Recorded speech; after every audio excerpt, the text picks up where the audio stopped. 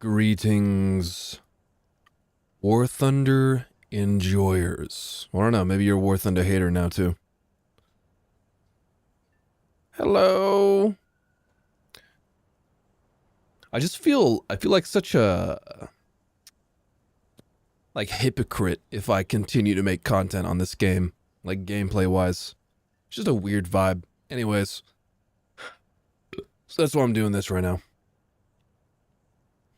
And unfortunately, there will be no background music because I am struggling to find any like chill background music that's not cringe and also free at the same time.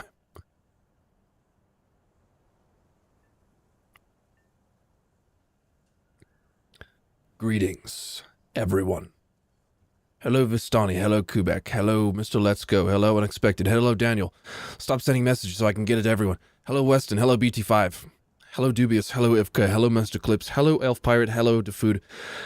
Hello, Stahltiger. Hello. That's everyone. Okay, no one else gets a hello.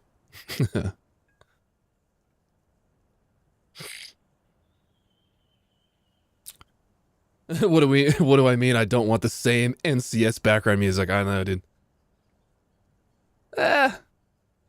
NCS is like, what is it? Like, it's all house and shit. Anyways, I'm not gonna sweat about having background music because, don't care. You guys will get the background music of being in the hangar, and that will suffice. Will this get taken down because Gaijin's mad? Oh, no, absolutely not. No. No, only Battlestate Games does that type of shit. I don't think War Thunder and Gaijin actually does that type of shit. Dude, much loved as. Anyways, yes, there is low tier as well. Every vehicle in the game is on this list, which I know is pretty silly. But I did it. So, wait, isn't Harry Hopkins 2.3? And it's also in the wrong nation. Okay. Some things are misaligned slightly. Yeah, the pack thingy. Where's the other one? It's got to be misaligned too. No, there it is. How long did this take? It took a couple days. Legacy hangar music on full blast. Yo, that's actually funny though. I could totally just like turn on the music in War Thunder. That's actually like not a bad idea. Like high key, not a bad idea, actually. And then what nation should I go to? God, I can't read this. Hold on. I'm looking at my OBS feed. We'll get started on the actual rebalancing in just a second. Oh, yeah. Oh, yeah, that's... Uh-huh. 69? This is good. No. 50. France has the best hangar music. Is this true?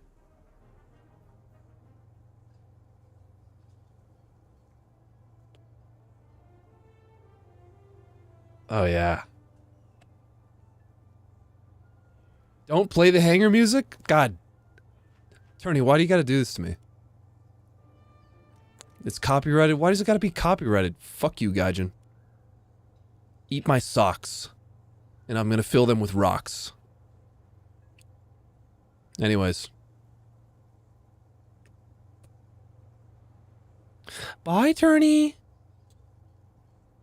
I don't know. Maybe not bye, because you might be lurking. I don't know. No fun allowed. No fun allowed. Anyways, yeah, let's be extremely hyper-focused on rebalancing France 1.0, right, guys? FCM 36, I think that's got to go up reasonably. This vehicle is just extremely overpowered. Never mind. So. I have not finished this whole thing. I have started moving vehicles from pretty much here and then not really touched much below that. But I would like for everyone to work together, which I know is a wishful thought. but we're going to start at the top. Okay?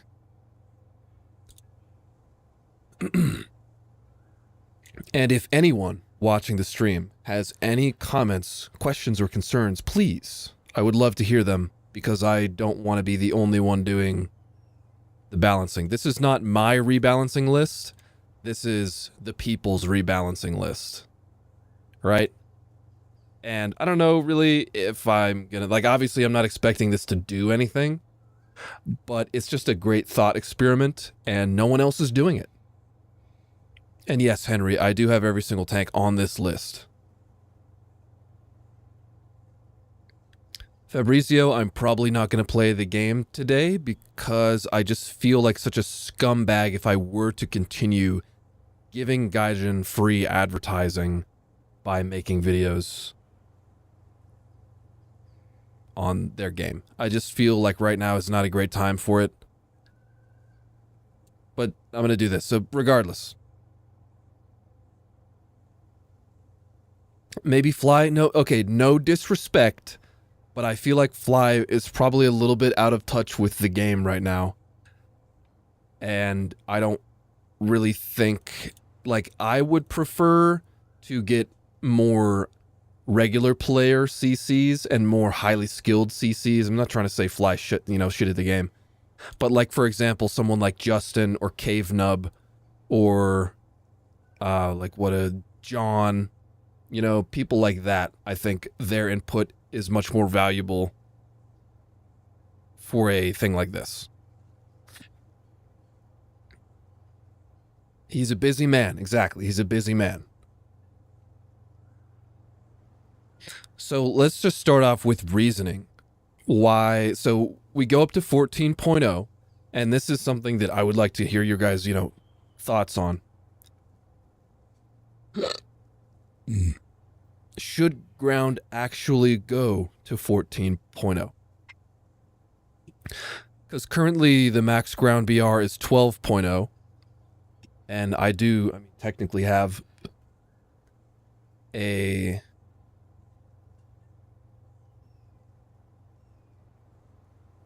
thingy that is untouched. Yeah, here we go. So here's one where everything's untouched.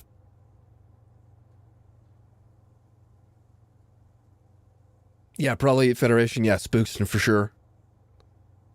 So this is what the game looks like right now. I feel like at a bare minimum, the BR for ground should go up to 13.0. And, honestly, speaking realistically, jets should go up as well. Like, they could easily go up to 15.0 for air BRs. Easily. And then that would make it even more logical to take ground to 14.0. I feel like giving ground 2 whole BRs of space to play around with is much needed right now. So, in that regard, it seems like no one fundamentally disagrees with 14.0, so we can start with that. And then, obviously, if you have a maximum BR, you have to pick the best vehicle in the game and put them there.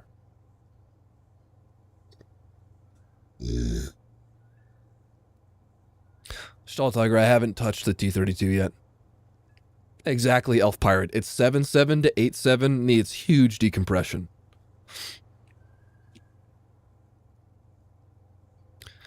So anyways, you must pick the best vehicles in the game to go at the top of the list. But yeah, Stall Tiger, don't worry, dude. The T-32 is there. Oh, I froze my thing. I think having both the sheets open, it makes it very sad.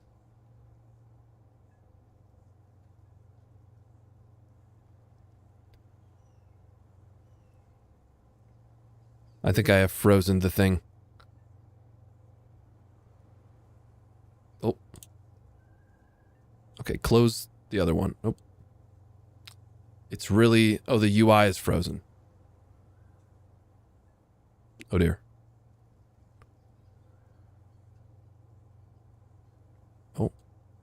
There we go. Okay. We're back. We're back. But yeah, don't worry, guys. We'll get down to, you know, the lower BRs eventually. I have only just started moving things around in this area. And nothing is, like, I'm not, you don't look at these and think that these are set in stone. These are just, I've been playing around with this.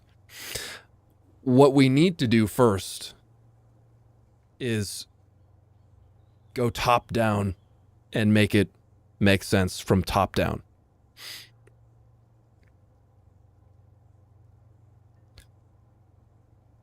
So we have Leopard 2A7s and 2A5 analogs over here with Sweden with the full spall liner package, the hull armor add-on, and these have, you know, Gen 3 thermals and the long barrel, but also lower top speed. And these Swedish ones have slightly better armor overall, I think, and then 122B has the upgraded package.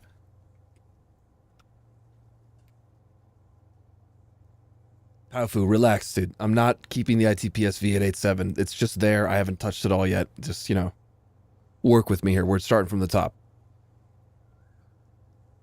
So I think most people would agree that the 2A7 and 2A6, 2PSO, 2A5 need to be separated BR-wise. I think that's one thing that most players are like calling for desperately right now, you know?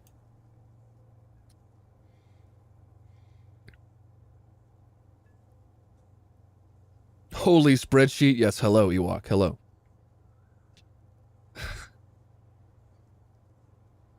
And I just threw the Panzer up here because, like, let's say we take the current BR spread of air, which is 14.0.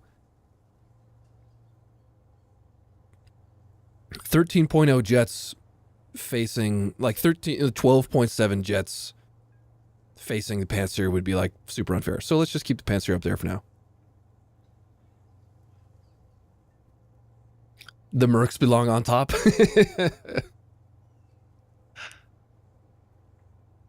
Am I not moving the Leclerc S1 and S2 to 13.7? Well, they're essentially the same, man. Leclerc and S2, like, the Leclerc actually has the best mobility of any MBT in the game, power to weight ratio wise. It has the same shell, same optics, same thermals, largely the same armor as even the S21. Even though the S21 has a slight buff to the gunner optic thing in the cheeks, it's really not a huge... It's really not a huge step up. So all these Leclercs are basically on the same level. Same for the Merkavas. The APS really doesn't give you much additional capability. Wolves. So I will explain why the 2A6 is a lower BR than the 122A. So the 122A, again, has the same shell as the 122B and B+. But compared to the 2A6, the 122A has the hull armor package, and the full spall liner package as well. 122A is not the same as the 2A6. 2A6 has a spall liner in the turret and, like, basic hull armor. 122A, all the 122s have the hull armor add-on on the front plate and a spall liner in the hull. So to me and to many people, the full spall liner and the armor package on the hull makes the difference between even the 2A6. So that's why the 2A7s and 122s are all at the top here, because they have the full spall liner, hull and turret, and the armor add-on to the front hull. You know, the 2A7s have the long barrel and Gen 3 thermals compared to the 122s, but I think most people would say, yeah, 122s are on that same capability. So anyways, I don't think there's really any other vehicle that is on par to the same level of the Leopard 2 with the full spall liner and the hull armor package. To me, this 14.0 is complete right here, which technically, like, to Gaijin, this would probably be unacceptable. But I think they're just afraid of failure, and they do not want to try anything new. Gaijin is absolutely just paralyzed by fear of change. And so they would probably never do something like this, but this is how it would be balance-wise to make the most sense. Yo, Michael, dude, thank you, man. Yeah, I'm absolutely calling them the fuck out. I mean, like, there's no other way about it. They are too afraid to rock the boat. Exactly. So, and you know, like, even though the Abrams is really solid, we have to remember that it has no spall liners, and the armor on the hull is extremely weak. So if you take,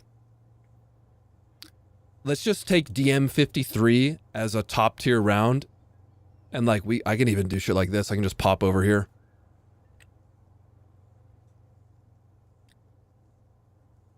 Just as an example, what I'm talking about. If we take DM53 as our top tier, like, base round to compare everything against. 2A6 has the maximum penetration. So the 2A6 can just completely slice through the lower hull, and a lot of the front arc of the turret, even at closer ranges, just through the cheek. And then on the side, there's no spall liners, and there's a fuck ton of modules now. Now let's go to the 2A7. I might even, you know, be better served going to one of the 122s because they have slightly different armor, but this is fine. So now we have the hull armor package, which can resist DM53. So that's a huge, you know, step up over the Abrams. And the cheek generally, you know, protects against DM53. At long ranges especially. The breach weak spot is also much smaller. Width-wise, height-wise, it's pretty much the same. And then we have the full spall liner package, hull and turret. So to me, that's what really sets apart the 2A7s, 122s from the Abrams and shit like that. These armor blocks right here and the full spall liner.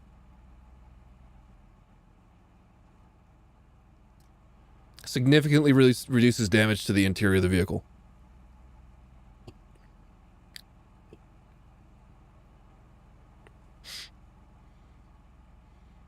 So that's like my justification personally for having all the Abrams be a step below the 2A7, but on par with the 2A6. Sure, Abrams does have much better protected ammo, has a much better reload, and has better mobility than the 2A7s with the reduced top speed. But to me, it's just not even a contest. It's just not even a contest.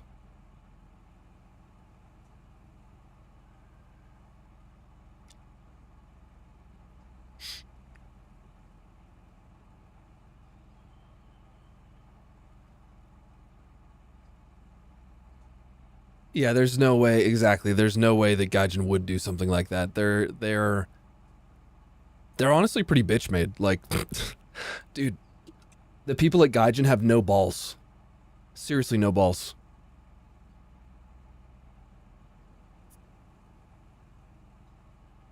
They need to get over their fear. Type 10, I agree. Type 10 would be an easy 14.0 if the gun handling was better. Dude, the vertical and to a degree the horizontal, like, to be honest though, the horizontal is only 10 degrees per second worse than the 2A6 Abrams type, you know, 40 degrees per second. So they got 30 and what, 10 vertically?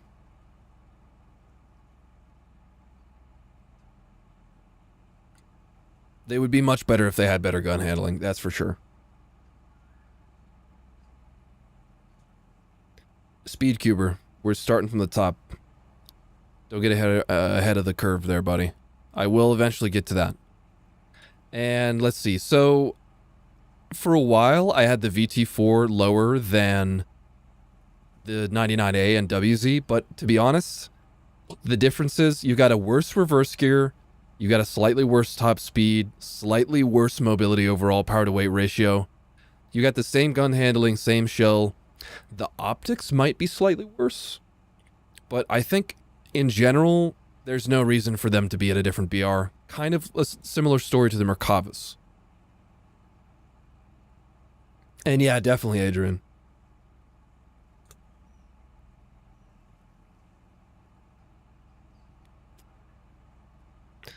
Exactly, yeah, Master Clips. I'm glad you agree. It's not that much worse to be lower in BR.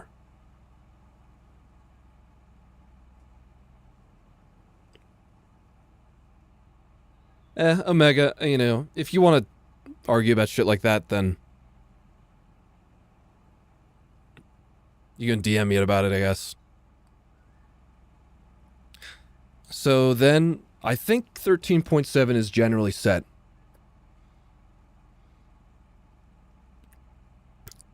Because we got the SEP V2, you know, Gen 2 thermals, Commander Gunner, Gen 2 thermals, Commander Gunner for the SEP. Some people would probably say the SEP V2 is worse because it has the, you know, full package that you can't take off, the full tusk. Not sure TKX Type 10 can be the same BR as a Leclerc.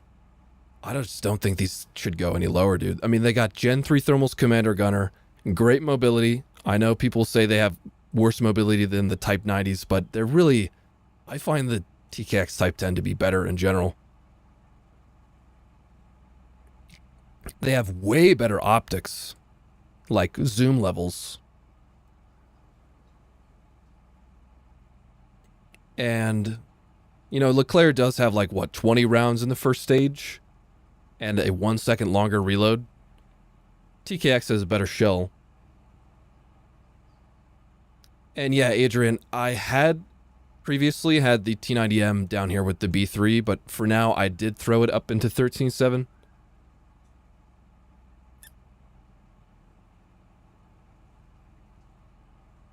You think the Type 90 should be one step lower than the HC? Interesting. Type 90 still does have really shitty gun handling, yeah. And you know what?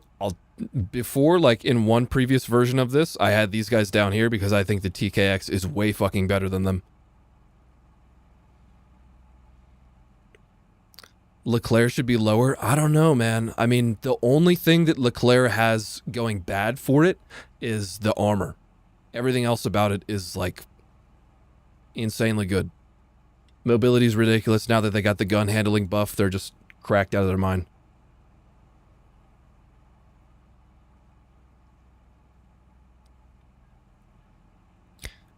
T80U. Well, T80U has some of the worst gun handling in the game. It has like 25 degrees per second horizontally and like 4 vertically or 5 vertically. And it also has 3BM46.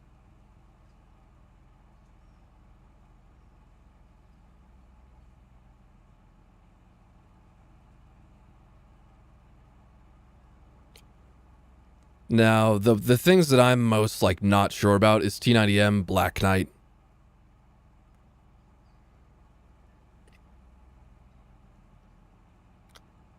Nick, I actually haven't finished the full list. It's just a lot of things to adjust, and I didn't want to do it all on my own. So, I wanted to wait and do a live stream like this. The full list is not done. Like, all the things you're looking at right now are not finished. I just arranged them where they are in the game currently. Oh, after I'm done? Oh yeah, for sure. I'll render it and post it somewhere. Dude, exactly, Alex. That's what I see as well. It's like, why not try something radical to make a change for the better on a large scale? Then just keep being complacent with the status quo that is clearly not working. If I was in charge of this fucking project, dude, I would be trying shit left and right. I'd be like, hey, you go, guys, we made an entirely new sim ground mode, and let's, try it out here. If you like it, stays in the game. If you don't like it, we're taking it out. It's just like, are the ITO 90s that bad? Well, compared to the Panzer, they are, yes. When you have the Panzer in the context of anti-airs at top tier, all of them are on a complete... The Panzer is just peerless.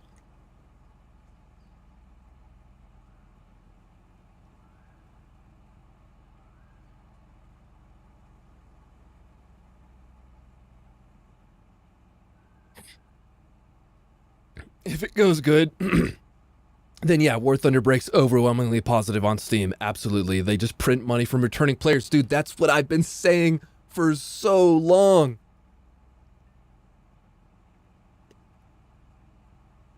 I've been saying that for so fucking long that the amount of returning players that Gaijin could get, I mean, really, they would be farming returning players.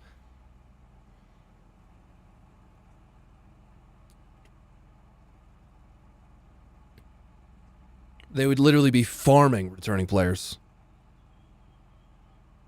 I know, Philip, it's silly of me.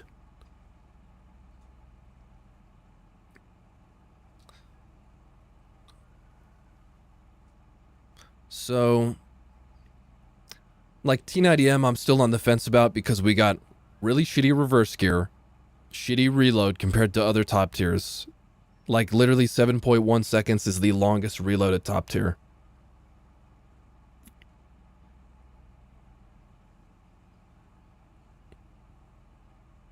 Same story with the 99A, but the 99A and these Chinese MBTs have the insane, reverse gear. Slightly worse gun handling. Wonder Weapon, the 279. Let's not worry about that for now. I was just playing around. Because you got to remember, like, 9.0, just imagine facing the 279 in, like, an M60 or, like, a Leo 1. Or, these are unstabilized. Probably going to get Gaijined on the volumetric shit. Just all of these 8.0s facing 279. That's why I put the 279 at 9.3 for now.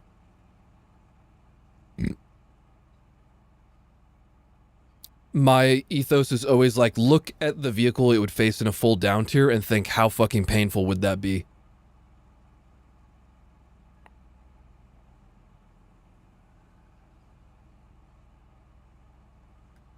Also, thank you, placeholder. Thank you, buddy. So let's try and move on from here. What do we think about 13.7? Does anyone think anything should move urgently? I know people were talking about the Leclerc, but I don't know. I mean, it's really almost on par with the Abrams. Really insane gun handling, consistent reload for 20 rounds. The mobility is almost unmatched. It's like almost the best at the level.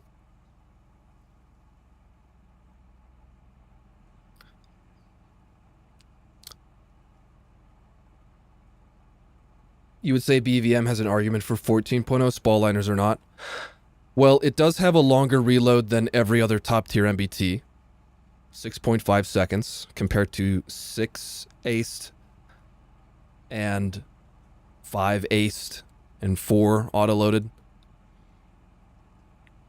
It also has the worst, the worst reverse gear aside from the T-90M, which is a very important thing. It also has the worst gun depression. Like, literally, it has the worst gun depression of any top tier. Because the T-90M has 6, I believe.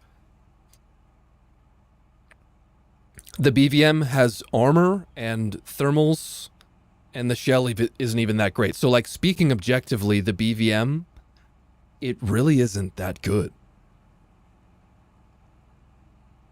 And if we're comparing expert, then it has basically the same reload as the, like 2A6, for example, 6.4 expert with a full loader and full commander. Gotta remember that too. So yeah, on average, probably has a slightly faster reload than most people would have for a Leopard, but then it's gonna have a slower reload than for an Abrams.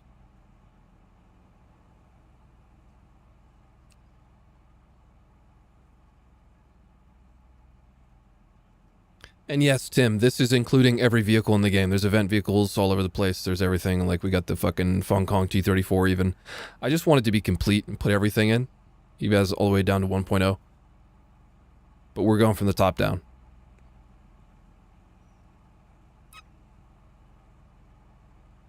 Can I explain why Merkava Mark IV M is 13.7? So, Merkava, most people would probably say the Merc is extremely slow.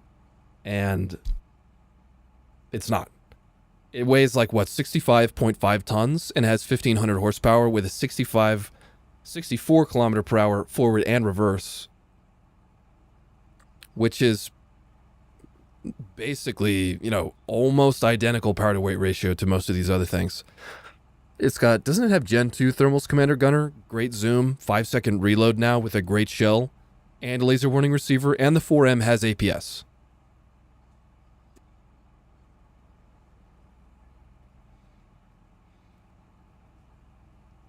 So, like, the Merkavas really aren't as bad as people say they are. The worst thing about them is the 7 degrees gun depression and sort of low first stage, and the gun handling is a little slower than everyone else, but it's not that crazy.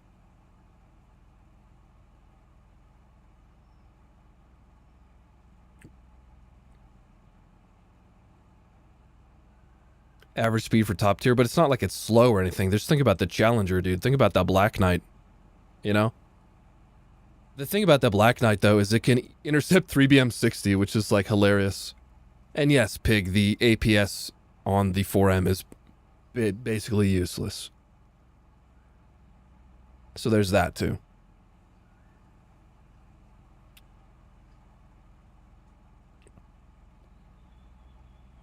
One thing I'm considering is moving down the Black Knight because it does have one of the worst shells at top tier. It has a 4-round first stage. Pretty much useless mobility. It does have Gen 3 thermals commander gunner with a honestly kind of shitty commander sight other than the height of it. Yo, Sunriser, just work with me until we get down to that BR, right? We gotta work from the top down. The only thing the Black Knight really has going for it is the spall liners. Right? It has a spall liner of some description, doesn't it?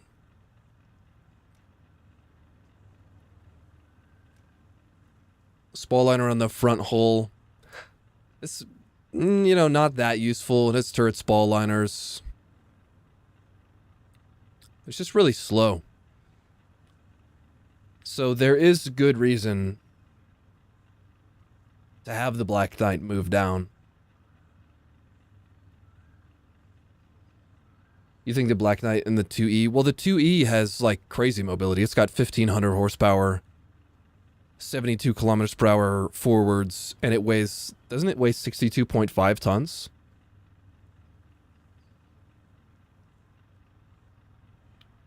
Tim, the Russian T-80U, this was a different T-80U than the Swedish one.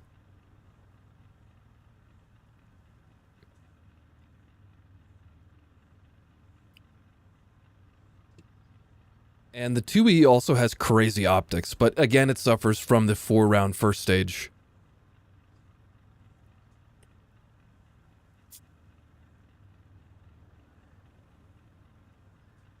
And yeah, the T-80U E1 is a way different vehicle than the T-80U.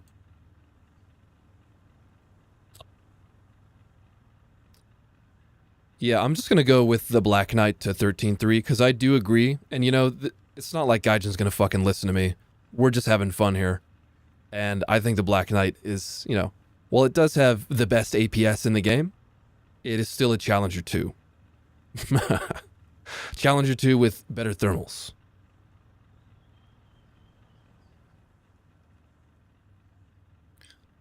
So, and the thing, if anyone's confused about the Leopards, 2A6 and 2A5. Here's the differences between 2A6 and 2A5. 2A5 has like 20 mils less penetration than the 2A6 and is like 0.2 tons lighter. That's the difference in the game. And the 2PSO, the armor package doesn't make enough of a difference for it to go up because it doesn't have the actual hull add-on part. And it loses out on a bit of mobility. So 2A6 and 2A5 are equivalent. I know there's some people out there that might be like, well, long barrel, more pointy stick goes more burr. No, they're on par. Definitely 2A5 and 2A6.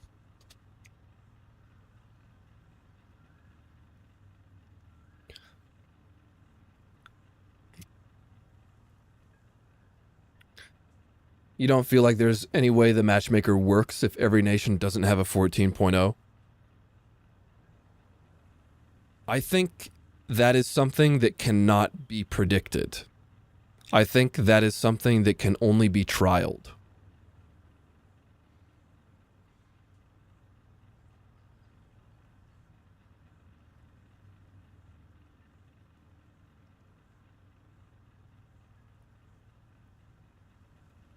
No, Rion, I'm probably not going to play the game today. Anyways, I'm also kind of on the fence about the T-90M. Like, dude, the 4-kilometer reverse gear really does no justice for this vehicle, and it has the longest reload of top tier. It's really nothing special. I mean, it has a commander sight. And I don't know, like, I hear you guys about the BVM for sure. I think it's a little bit of just like the BVM bullies me in game right now, so I think it should be higher BR type of thing. The T-90M is definitely not on the same level of capability as the BVM. There's no way. Like, that's pretty clear for me. As someone who's played both.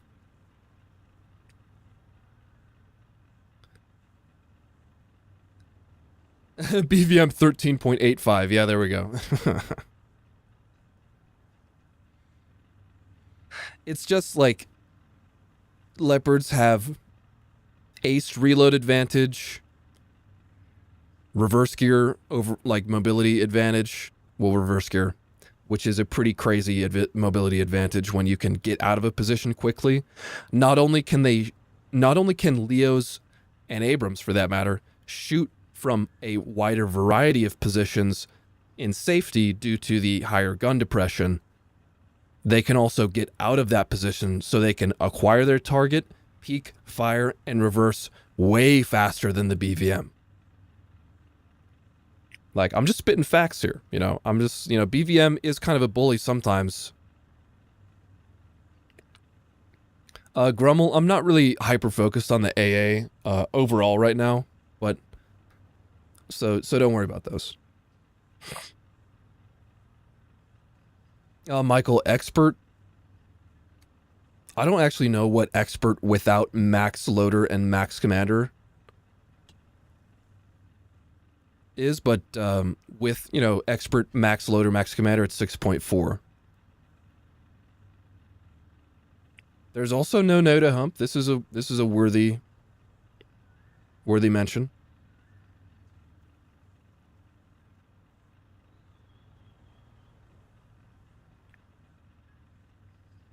That is a worthy mention, for sure.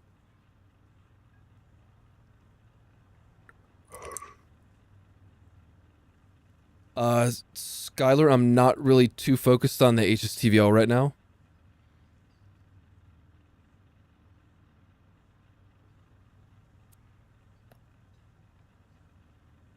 It's never 14, but well, I'm glad Turney agrees.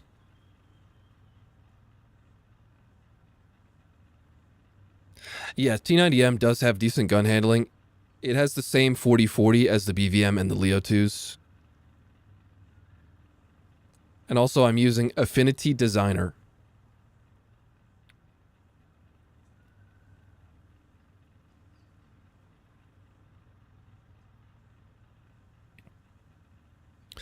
So, yes. 4 km/h backup speed. I know, it's pretty ridiculous. I'm almost tempted, honestly, to put the T80 UE1 at fucking 13.7, but then again, doesn't it have I forget. I haven't been playing top tier much recently. Let me just like, let's all look at this together. Let's go on a field trip over here to the Russian tech tree. Does it have 40/40 gun handling? That's what I remember it as. No, it has 40 and the same shit vertical, but it does have Gen 2 thermals and 3BM 46. It probably stays down there with the 72B3 then.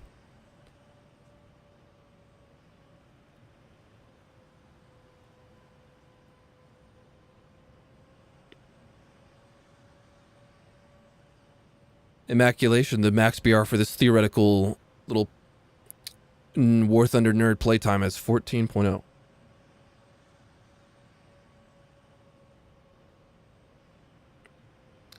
Yeah, the vertical speed is really shitty.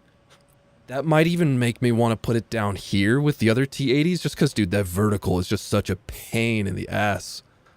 And these all have the same shell. The only advantage is really the thermals and the horizontal traverse. Savvy, so when I say 40/40, I'm talking about horizontal and vertical traverse speed, aced, with maximum, modifications. So 40 degrees per second horizontally and 40 degrees per second vertically.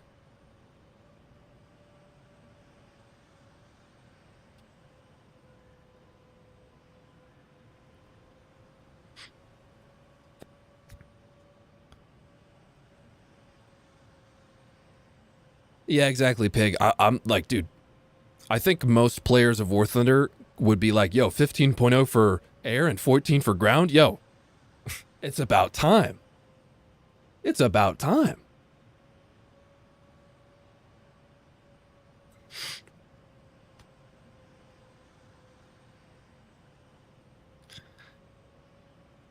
So, let's, I think we're all, what do you guys think? Are we moving on from 13.7? I feel like we talked it out. We haven't really talked about Abrams that much, but here's the differences. These have Gen 2 thermals, and this one doesn't, and they have, like, slightly, ever so slightly different armor. They have the same shell. I mean, these two have the same shell as well, to be fair. But they have no commander sight. So there's really, like, to be honest here, like, they have, like, ever so slightly different armor. Like, if we're being real, these all have M829A2.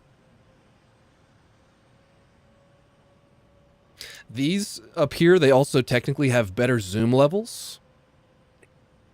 For the optics, I think it's like, it's so slightly different. Let's just take a look, see here.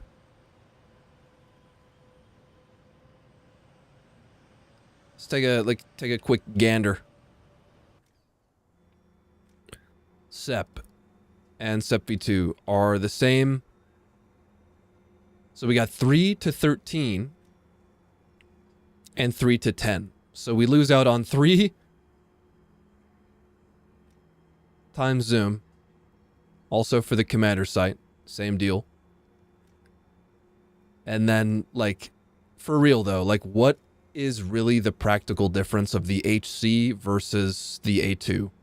We have a useless APS. We have the same shell, A2, as the top tier, Abrams. So, like, let's just humor ourselves here and see what Gaijin thinks about the armor. Let's just keep it going with the M53 for consistency. Right here underneath the center line and in line with the gun, we have 683, 770 for the HC, M1A2.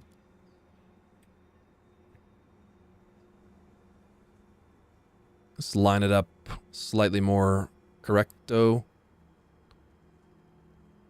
682, 770. Right, so you guys see what I'm saying here? Let's go with the SEP V2.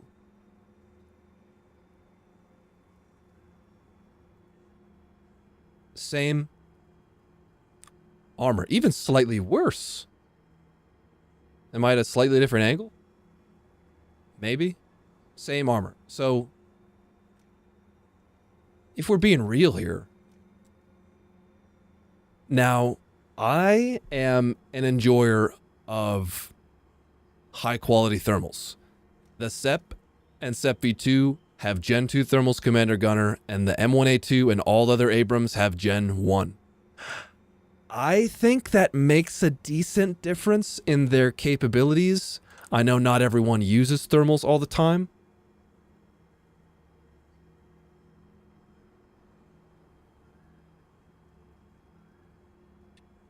So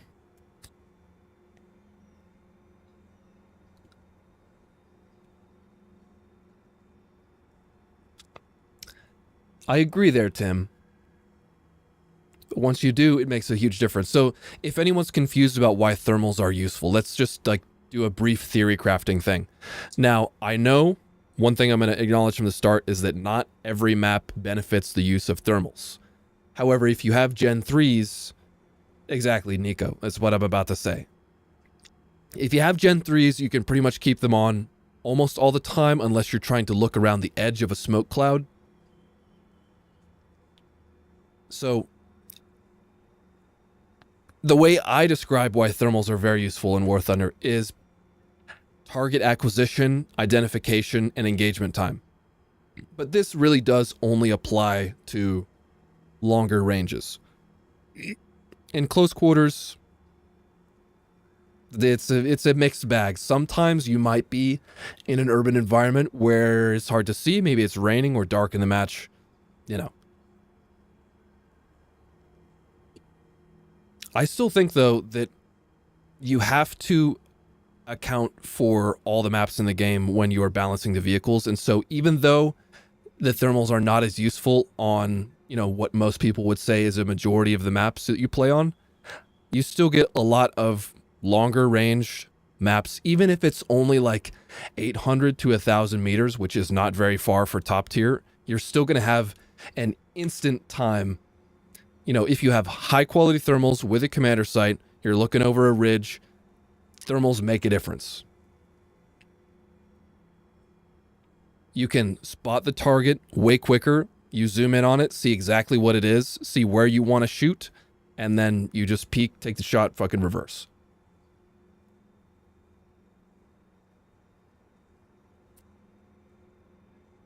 No, not considering night battles, however.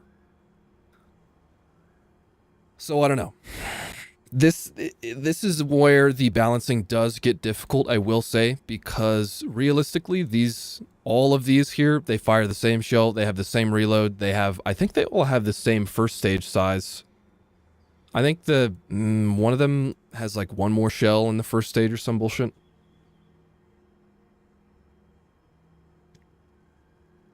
Really quickly, Gert, the CV9120, even though I am not a armor crutch enjoyer, I don't use armor as my crutch in gameplay, we have to acknowledge that armor is a factor, albeit I think a minimal one, especially at top tier where you can pretty much get penned from the front no matter what, or at least have your gun disabled. CV9120 has no armor. It also has decently like mediocre gun handling, and so there's that for the CV9120.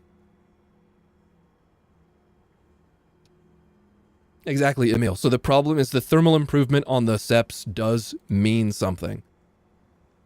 This is just a confusing one. Mid mobility also? No, dude, I feel like the CV9120 has insane mobility. Doesn't it? Let's just go over here for another a brief little adventure.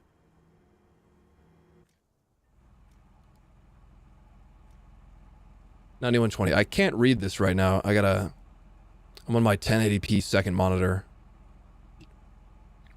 27.7 tons, 800 horsepower, 7040.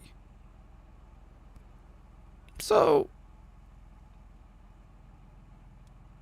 you know, it's definitely not bad.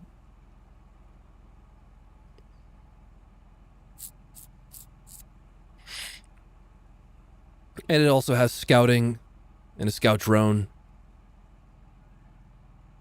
And Powfu is bringing up the thermals on the 122s. Now, you do get Gen 2 thermals on the B plus and A on the commander site. However, the B plus has that fucked up, you know, little, like, fabric thingy. You get Gen 3 thermals on the PLSS site. However, these, you just can't get away with having the hull spall liner and the hull armor package on these. I think that brings them up to the, and they also have the full top speed, unlike the 2A7s, which have 61. And you get a reduced reverse gear on these too, from like, what is it, 31 to like 28? So like, I feel like the differences between the 2A7 122s, they're enough to make them on the same grounds because of their survivability. They both have the same armor layouts, and the Swedish ones are even slightly better.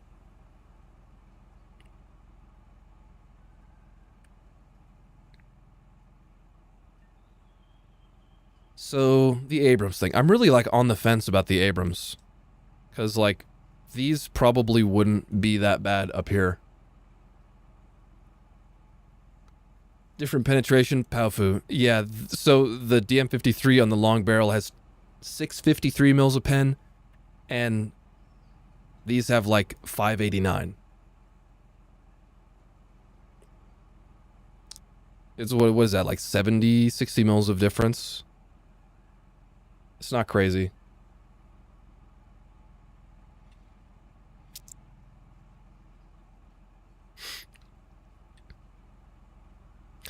Yeah, and as we showed the armor difference, there's no armor difference on these. So, like, I don't know, maybe that even makes sense.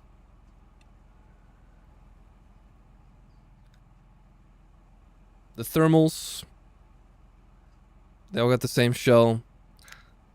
I don't really know why the HC clickbait really needed M1 829A2. It was kind of weird to me.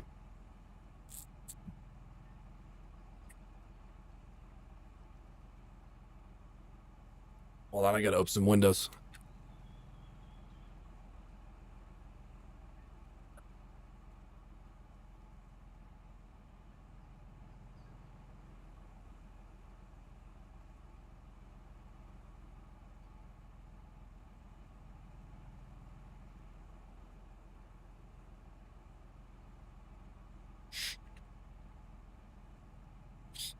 Well, Aldo, the only mobility trade-off you actually make with the Seps is on the V2 because you can't take off the Tusk. But on the Sep, I mean, you're basically just a better... Again, only in thermals. But, you know, Gen 1 to Gen 2 is like a crazy jump in thermal quality.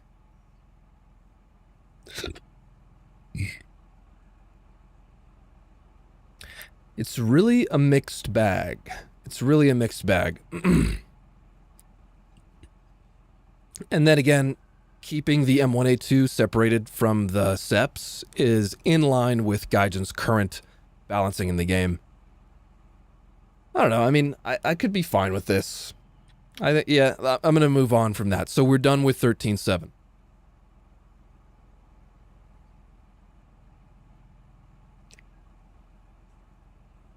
Well, CBEV, there's really no difference. All the Leclercs have the same thermals. That's S21 has the commander thermals, which I know not a lot of people use, I would say.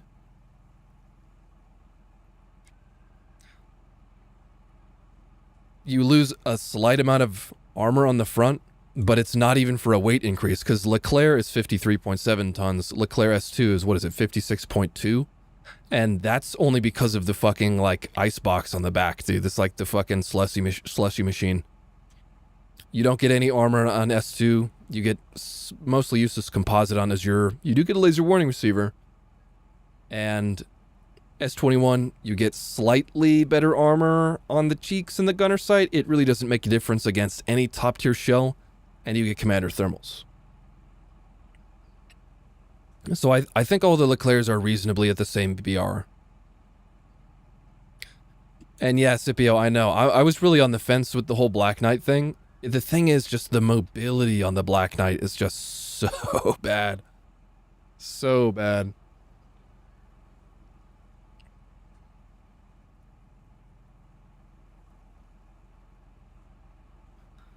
So let's just say I think we can all say that we're done with 13.7 for now. We'll just try to keep going, try to make progress down the list a little bit. We got Audiete AMV, we got Type 90s TKX prototype, T-90M B3. They're really like equivalent in capability in the game. 2A4M and 2PL. 2PL has a worse shell than 2A4M, but it has, I think they actually have kind of on par armor.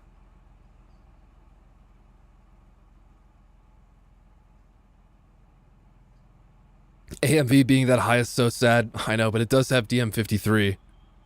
And it does have good mobility.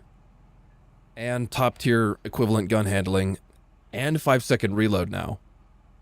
And Gen 2 thermals, Commander Gunner. It just has no armor, but, you know. It also has the worst ammo layout at top tier aside from probably the Challengers and T-Series.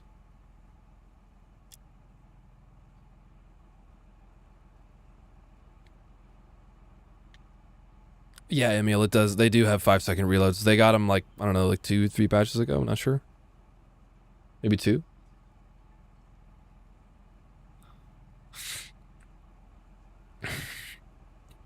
So I know there was someone earlier talking about the Type 90s, how they don't think they should be this high. Let's just review capabilities of Type 90s. So we got 30 degrees per second horizontal and like what? Is it 10 vertical? Gen 1 thermals on Gunner with a terrible, abysmal zoom level. Like, it's actually so sad. Let's see here. 8.8 to 10. That is god-awful. And then we get 3 to 10 on the Commander, but again, no thermals. The optics on the Type 90 is, like, makes me so sad. And then we get -7 depression to +10. Really limited gun angles. Good mobility. We have an 18-round first stage with the blowout. 4-second reload. The survivability, I don't know if anyone's been fighting Type 90s recently, but the survivability on these things is absolutely whack. They survive way more than they should. Maybe that's just a problem of the game, not really of the vehicle. Shouldn't really be considered, but still mentioning it.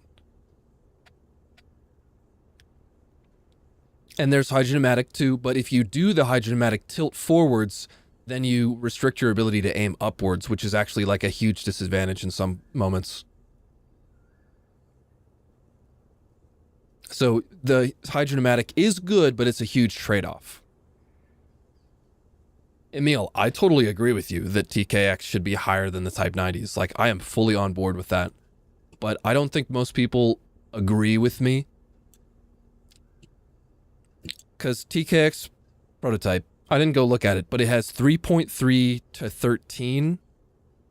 Or maybe it's 3 to 13.3 zoom on the optics, Commander and Gunner, and Gen 3 thermals.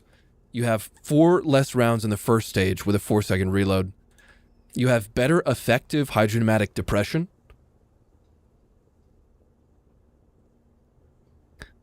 The gun handling, let's just, check our receipts here.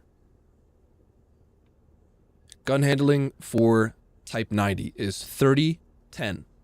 Gun handling for TKX is 30-10. So we got the same gun handling, 4 less rounds, and it's 4 to 13.3. The survivability is definitely worse. You also get a 70-70 transmission forward and backwards. 44.4 tons, 1200 horsepower. We got 50.2, 1500, so you get a little bit lower power to weight ratio on TKX, but I don't really notice a huge difference. Personally, I love the mobility of the TKX Type 10. In my opinion, the TKX prototype is better enough to be a higher BR, but that is kind of up for debate. Just the optics and thermals alone make it so much better.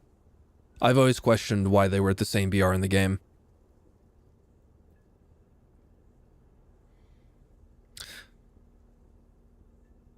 But then that would lead to, like, let's just theoretically, and, you know, everything is not finished down here, but let's just say the Type 90s go to 13.0. Then they're facing M1 Abrams, 2A4, T-80B, Figures Mark 7, Ariete Pre-Series.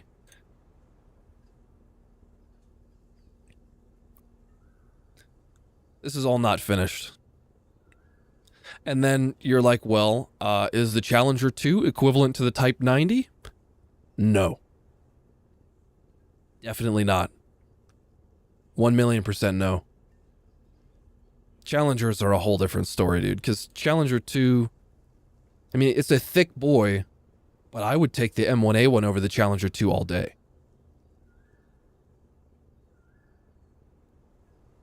Don't move him down, move the TKX up. That is something I've considered too, like personally. TKX prototype does have DM33, and these have Type 10, which is like, isn't it 611? 600 something? Yo, Flame Horse, just chill about the ITO. I'm not really focused on the AAs right now.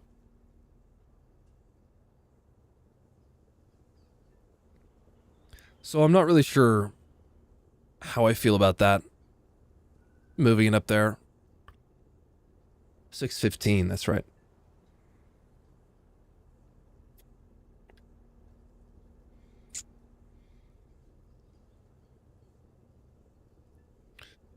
Septile. So let me give you, you know, we've kind of moved on from that, but anyways, T-90M has the longest reload at top tier, 7.1 seconds. It has a 4 km/h reverse speed. And, I mean, that's pretty much the end of it. It also has 60 km/h forwards.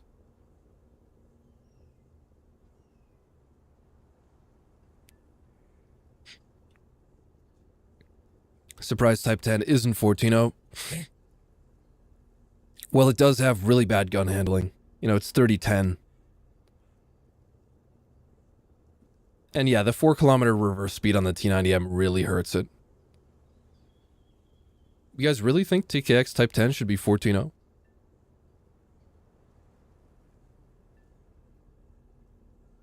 And no, I mean, Melee, it's really not that much different. It has a slightly worse reverse, slightly worse forwards, slightly worse power to weight ratio.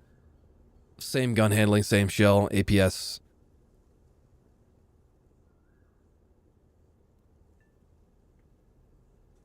I have mulled over this one for quite some time, and I think they should just be at the same BR.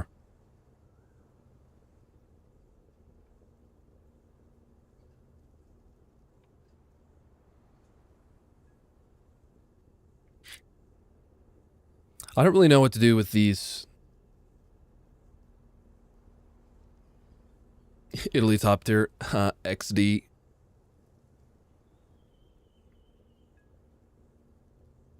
Yeah, I agree with Gert, though. It's like the... And you also got to remember that the TKX, you know, you can use hydropneumatic suspension, but then you kind of mess with your mobility, and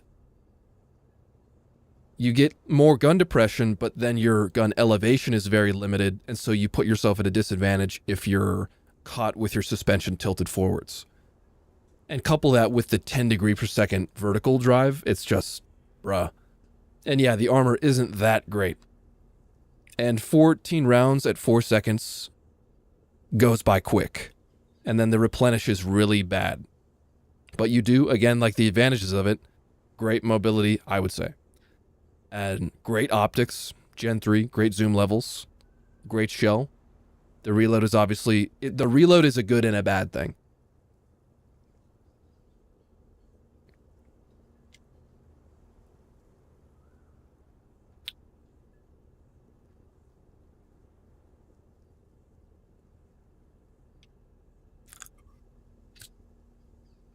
You just hide and scroll Reddit for 2 minutes.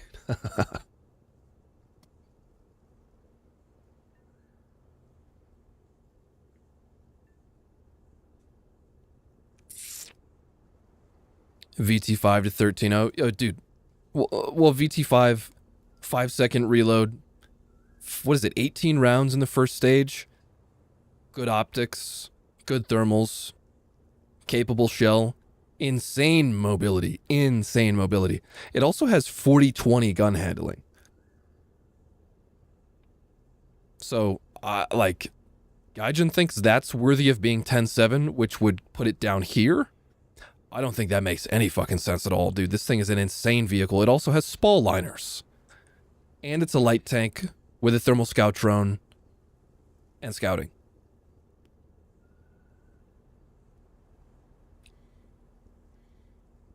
So I think the VT5 is an insane vehicle. I think in the game right now and live, it should be absolutely 11.0 minimum, probably 11.3.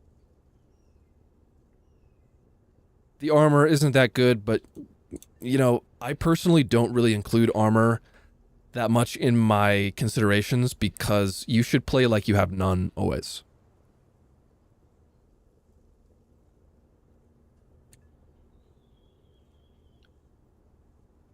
You know, the ability of it to engage multiple targets in a quick succession while scouting them and with insane mobility. And, you know, it's just the armor makes it not really a factor. Gun handling on MBT2K, I think it's 30.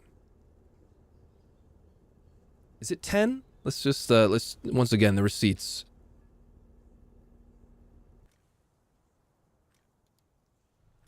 MBT2K. We got 30 and 5. 30 horizontal, 5 vertical. 70 forwards, 32 reverse, 48 tons, 1200 horsepower. If you've played these things before, you know their mobility is ridiculous. The armor is decent too. VT5. We got spall liners everywhere. We got 18 rounds, 5-second reload, 40-20 gun handling, 40 horizontal, 20 vertical, and 71-33, and 884 horsepower, 33 tons.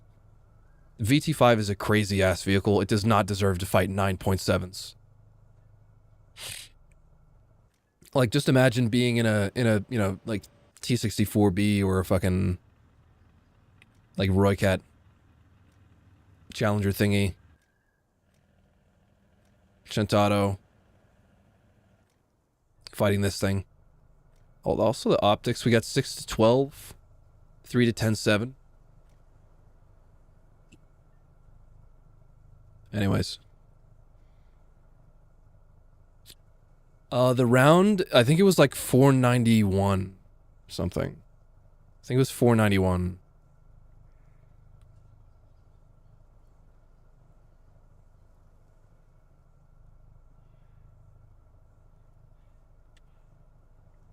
You think the Merc 3s can can kind of perform at 13.3? Currently, the Merkava Mark 3s are 11.3 in the game, with the top BR being 12.0. So this is actually their current spacing from the Mark 4s. This is equivalent to the live server. I don't think they deserve to be this high. I mean, they have a 589 penning shell with the same gun handling, I believe, as the top. They also have the 6-second reload instead of a 5-second reload. Much worse mobility, like much worse. Still kind of workable, though. Definitely not on the same par as T-90M and 1A2. And that's the only thing that they got going for him, yeah. Yeah, worse armor overall. Just worse overall. They got a laser warning receiver and that's about it. But anyways, we're talking about 13.3 right now. Which I guess that was pretty, relevant. Anyways, Challenger 3 TD, 1200 horsepower engine, extremely shitty mobility, but you get the M53 with a 6-second reload, 15-round first stage. I don't think anyone has called out the 3 TD's placement as not making sense, so I think we're good there. But the main thing we've been talking about was the TKX. Honestly, for me, I would not disagree with this. However, you do have to take into account the difference in penetration. Because isn't it like... I forget offhand what DM33 120 is, which is my bad.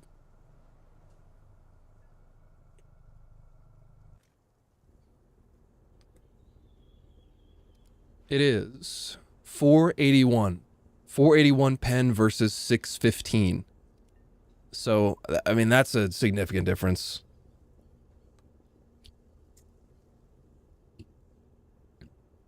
It does make the balancing a bit difficult.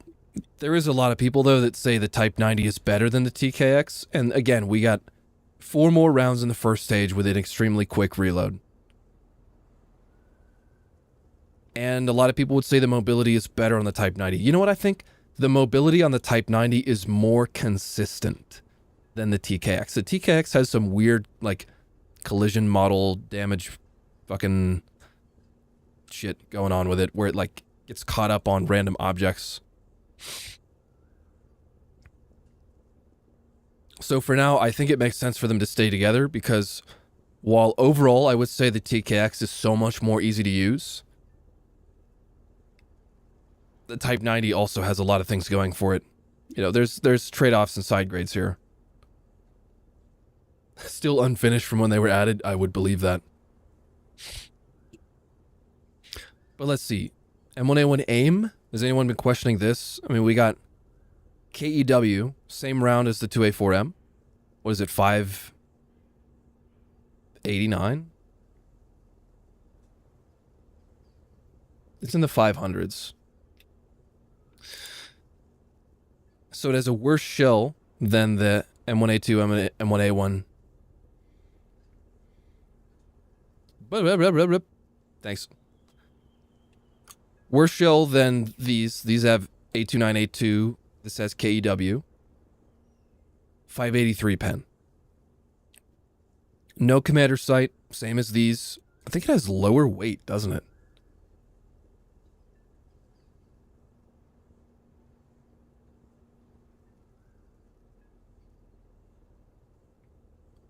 But then again, it has the same reload, same gun handling. Even if it is a slightly lighter, it has the same mobility on average. Same, you know, it has Gen 2 thermals. So I think that's fine. I think these make sense. There is a possibility that they could go lower, but let's remember, these both have Gen 3 thermals commander gunner. Very good mobility. Decent shells. This has DM43, which is like 560 something. VT4 above Type 10? No, I don't. TKX. Well, this is the pre-series one with the DM33.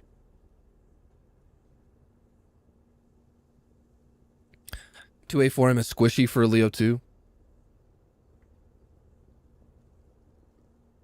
A good moral boost. The only thing I'm really considering here is moving these down.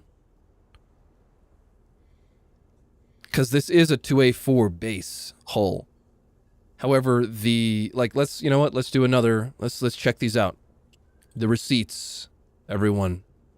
We must use objective observations to proceed here. So let's just get a baseline. We're just going to run DM53, turret cheek, anywhere from 640 to like the 900s, the thousands for 2A6. 2A4M. It's not the same as a base 2A4. It is slightly better. It's almost at, 600. It's almost within range, like with gun depression and range, you might even be bouncing DM53. So like 2A4M is not to be scoffed at, really. But then we have bullshit over here like 345, and then the gunner optic weak spot. The breach is only barely touching 500 on average. And there's no hull armor package. And then 2PL has some things going for it as well. Like, this armor package really does some good shit. This is a 2A4 base hull, and the loader's cheek can block DM53. Breach, very weak, however. Barely around 400. You get the same gunner sight weak spot. And the armor on the gunner sight side really doesn't do you many favors. Now, one guy told me one time that the 2PL's cheek is actually like one of the best in the game, because if you angle it sideways, then you can't be penned by a lot of stuff, which is, you know, true enough. But then again, it's still a base 2A4 with the 284 hull. Barely touching 300 kinetic on the hull. Is this one the same? 281 barely touching 300. 2A6, just as a, you know, comparison, goes up to around 430. However, the 2PL does have DM43, which is 536 pen. Same gun handling. We got 59.2 tons, 57.9 on 2A4M with the meta modules. No slats, no mine protection. So it's very light, and it's got Gen 3 Commander Gunner. 4 to 12, 2 to 8, Gen 3. With KEW. 583. So, you know,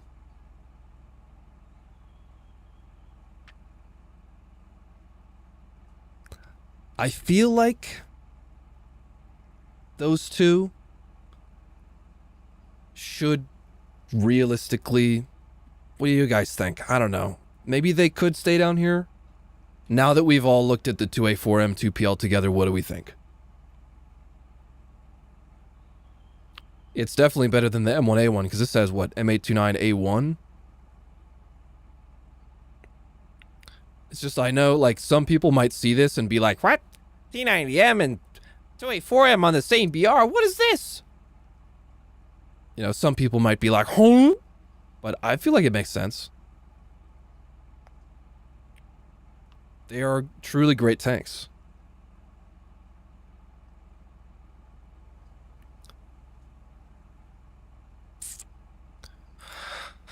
And then what do we have here? So this M1A2 is 11.7 on live server. M1A1 is 11.3. So we're still on the same, like, step. Yeah, A1 is better than DM43 and KEW. Only slightly for KEW, though. Is this BR based on skill? No, this BR is based on vehicle characteristics. Jason, we're working on it. We're currently working on... Here we go. There we go. We're currently working on 13.0, 13.3. I'll just block this off so no one can look.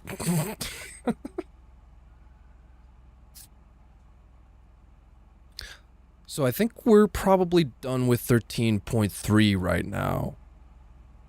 I don't know, maybe we haven't truly talked about the T80U E1.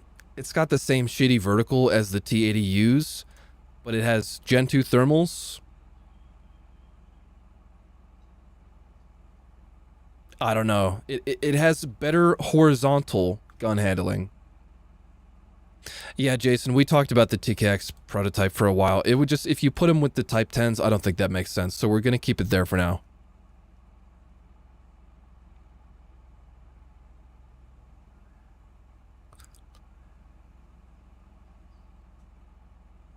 Nico is taking a UE1 over a B3. Fair enough, man.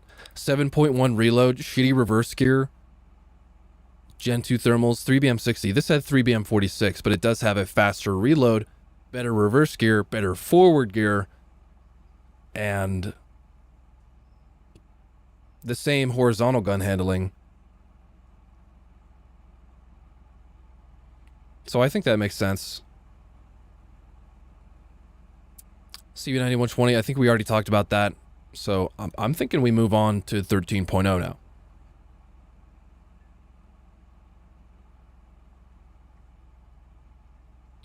You think the Type 90s should still be lower? So you think that these vehicles are on par. Ariete on par with Type 90. Merc 3's on par with Type 90. Challenger 2's on par with Type 90.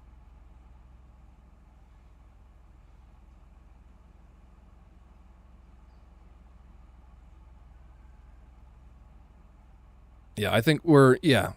You did say you're okay to move on though, so I appreciate that. Let's talk about 13.0 now. And let's maybe just drop this down here so we can look at what's 12.7.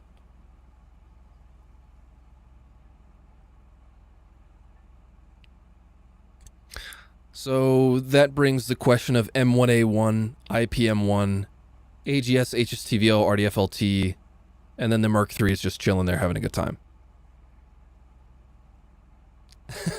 OES and test should only be 12.7. I mean, it's not like the worst take ever. Philip T72 M2 is here. I just haven't gotten there yet.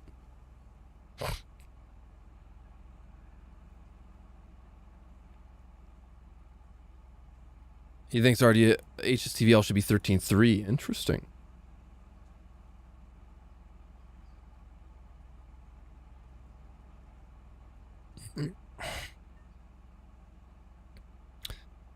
T-90A does have 3BM60, but it also has such terrible gun handling. It has 4 degrees of gun depression. Worse mobility than B3. It's like 1,000 horsepower and 4-kilometer reverse. 7.1 reload. It's got Gen 2 thermals gunner.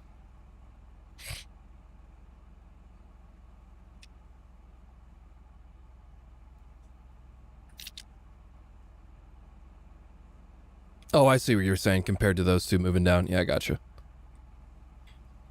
There was someone earlier that was saying they think the Chintado 120 RGO should be higher BR than the Ariete C1s. I don't know though. So the Chintados have worse gun depression, worse gun handling. They are wheeled, so they cannot neutral steer, which is a huge disadvantage on, like we were talking about earlier, a lot of the maps that you find yourself on being urban. Cent 120s, they don't honestly have that bad of gun handling, but they do have worse gun handling than the Ariete, so, you know. I can't really remember, but I think the optics are probably the same on them. So I thought this made sense. The reverse gear is also pretty bad on Chintados. Let's see. So the Swedish T80U, I know it only has 3BM42. It still has thermals though, right? CV90-120 also has quite bad vertical. Yes, but it does have an insane commander sight. Better mobility overall. To be fair, like the Cent 120s have an actually decent vertical. Like, let's just... I wish this was slightly easier to do, but... You know what, maybe I'll just put it on my second fucking monitor. Anyways. Should make sure we know what we're talking about, right? It's very important to know what you're talking about. Cent 120s. 30-30 gun handling, which is actually, like, really good. That's only 10 degrees per second slower horizontally and faster vertically than the Arietes. However, you do only have 6 degrees gun depression, 16 vertical, 8 to 12 gunner, 2.510 commander. Same optics between them. We got a 9-round first stage, but it is protected, but you're going to want to take more than 9 rounds. Ariete, obviously, the extremely unfortunate ammo stowage layout. Cent 120s do have some bullshit survivability going for them, though. I'll give them that.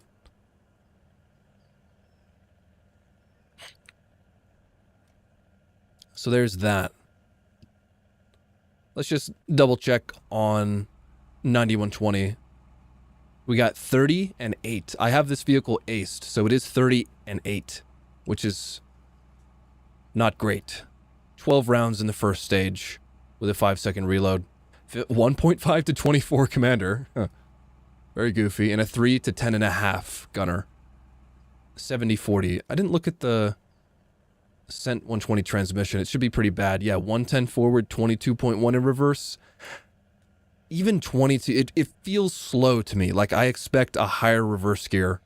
Arietes, for example, have 46 in reverse.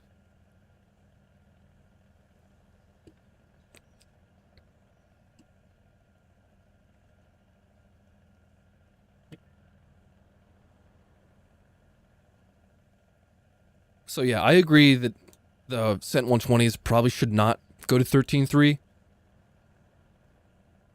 And like, okay, it's time to get real here. Like, what's the fucking difference? I know what the difference is, but like, what is it really? 300 extra horsepower.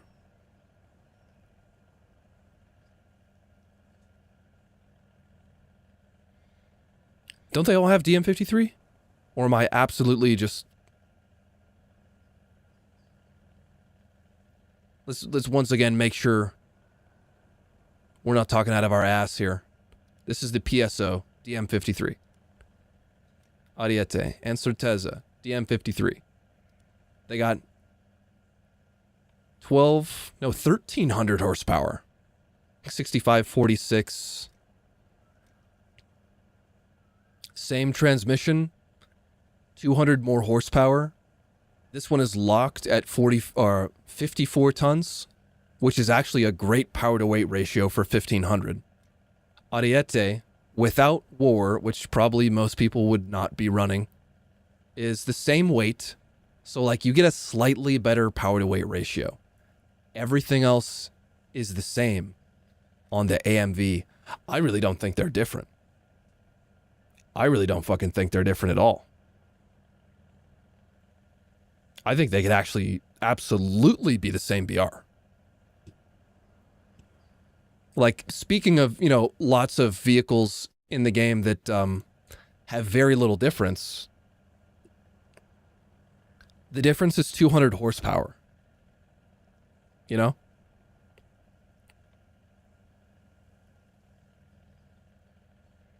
The difference is 200 horsepower.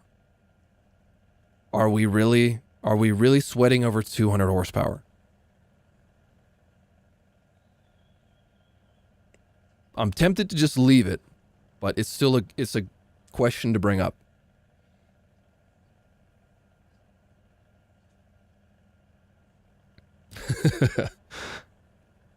Then again, they do have a 5-second reload with DM53.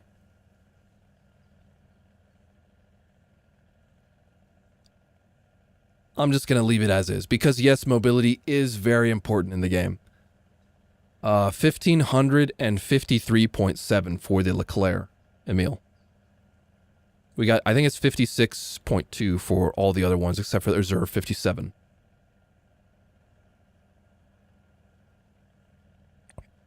Oh, Jason, absolutely, bro. VT5 over 99.3 any day.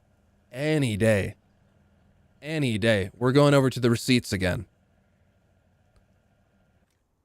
Any day, brother. So, a brief overview of the VT5. We have spall liners, 40-20 gun handling, 18 rounds at 5 seconds, 71 forwards, 33 in reverse, very important right there. And 6 to 12, 3 to 10.7. Let's check out 99.3. They're basically both the same, 99.2 and 3. We got 1,200 horsepower, 51 tons. Decent power to weight ratio, however. 4.6 in reverse. 6 degrees of gun depression, which is actually technically better than VT5, but it's 30 and 6 gun handling. Really bad. But you do get Gen 2, basically the same optics. The mobility. The mobility and the gun handling. The reload. Also, 7.1 second reload. Feels weird having VT5 above TMTC. Oh, I haven't really, like... I don't know if you've been around for too long on this particular stream, Jason, but I have not finished placing every vehicle. I don't even know where the TAM2C is. Oh, it's down here. 7.1 second reload, 6.7 aced. Worse gun handling. Basically the same gun depression. The VT5 probably has better effective gun depression. Now, you do get Gen 3 thermals, and the spall liners are on the VT5. No spall liners on this. You also get a better shell. This is DM63-105, which is 430 pen, and VT5 has like 491. So I would say, without a doubt, that the VT5 is better than the TAM2C. This BR is subject to change, though. It could go up. I have not finished all of this yet. I'm even, like, a couple of times over the past few days, I've been considering doing this. So, we're not there yet, though. Let's focus up here. 13.0. I think we're settled on that. 13.0 overall looks pretty good to me. I think some people were questioning CV9120 13.3 due to that bad vertical. And yes, VT5 does have laser warning. We didn't really finish talking about this type of shit, though. I know everyone's, like, really hard on for the RDF-LT HSTVL. So, M1A1, IPM1. What do you guys think? Are they the same? Effectively? I think the armor is different. Mobility on IPM1 is better, I believe. Just, like, slightly better power to weight. 5-second reload, 5-second reload. 489, or sorry, 589, right? For the M1A1, and like 560 something or some shit for M900. In fact, you have a better first stage with more rounds.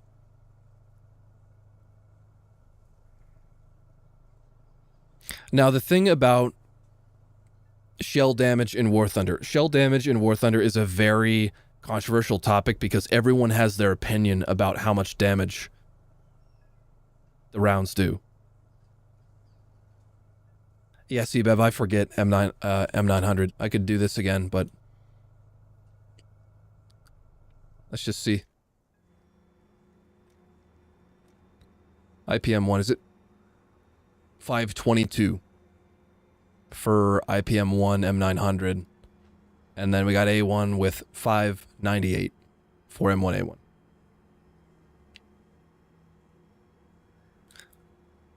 And AGS still has 833, 395, but it is the most insane hold down turret in the entire game. Still does not have an autoloader module. I feel like this when this thing gets an autoloader, it's going to be so much worse. But still insane. 8 rounds first stage at 5-second reload. 10 degrees gun depression. Like, AGS is a fucking ridiculous vehicle. Anyways.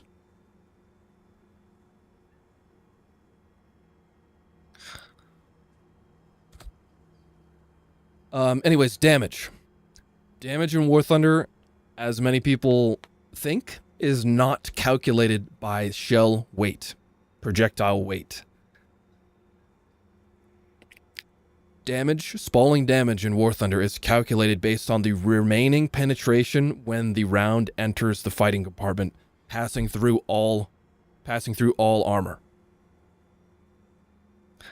The remaining damage, or the remaining penetration, is how the damage is calculated. The weight of the shell is actually not involved in the calculation whatsoever, which is a thing that many people would assume counts, but currently it does not. So, however, in that regard, 829A1 does have a better shell, better damage. IPM1, slightly worse.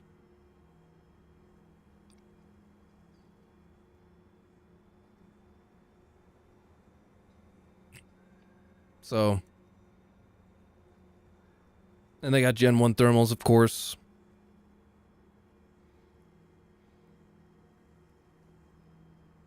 IPM1, I think they could be the same. You know,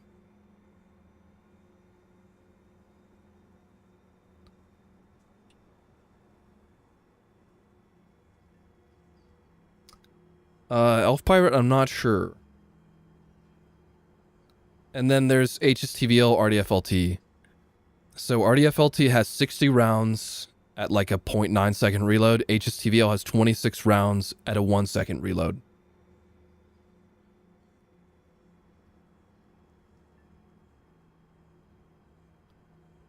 Yeah, Yuri, I'm leaning towards having IPM1 just stay at the, you know, same. But then we got to consider, like, do we want the IPM1? Do we want... This is the BR where we are currently deciding if these vehicles fight Leopard 2A7s, 122s with full spall liners. This is the BR where we are deciding what fights the best vehicles in the game.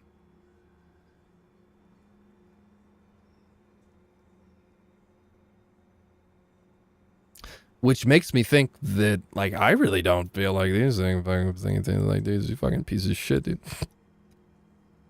And they already do, which is a great thing to mention. They already do, and that is fine. So do these. These already fight top tier.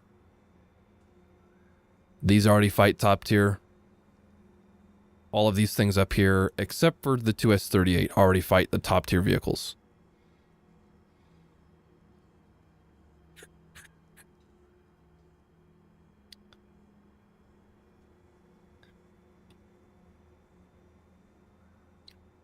Anyways, let's focus. Let's focus. I'm talking to myself. HSTVL and RDFLT. Let's settle this debate right here. HSTVL has 26 rounds. RDFLT has 60. They both have HEVT and the same APF-SDS. Do they have the same optics? Let's, like, be objective here. Do they have the same optics? RDFLT lacks a commander sight, and we got 2 to 8 on the gunner. 2 to 8. Missing a 2 to 8 commander sight. Not the most useful commander sight in the game. 83 forwards, 24.4 in reverse. 64 forwards, 10 in reverse. The reverse gear is actually really sad on the RDFLT. We also have slightly worse gun depression, although, you know, the 17 degrees you can get here is only over the sides, direct sides. You also get no smoke grenades on the RDFLT. You also get no ESS. So you have 0 smoke generation capability on the RDFLT. Now, for me, before we finish the discussion, I pick the RDFLT over the HSTVL every time. That's why I have it before it in my lineup here. Having more ammo with this gun it just makes all the difference. They also have the same gun handling. 60-60. Or no, this has 57-57, which is strange. This one has slightly faster gun handling. It's only 3 degrees per second. The lack of smokes on the RDFLT is really painful. So the reason that I have them on the same BR here is because I feel like they're trade-offs of each other.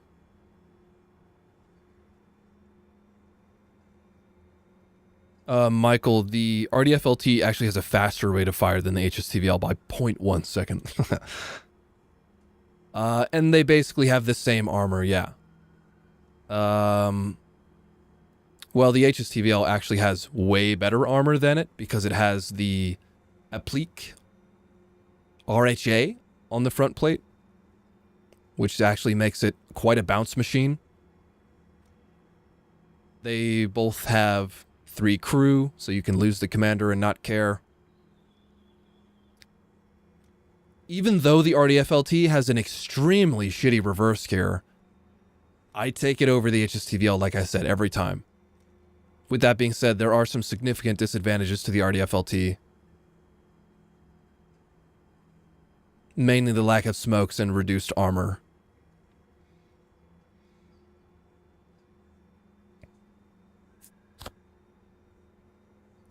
So, take these things into account. And, like, so to be fair, do these vehicles deserve to face 2A7s? In the current meta, maybe not. But then we would be making them face, like, 11.7s and shit like that with a 1-second reload. Which is why I had them placed all at 13.0, because I feel like, you know, while the HSTVL has its downsides, it's still a 1-second reload. And you're going to be in like a Charlie Mark III ZTZ that, God, just like, please kill me. Sabra, you know.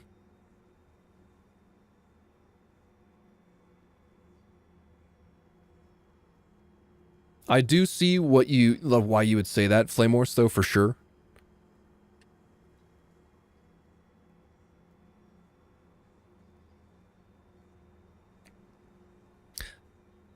And then we have the 2S38. I see some people saying the 2S38 should not be the same BR as them.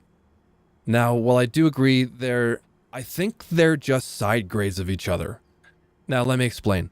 So, on 2S38, here's its disadvantages. It has worse mobility overall.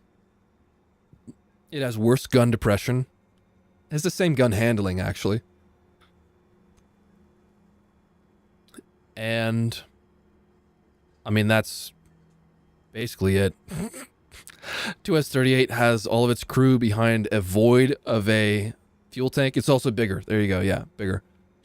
We got 5 degrees gun depression, Gen 3 thermals, commander gunner. It can swim.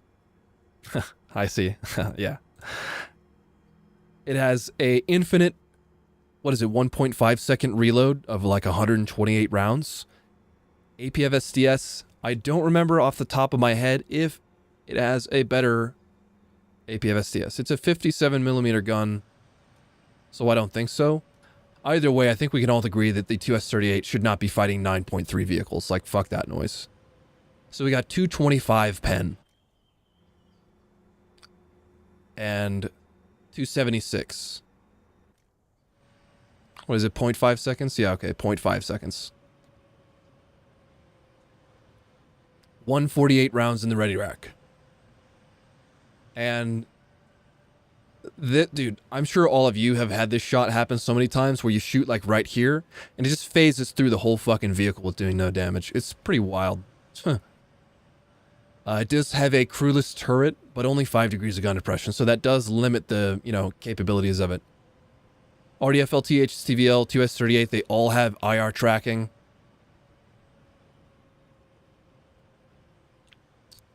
So, you know,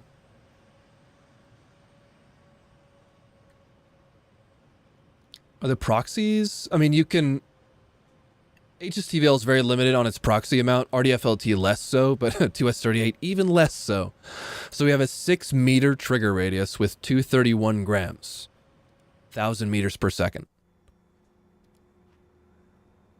An 8 meter trigger radius with 1 kilogram and 910 meters per second. So it's not like one's proxy is like far better than the other. It's also a bigger gun, bigger caliber. 75 degrees. Yes, these both have... So we got 40 degrees elevation, 45 degrees elevation, 75. And more charges of smokes. And it even has... Where's my transmission? Gaijin. Gaijin, where transmission? Gaijin, where? Doesn't this thing... I mean, doesn't it have the same fucking... transmission as the MP3? 20 kilometers per hour in reverse? It's probably the same transmission. So, you know, while I do recognize that 21.5 tons, 500 horsepower is not that fast, we do still have, goddammit, it's 70 forwards.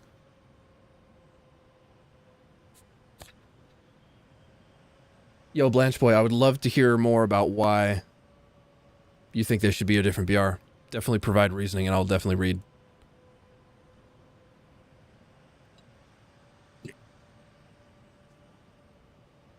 A 2S38 should be at least 13.3. I don't know, man. Like, it's definitely in the realm where it doesn't really matter what it fights in a full down tier because it already fights all these things. Yo, Michael, thank you, buddy. Hello, Mr. Richardson. Unless that's not your last name, then god damn it. Hello.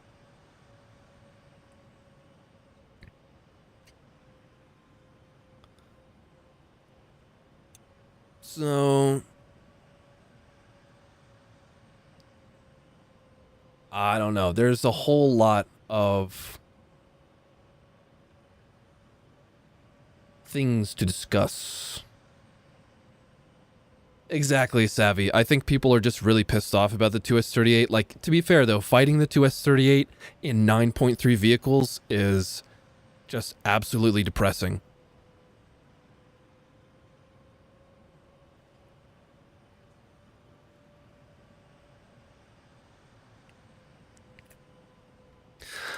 But it is, honestly, sometimes a bad vehicle. You know, I mean, it's like, everyone loves to hate the 2S38, but it does have its downsides.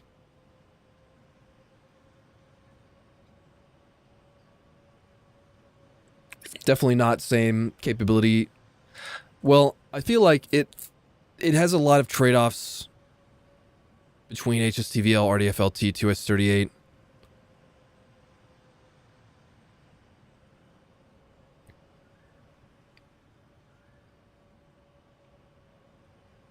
The gun depression, I do enjoy using me some high gun depression on RDFLT, HSTVL.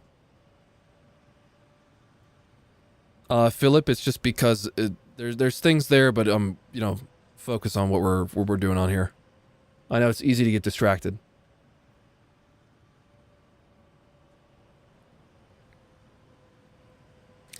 Then there's, you know, maybe HSTVL. Lower than that, I, again, personally choose RDFLT over HSTVL every time as a spawn. 12.0 is not done yet. I'm even considering moving these things up to give more room for other stuff, but, you know, not really sure yet.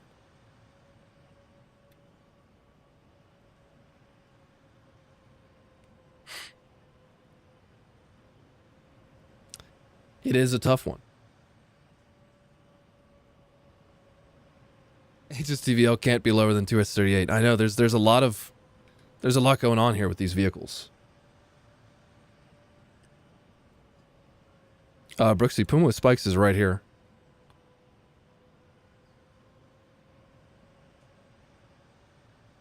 Well, to be fair, Blanche, the RDFLT actually has significantly worse mobility than the HSTVL, especially the reverse gear.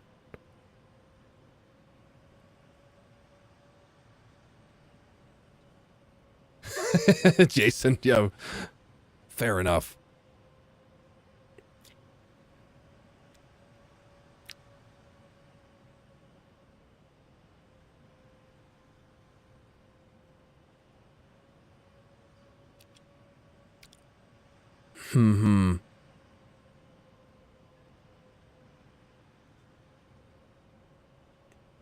What do you guys think? Do we all really think that 2S38 should be lower than these?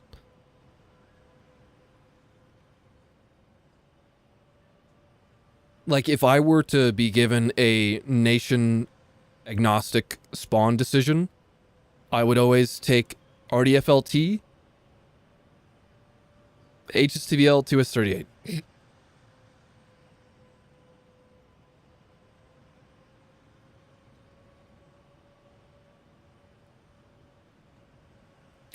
We can leave it up here for now, maybe. Like it does, the gun depression is pretty much the one thing that is the differentiating factor with the 2S38. The mobility, I guess, it's kind of slowish. I never really personally struggled too bad with the mobility on 2S38. Maybe I could make a little quick, like, work in progress tag or something, you know?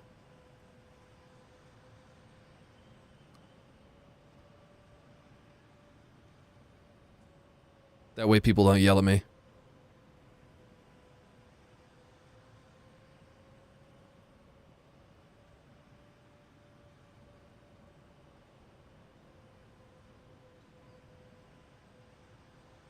Just a little guy.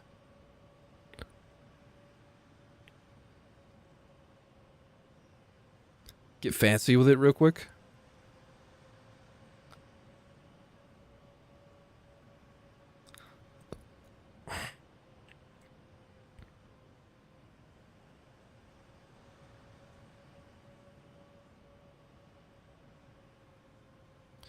Whip. Work in progress, brother.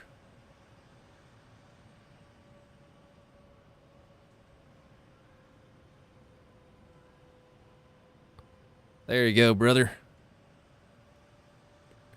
Whip tag.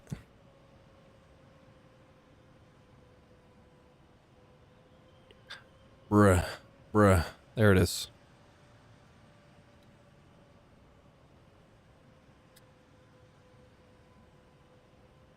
No one cares about the BRs. He's here for the design. Oh, God. I didn't even make this thing over here. Hold on. A slight amount of OCD is required. I think I can make these things align. Unless it just wants to yell at me and be sad. There we go.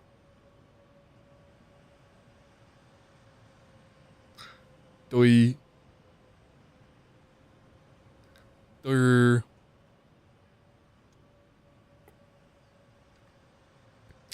And yes, I am hearing you guys and I see you. I agree. 2S25M is an absolutely fucking ridiculous vehicle, especially on live server to have at 10.0. Brother, who in their right mind thinks the 2S25M is that bad? It has better gun handling than these two, Gen 3 thermals, better shell, worse reload, better mobility, and probably better optics too? It is worse than the VT5 though, but then again, I have really been considering moving the VT5 up farther because, like, let's be real here, the VT5 is pretty fucking insane. The gun handling is, it's like 30 and 5. Pretty sure. Let's take the receipts again. Investigate. So we got 35 aced. And probably, oh god, is it going to be 3.5 vertical? 35, 3.5? It's fucking disgusting. But we got 20 in reverse, so it has, you know, basically 10 kilometers advantage over the T80 reverse gear. 500 horsepower, 18 tons, 4 to 12, Gen 3, 3BM60, ESS and smokes, and it's a light tank scouting. You do get -4 depression though. And 7.1 reload.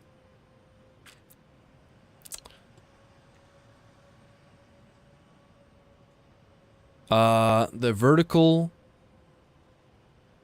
I haven't looked at T80U vertical in a while. UM2 works. So the T80's top gun handling is going to be 24 and 4.5. So the T80s have 1 degree per second over the 2S25M. I don't think 1 degree per second is going to make up for the advantage in optics, shell, and horizontal, and overall mobility, and light tank features. However,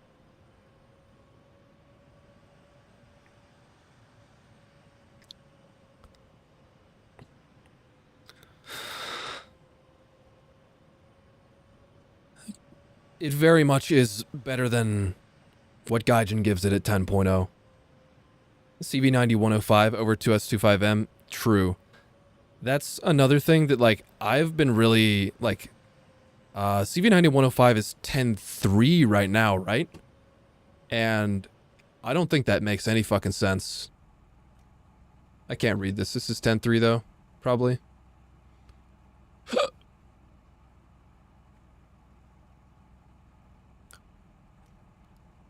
Yeah.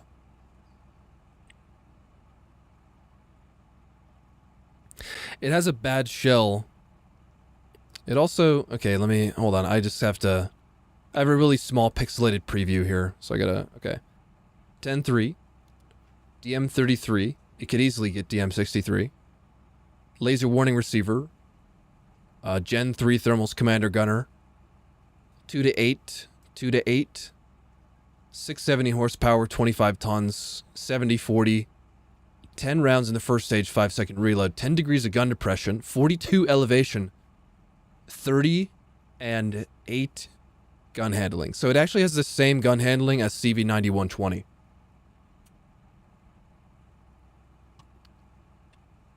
Yeah, Flame Horse, honestly, I do agree. I'm just going to do that.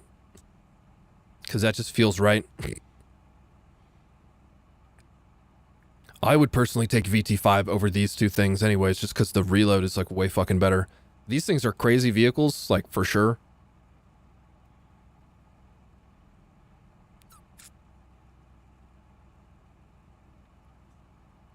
So...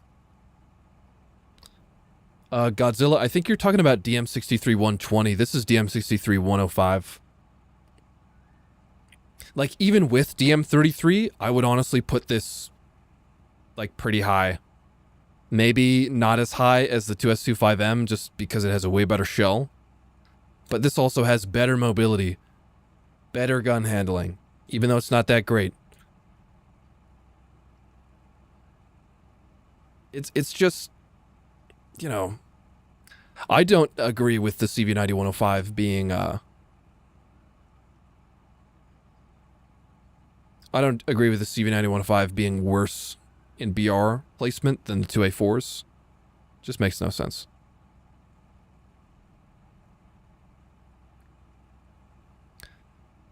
Anyways, we're talking about 13.0. No one has really said much about the Challengers. Brooksy, let's not worry about the Sure 2 right now. We're trying to move down to it over time. Dubious, it's the 2A7V and the 2A7 HU 122s.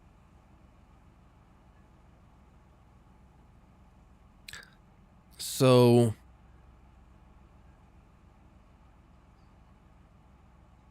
I think, yeah, Italy's pretty much good. Merc 3s are obvious. Yeah, that one guy. 2S38 is down here, 12.7. The heavy ones, these things weigh 75 tons. And also Flame Horse. Let's not worry about the anti-airs right now. 75 motherfucking tons. 10 tons heavier than these. Does it really make that much of a difference? Does it really make them deserve to be a lower BR? I don't know. I really am on the fence about that.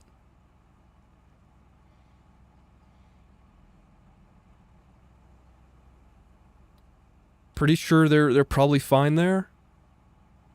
Goes from slow to slow. Exactly.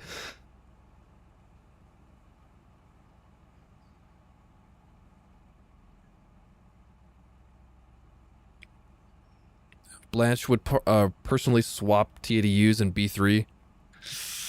I don't know, man. I gotta disagree. I know you're probably thinking about the reverse here on B3, but bro, the mobility, the gun handling on B3 T-90M is just it. I choose B3 over T80Us. I gotta, you know, that's me. You got 3BM60. You got better thermals. You got insanely better gun handling. I'm sure you know it's 40-40. These things, dude, they're vertical. I know you can, like, it's possible to make the vertical work. I know that. I mean, I spaded these things by hand, of course, but I just don't see them being on par with the 4040. And I mean, you know, they are technically faster, but it's only by 10 kilometers per hour. I guess maybe the power to weight ratio might be a little bit better. What is this thing, like 47 and 1130? And then these are like 46, 1100.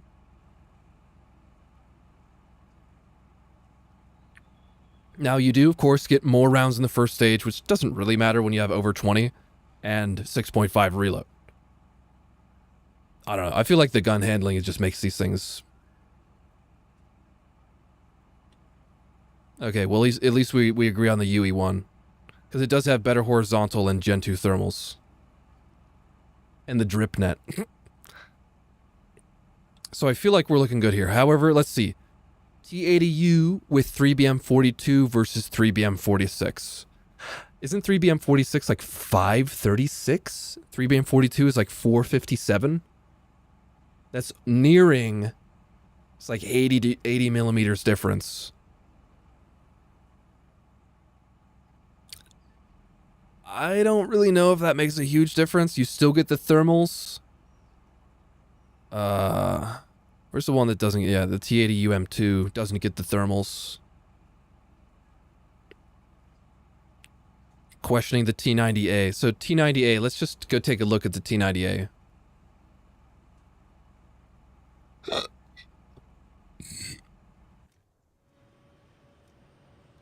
Mr. T90.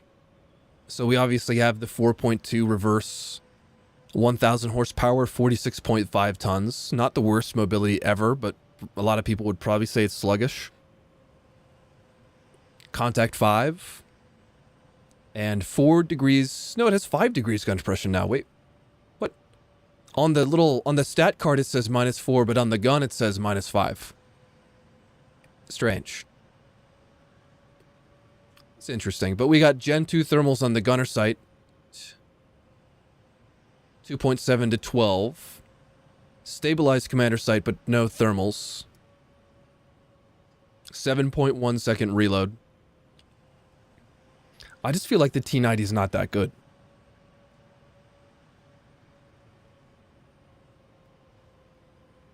It's probably 4.5. Yeah.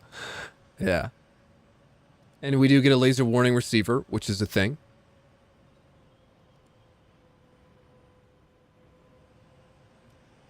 And let's not forget 24 horizontal, 3.5 vertical.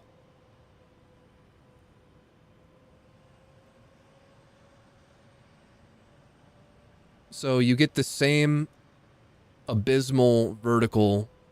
No, actually T80Us have better vertical by 1 degree per second.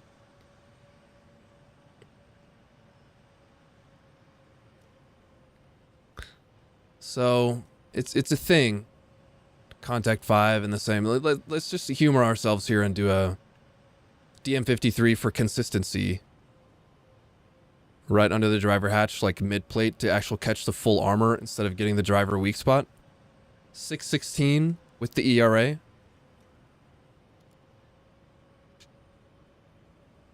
Seven, 60. It's pretty much the same.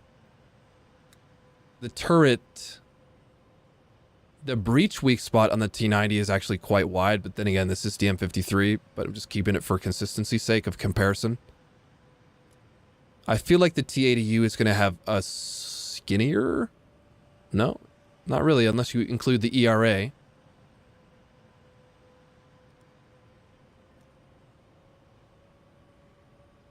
I don't know, man.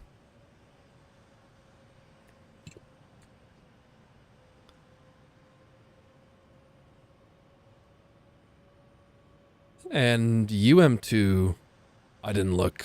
I think the UM2 gets...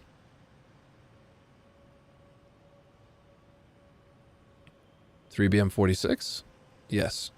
And 3BM46 is 532. 3BM42, which is somewhere in here, is 457.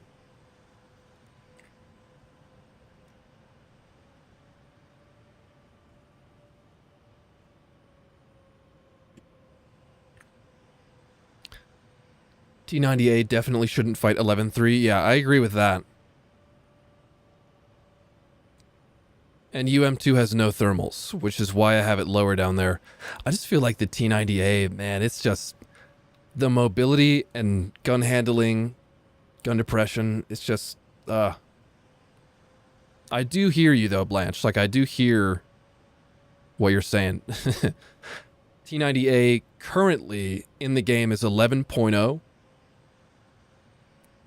which does face in a full up tier, you know, 12.0 top tier vehicles.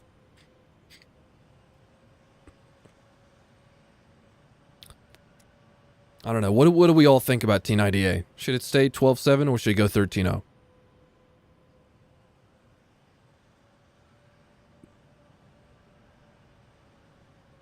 Definitely Nico, it should definitely not be higher than the T-80Us up here.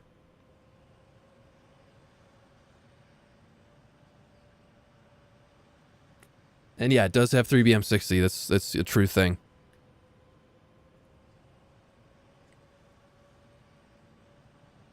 Definitely worse than M1A1. Oh, by a mile. Yeah. Miles, even.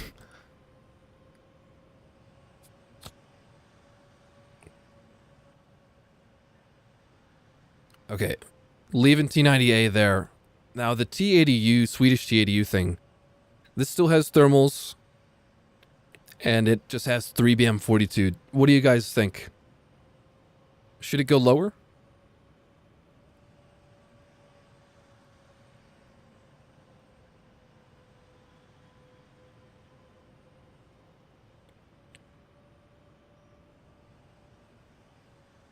Should be the same as the UM2.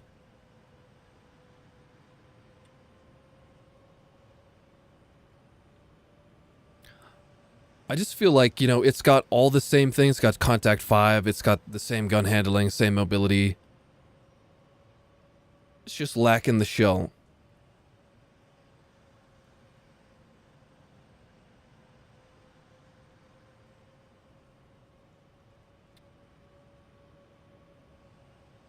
Hello, Bishma. Yeah, you can go up there. I'm definitely, you know, willing to move it down for now.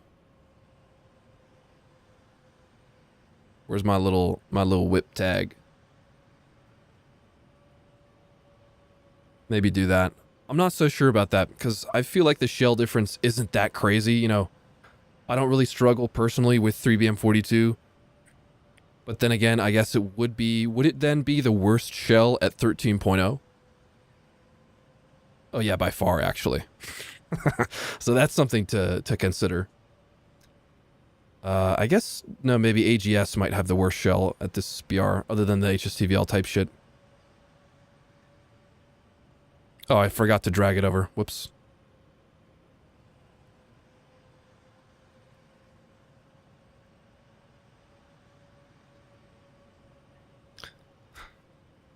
So I feel like we're probably looking good there.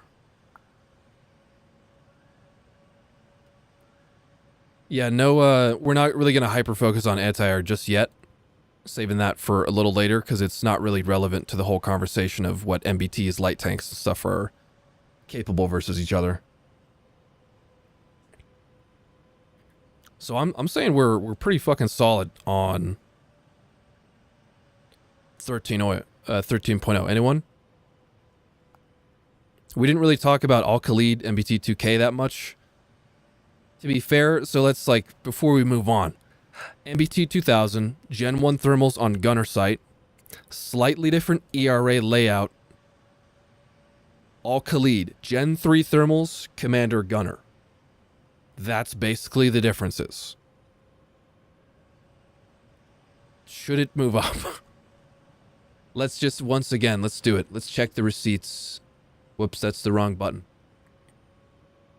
I know there's some ERA differences with the MBT2K Al-Khalid. MBT2K. We got FY2 120 450 covers the front plate. On the sides of the composite array, Al-Khalid. No ERA side of composite array. However, we have 5350 FY2 on the side of the turret, sandwiched on the slat armor. And same 120, 450, but none on the upper front plate. And I think 6 to 10 on the optics. I feel like that's different. 3 to 10, 6 fixed. So the optics on the MBT2K, even though they are Gen 1s, I feel like they do have more utility due to the wider scan angle. And you also get a better upper front plate technically on a small arc. The coverage of the turret ERA might have been a little better on Al-Khalid, but it is one module.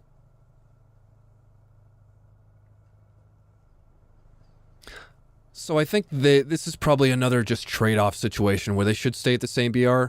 I am an enjoyer of Gen 3 thermals though, so it having Gen 3 and a better commander sight with a variable zoom, I don't know, it's the gunner sight's worse but better, and the commander sight is better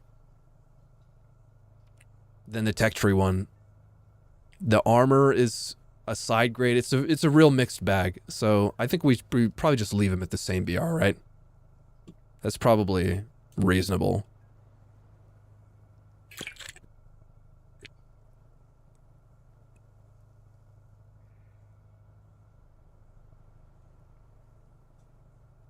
And with that, I think we're done with 13.0, like actually moving on from that. Talked about the T-90, UM2, 2S38, ZTZ 99 3s and 2s. I don't think there's really much to talk about there. TDU 9105. 9105 might end up moving around. I don't know. I mean, it's a really fucking capable vehicle. And then there's the namers. So I think currently in the game, the namers, they're really like, there's some real fucked up shit going on with the namers. This Recon is 11.3. And the 30 is 10.7. So due to the way the damage model works currently, the Recon is way worse because you get ammo racked and you lose all your shit. It also has worse gun depression, and the spike angle is they're angled up, and the namer they're angled forward, so you can hit targets way closer. You also have like way less stuff to hit on the namer's turret.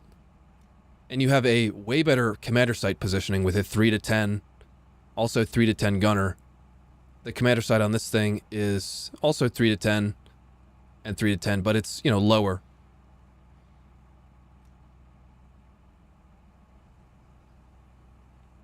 Jason, we definitely are not taking into account the presence or lack thereof of lineups for vehicles. All we're doing here is going based on their capabilities and balancing them as such. A vehicle not having a lineup or, you know, otherwise, it's like, I'm not really worried about that. Yes, exactly, Storm Raptor. Can't you not fire spikes from commander sight anymore? Well, you can fire spikes as soon as the seeker head is exposed over the terrain. So I guess technically the namer has, this Recon has better spikes in that regard. It's whether or not the seeker of the missile can see the target, not just the commander sight. But you're kind of right.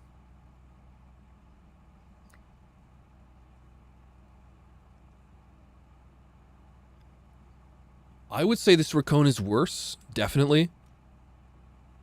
This also has 20 degrees gun depression. They have the same turret traverse speeds. Yeah. 35. This is 35 and 23. 35, 23. The turret is higher over the vehicle, which means that this little, like, I think this is the driver station. Okay, the Recon kind of fixes it, but maybe you can still get overpressured there. This is a really easy overpressure, even with like 120 heat, I think. So the gun being higher than it is a, you know, big bonus. Now, this Recon does have trophy APS, but I think as most people that play top tier around the APS realm know that it's not very useful. So I don't really think factoring, like, the only APS that is a factor for balancing for me is Iron Fist. Trophy has not enough threat velocity range, interception range to matter. It has 35 degrees elevation. For example, Iron Fist is just insane. We got ourselves 55 degrees elevation and 1700 meters per second threat velocity. So, like, this is the realm where an active protection system is actually useful in War Thunder. The UM2 draws, AMD1 draws, China with the whatever this thing is called, VT4, we got the GL6. This is actually a decent one, plus 50, 1400 meters per second. That's actually really decent APS. I didn't really, but then we get Trophy. Trophy is the worst APS, so it really doesn't. It does not add to the equation.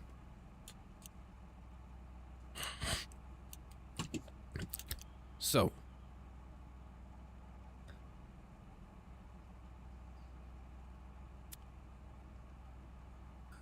the Namers, and by proxy the Puma. Namers have better armor. Puma has a better spike launcher than this Raccoon. That's why I have this Raccoon in the 30 on the same BR right now, because I'm like, dude, we both know that this Recon is not 2 steps better than the 30 like it is currently in the live server.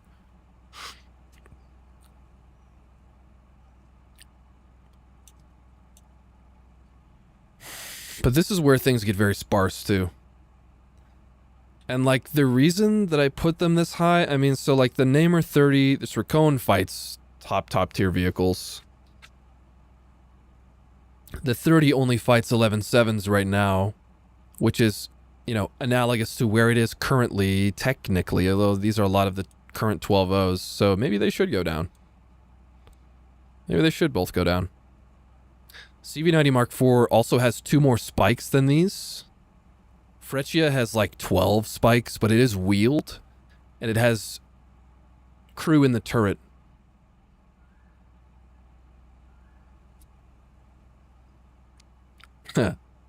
And also, we got to remember that the Namers, they have only ammo in their turret. So you get ammo racked, you're out of ammo.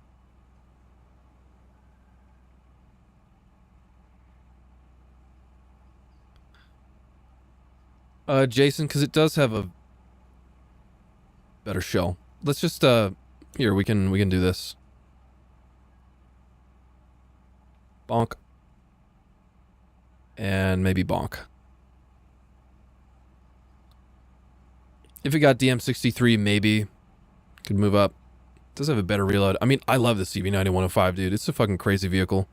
Way under BR'd right now, and it also desperately needs modules. Just like the 2S25M. Desperately needs modules.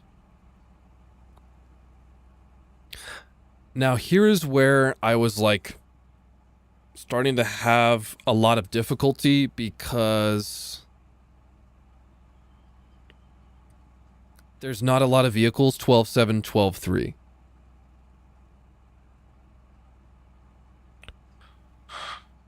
So what I was considering doing is basically moving up all of this shit to 12.3. But then again, that would mean that M1 Abrams, for example, fights T-90M. So I don't know if that's exactly viable.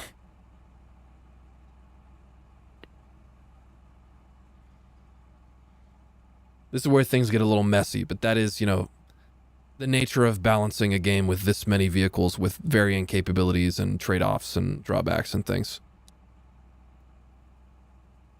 And yeah, wheeled in general is definitely an L, because you have, like, on the amount of urban maps that you find yourselves on in War Thunder, it can be a huge disadvantage to not be able to turn on the spot.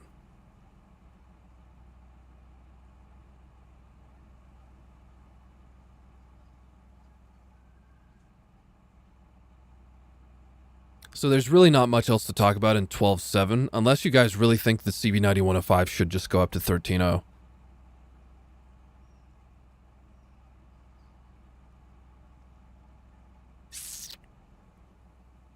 And then there's the Puma, which Puma, I mean, is definitely going to go down with its other brothers.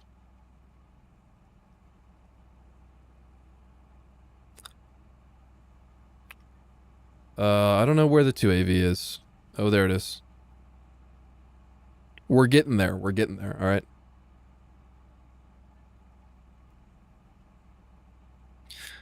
We're chugging along. There's also Object 292. We can just start talking about 12.3. 292. No thermals. 10-second reload. That's the thing. I don't think, you know, it has the highest penning AP of SDS in the game. Does it really? I don't think 292 should go down necessarily. Because fighting the 292, for example, in the M1 Abrams is quite annoying. But it should go up? The shell is the only advantage. And I guess, well, the shell and Gaijin's incompetence is its only advantage. Here's the biggest advantage currently of the 292, which could easily be taken away very rapidly. It has no autoloader damage model. Yippee! That's the only advantage of the T-80 or the fucking 292. And it does have, like, a decent front plate, although no ERA, of course. But for example, like, fighting, let's see, I don't really know off the top of my head if the, like, DM33, does that just go? No, that gets absorbed. So 2A4 is going to be even worse off. 2A4 is the same BR as this thing and can't do shit to its upper front plate. Obviously, you can lower front plate it, but it has no autoloader damage model. And the breach, it was really trolly for a while. Yeah, on the sides it is. So it's a rather trolly vehicle. But it does have the longest reload of basically any MBT. Now, I don't really, like, I don't feel like accounting for the lack of the module is fair for balancing the vehicle, because it should have a module. Autoloader module, because then you would actually be able to disable the fucking thing without just getting driver transmission and it reloading in front of you.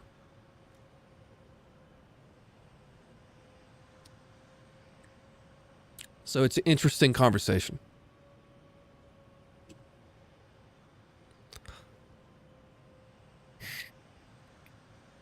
I feel like the placement of it generally makes sense. What do you guys think, though? 292. And then there's also Bhishma. It should be higher than Bhishma, you think? I did originally, remember, I had the Bhishma down here. But then somebody said that it should be the same BR as the T90, or one step below the T90A, sorry.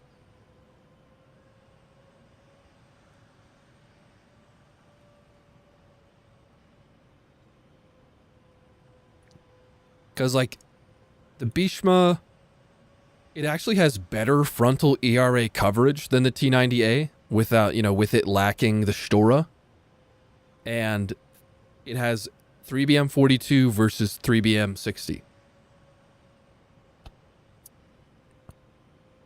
And it has Gen 2 thermals.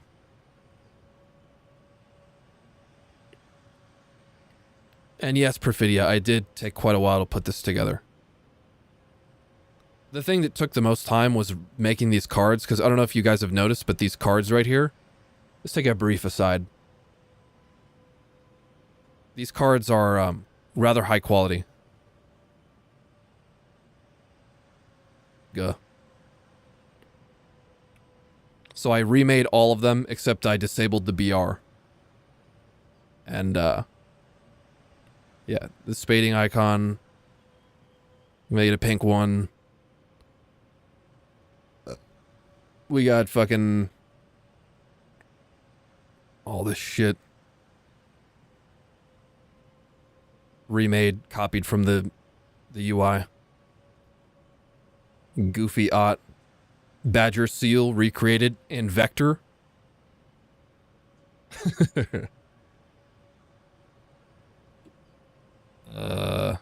Even did the trophy vehicle thing and the nuclear roundel. So yeah, that took the longest part.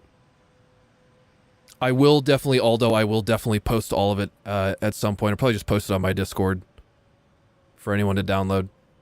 And I have already shared this project file, but it is using Affinity Designer. You can export PSD files to use this with Photoshop, but it is, like, it's not the same when you export it over. Also, goofily, this project file has every icon for every tank organized by medium, heavy, light, and nation, all ready to be enabled whenever. I think this project file is like 200 or 300 megabytes. Same with the main sheet that we've been messing with. So anyways, that's how I made all those. And I wanted to have them without the BR stamp baked into it, because it would be way easier to do this, like, because I don't know if anyone has seen this before, but displaying all the vehicles on a certain BR range in a line like this is so much more convenient for just going like this, so you don't have to be like go in here and like click on a thing and enter text and like move it around and like group them together, and you know. And then it also gives you a really clear view of what's on the same level as each other. Anyways, and yes, it goes all the way down. And if anyone was wondering, 4.0 Russia is the most stacked BR of any nation in the game. Let's find all these things so we can count them. I think it's 12. There's a lot of things. There we go. 1, 2, 3, 4, 5, 6, 7, 8, 9, 10, 11, 12, 13. 13 vehicles at 1 BR for 4.0 Russia. Absolutely ridiculous. Absolutely fucking silly. The sheet in question. And one thing that I did remove, however, is there is the Leopard 2A5, M1A1, T-80U, Challenger 2 Cup reward vehicles. I just took those out because I knew it would be confusing and cluttered.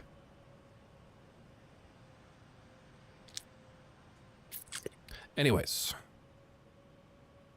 Yes, it took a while to put together. What do we think about the Object 292 Beachman thing? I didn't see what everyone's thoughts were.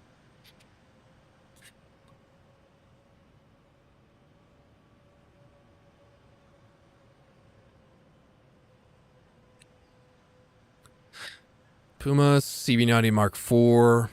You know, this has crew in the turret versus a crewless turret. It could be lower, could be the same BR. I don't know.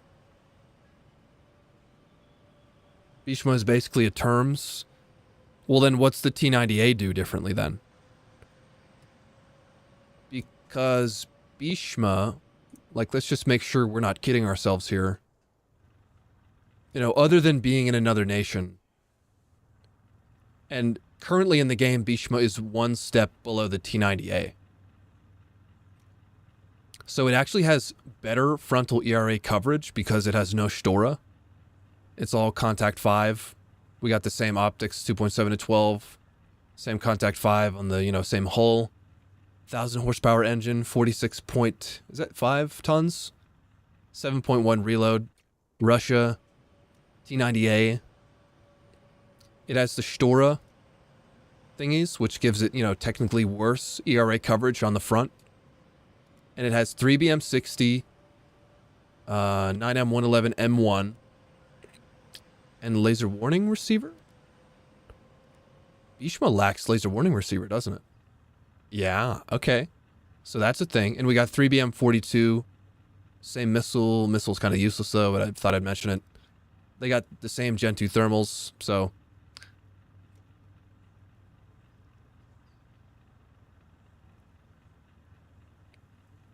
And yes, the thermals are the same.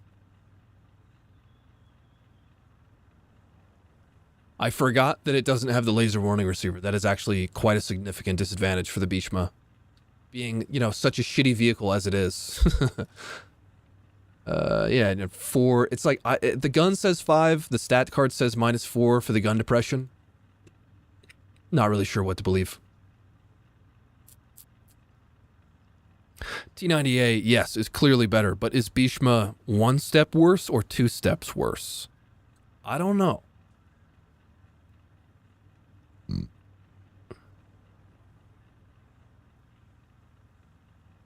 It should be lower than 292. Should 292 be up here? I almost feel like 292 legitimately should be 12.7 with these other things. I know, 12.3 is a little deserted. I know. You guys think 292 up? Anyone else? Be objective, remember. I know some of you hate the 292 because, like, this thing at 10.7 facing 9.7 is a joke. Even though it does have a shit reload.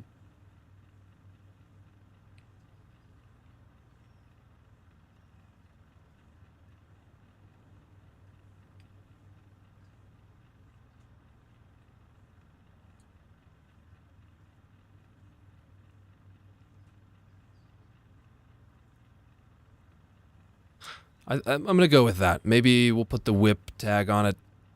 Maybe not.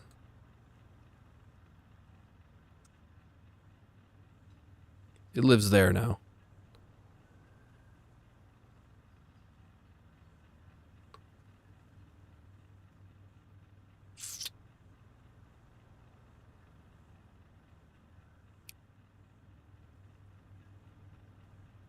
.292 same BRs, UM2 is insane. You know, they both have no thermals. I know the UM2 has a, what is it, like a 3.5 second better reload. You think the terms is on par with the Bhishma? It does have significantly worse mobility.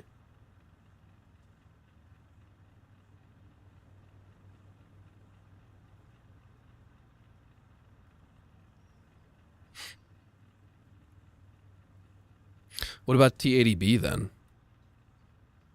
Because, like, now we're getting into all these things.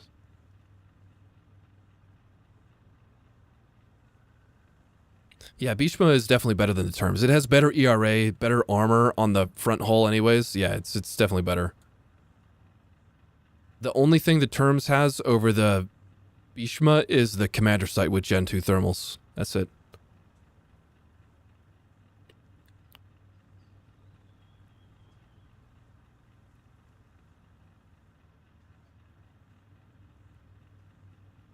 I think 2A4 should be 11-0, you said? Goddamn. Down here with the KPZ? Oh, for real, this guy crazy.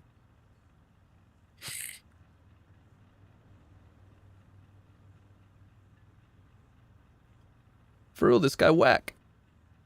Hammerhead, remember that we're working with a top BR of 14.0.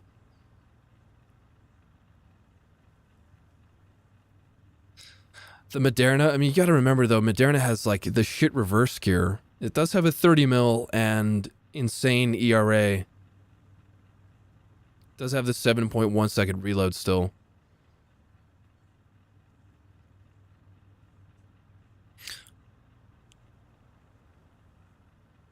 So all the 2A4s, we got T-80UD Chinese thingy.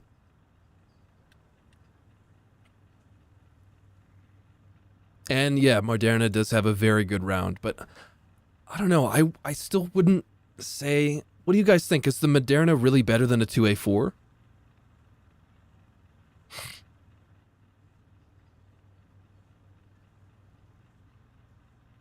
I definitely don't think the 2A, like, Moderna is definitely not better than 2A4. 2A4's got that 40-40 gun handling, the mobility, the gun depression, the safe ammo stowage. Sure, it has a worse shell and worse thermals, but it has better optics overall. Oh, Moderna has fixed 10 times optics. Yeah, that is a big oof. So that's why I left it with the T80B, just like it is in game right now. T80B, Moderna, 292 are all at the same BR right now in the game.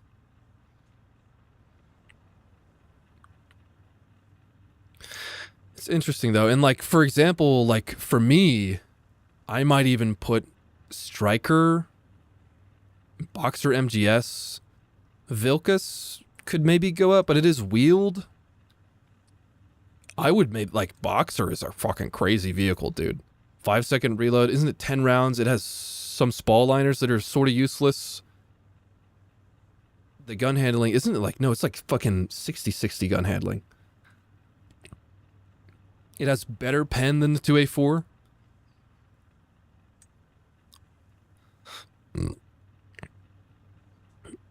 Obviously worse armor.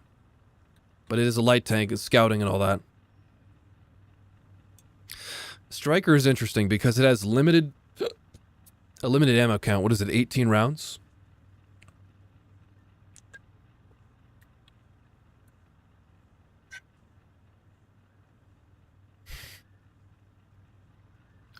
It does have the extremely shitty reload of 7.5 seconds. Yeah, I agree. The Vilcus thing is a probably not. I see what you guys are saying. PT-16, no thermals, 4-second reload. What is it, like 16 rounds in the first stage? Maybe 14? I think it's probably reasonable for them to stay on the same BR. It also has like no laser rangefinder or some shit like that, right?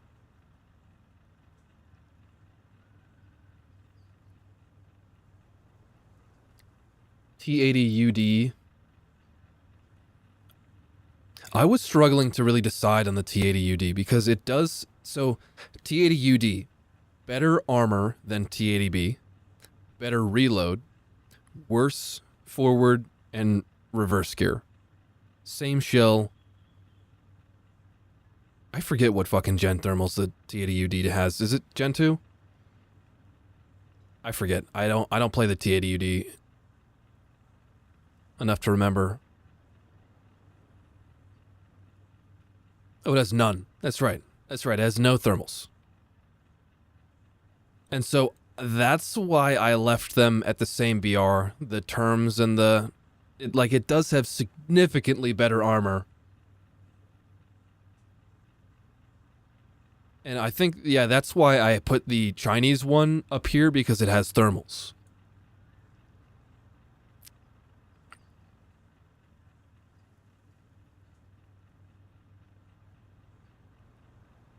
BMB2M to 12.0. I don't know, dude. It's... BMP2M has been a very annoying vehicle in the past. And just keep in mind that this is 10.3 on the live server, and currently I have it at 11.7, which means it has gone up already. I did put it up. But then again, I put most of these other things up too. You don't think Vilcus should be higher than 2M? Well, Vilcus is, like, infinitely more useful than the BMP-2M. Doesn't it have fucking insane gun depression, the Vilcus?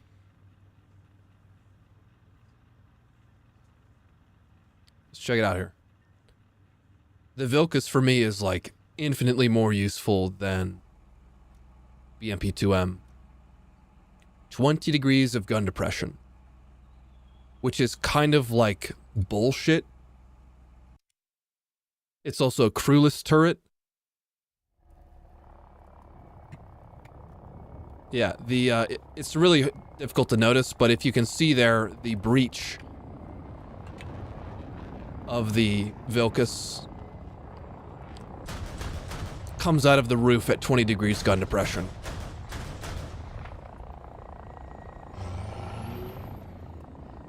You see the little guy right there. So I don't think it should have that much gun depression, but that makes it insane.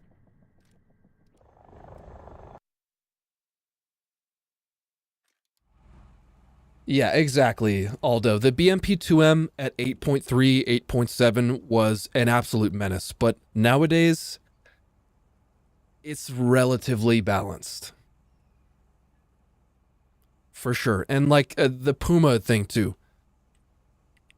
BMP-2M, Gen 2 thermals, 4 degrees of gun depression, right? Let's see. 4 degrees of gun depression. 10 reverse gear. The missiles are good, sure.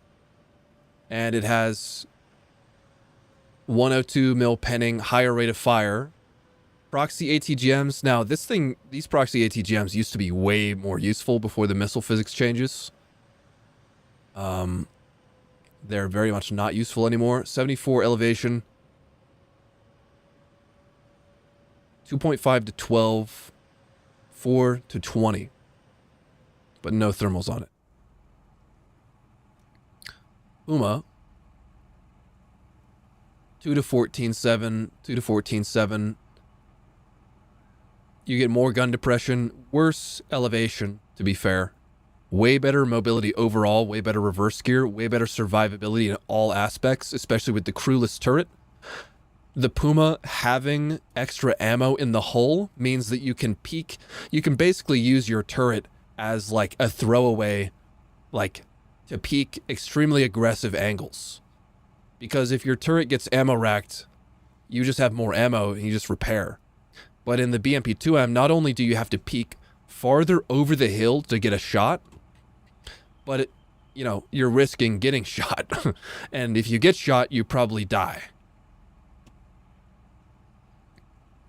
So I think like, and no ATGMs, but again, to use the ATGMs, and sure, you can fire them on the move. I think it is just another one of those like, it used to be really annoying type things.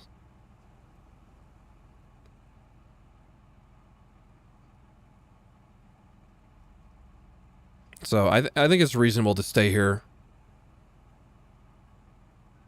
What would happen if it went to 12.0? I mean, it would fight a bunch of 13.0 stuff, which wouldn't really be that outrageous.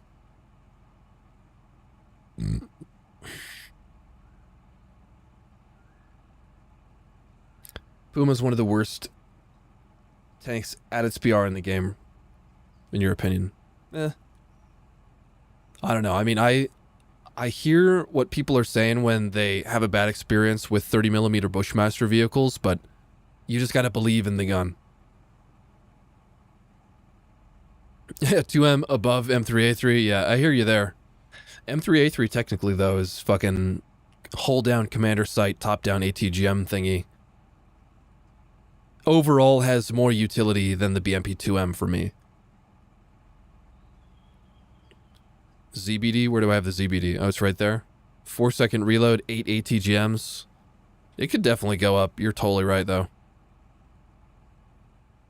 6 degrees gun depression.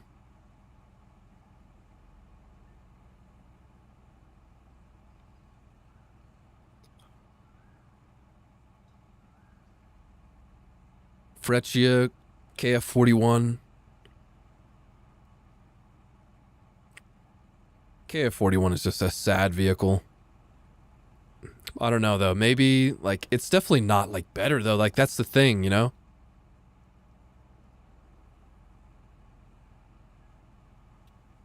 CCVL and XM8, there's minimal differences between CCVL and XM8, in my opinion. I mean, we can look at them, but let's try and get through this slog first. So, M1 Abrams, KBT, 120S. Here's my thing. This 120S has the SEP turret, and it has M829A1. It has the better Gen 2 thermals, no commander sight though, but it has the better zoom levels as well. And currently in live server, it's at 10.3. I disagree with that because having 829A1, 5-second reload, Gen 2 thermals, 10 degrees gun depression, 40-20 gun handling, protected ammo stowage, and the proxy heat, even though you have base M60 mobility, I just feel like it's just better.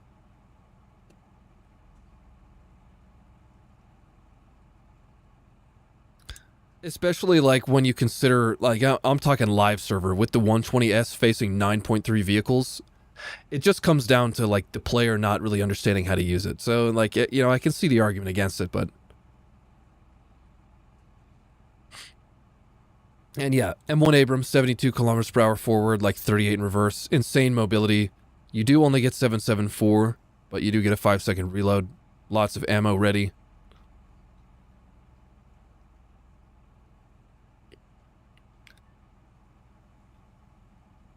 What I think you guys can agree on with me, though, I'm open to hearing anything, is that they should be at the same BR. Because currently on live server, the 120S is a step below the M1.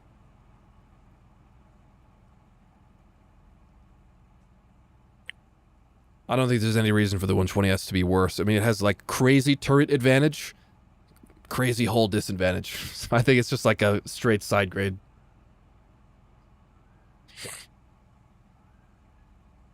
Yeah, and the thing with the AGS is just it has 10 degrees of gun depression, 5-second reload, M833.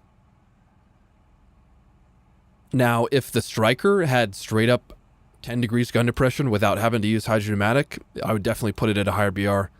If it had maybe not in that case, I don't know though. 10 degrees on that thing would be crazy.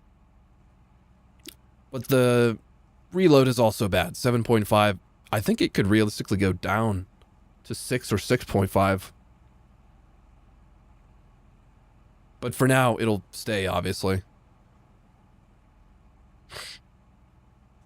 I think the lack of gun depression, unless you use the hydromatic, which most players don't, and the slow reload really keep it down. And the limited ammo, too. Flame Horse was thinking PT-16 to 12.3. 4-second, 410 pen. Doesn't it have 14 rounds? It just lacks those thermals in the true laser rangefinder. And the armor overall is probably worse. Especially the hull. I think it makes sense for them to be the same BR. Now, like T-80B.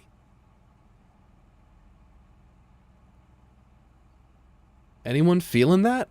Or no? It does have a 7.1 second reload. Not the craziest armor ever. Great mobility. And then we have to think about Ariete Pre-Series too. We haven't really gone over here. This is probably an easy one to keep right here. Because DM33, worse armor. DM23, better armor.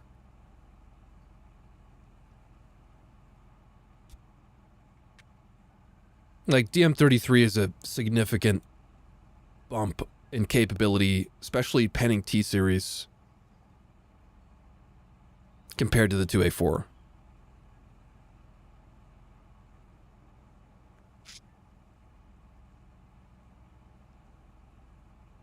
It does, however, also have the worst ammo layout. I feel like they're definitely the same BR, though. Yeah, DM33, you gotta remember DM33. I think 2A4 has better optics. It probably has a wider zoom level on the gunner sight. I think it makes sense to keep them the same BR. Christian 2, however, fuck this thing. No, I'm kidding. Fucking camo nets, am I right?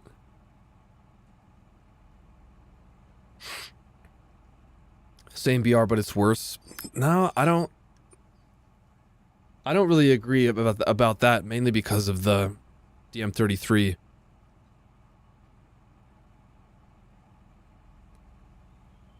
It's just a great shell. I mean, I fucking ace crewed the RDTAP. It does not have a better reload. The pre-series still has the 6-second reload, unfortunately.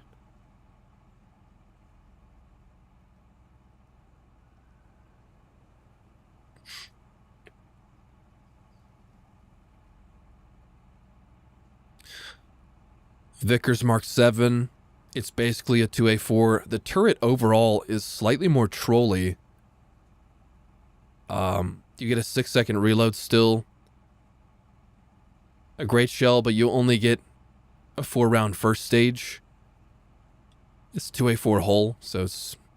I think it even has maybe better mobility weight-wise than 2A4, not sure. Probably just keep it at the same BR, you know?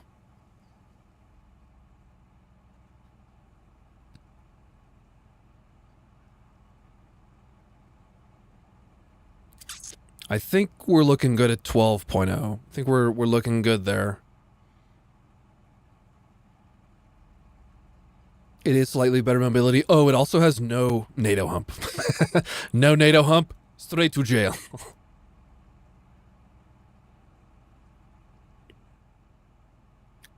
And then for 11.7, currently and this is where things start getting really unfinished for me.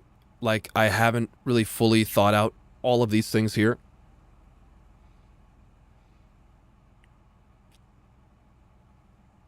CBEV, this has a 6-second reload, not a 5.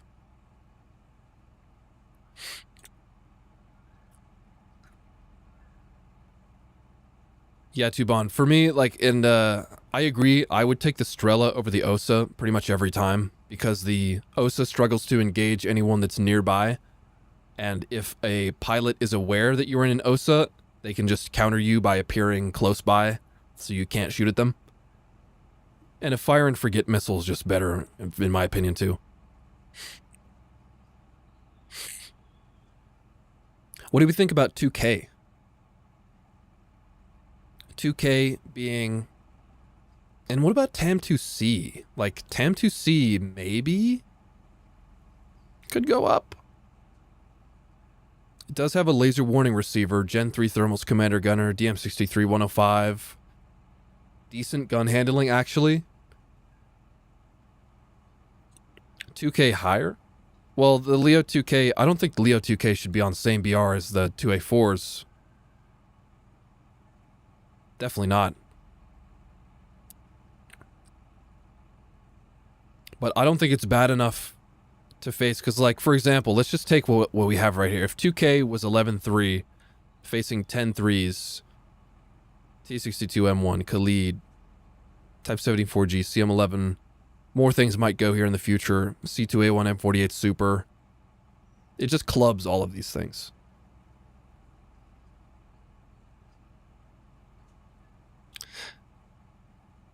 Killjohn, I know you're kind of like, you're talking about the horizontal thing, but I'm not really too worried about that. TAM should go with the Vil, because that's what I was thinking too, because it's like, the TAM is really a good vehicle. The TAM reload is a standard 105 7.1 expert. 2K does have DM23, yeah. It just has no thermals, worse armor, yet it does have very trolly armor, the 2K. Just no composites. It only has spaced.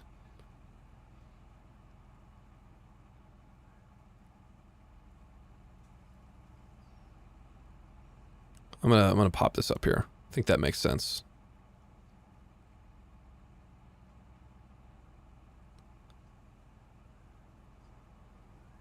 Yes, 2K also has the worst reload, but it has insane mobility.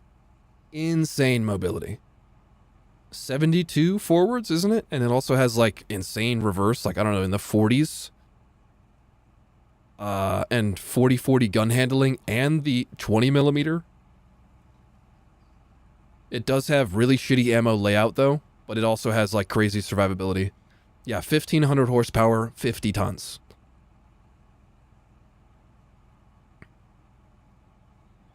So there's that. It is all... Oh, it's a reversible transmission. Okay, well, yeah. insanity. And like currently, isn't the terms a BR step above the 2K? I don't think that makes sense at all. Like just you put a good player in a 2K and a good player in the terms, they're always going to do better in the 2K. Mobility, gun handling, fucking just positioning and engagement time. You know, and the 20 mil, you can do broken shit over top of hills and break people's barrels, get their track.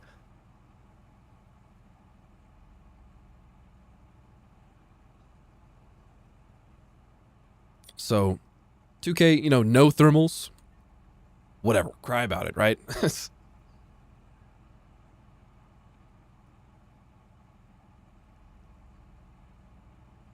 Flat maps make the T-72 perform better. I don't know, man. I mean, the gun handling is very limited on that thing.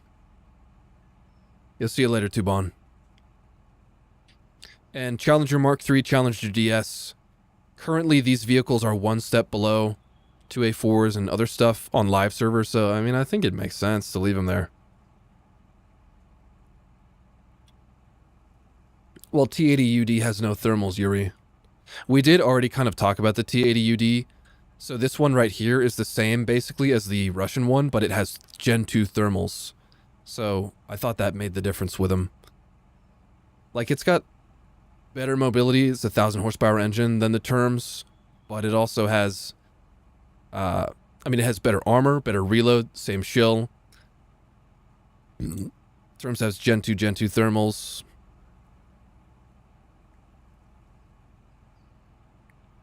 This also has better optics zoom levels, I think. Mun no thermals. I know, Blanche, what do you think about this? Do you think the UD should be up here? Honestly, like, thinking about it more, it legit could. I don't think that would make the other UD go up, though, but it does raise the question of them being on the same BR with no and having thermals.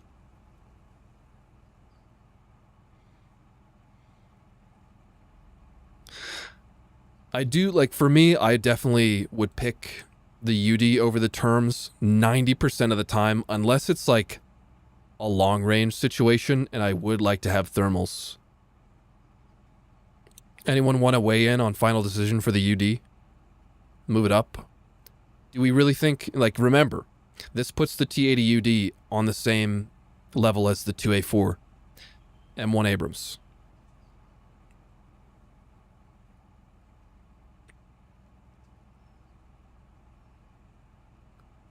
Do we think it is on par with those vehicles?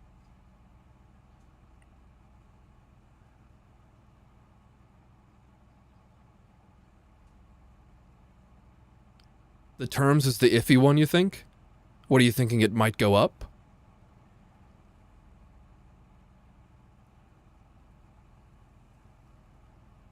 I think the terms could definitely stay. Lexan having second thoughts, yeah, like, because you think about it with T-80UD versus 2A4 Abrams.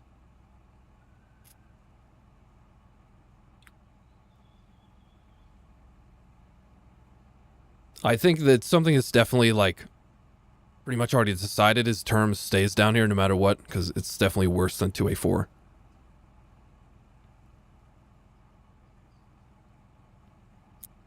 T-80UD and B are definitely equal, you think, Blanche? I mean, it is trade-offs, you know, better reload, way better armor. I mean, way better reload, way better armor. Just that reverse gear. And the forward is, you know, 10 less.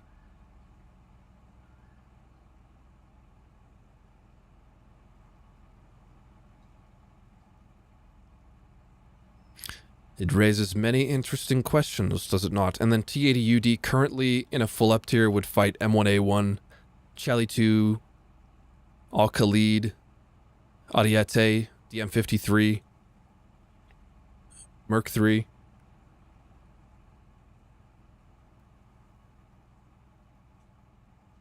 These are interesting things to consider.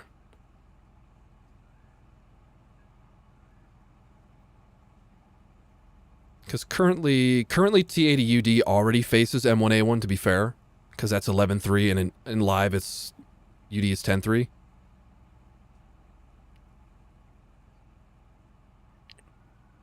It also already faces Al Khalid. It also faces Type 90 already.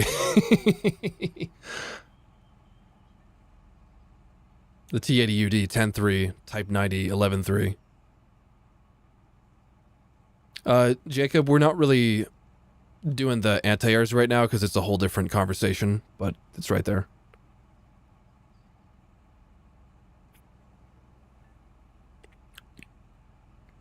What the T-80 UD sees in a down tier at 11.7. It would see these thingies. Now, this is way unfinished. This is so unfinished, I'm like embarrassed to show it. I'm just kidding. But this is where I currently have all of this stuff. T-80 UD would be fighting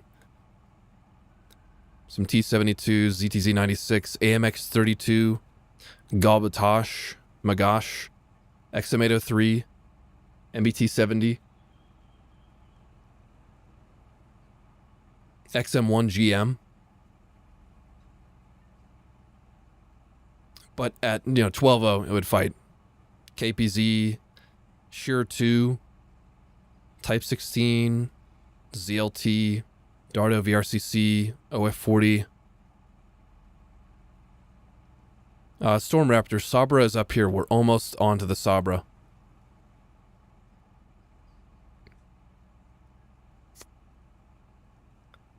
I think it does definitely seem more fair up here, but it does bring up interesting questions about some of these other things. We'll just leave it there for now. Maybe even worthy of a whip tag? Maybe? Let's do that for now. Let's do that.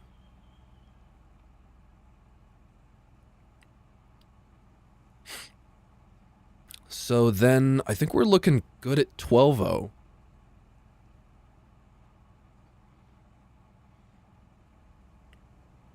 Honestly, I would agree with reconsidering the Chinese UD, but I'm just gonna put a whip on it for now.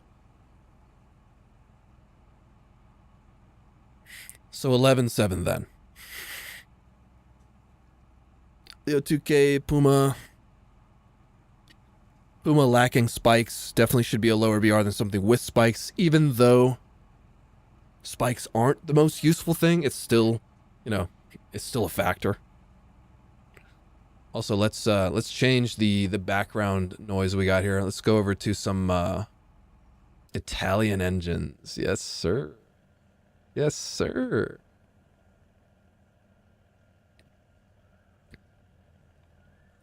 Standard Puma should be lower in your opinion?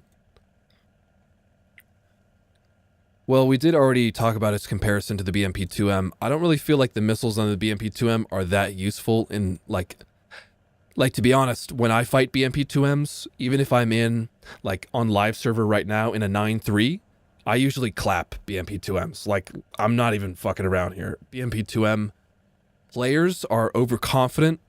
They are, like, still stuck in the golden days of the BMP-2M. It does dunk on the 2M. Yeah, you see what I'm saying? Like, better gun depression, better mobility, better thermals, better survivability overall.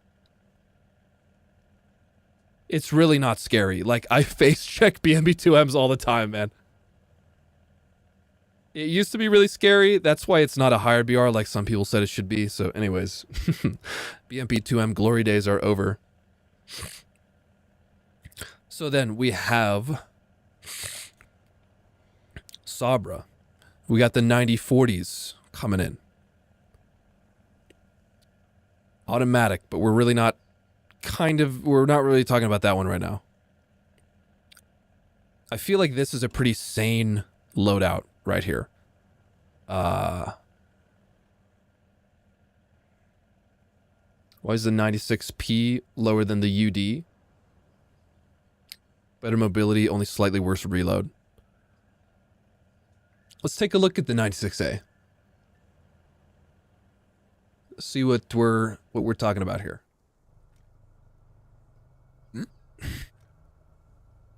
Very quirky camera. ZTZ 96A. We got 30 degrees horizontal and 6 vertical. 6 to 11 Gen 2 thermals with a useless commander sight, 180 millimeter kinetic ERA, and better reverse gear than most T-72s at nearly 6 in reverse, but that's only 2 kilometers per hour better. And 800 horsepower, 42.8 tons. Is that 42? My resolution's a little low on this. 60 kilometer per hour forwards. So, and it's got a good shell too, 466, slightly better than 3BM 42. With better thermals, better ERA. Let's just see, what are we comparing this against? T-80UD. So let's just take 3BM 42 now as our like base shell. 3BM 42. 540 kinetic on the part that you don't want to hit. But the lower plate is huge. And the upper plate is penetrable.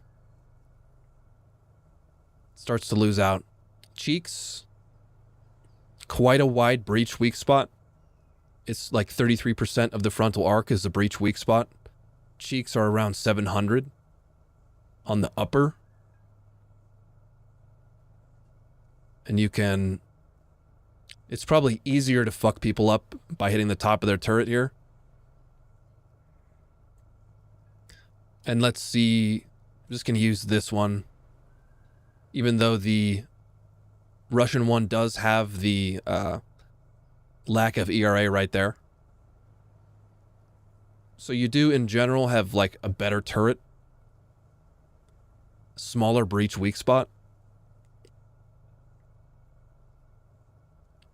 Pretty much identical hull armor, actually, on the part you don't want to hit. And the lower front plate is smaller.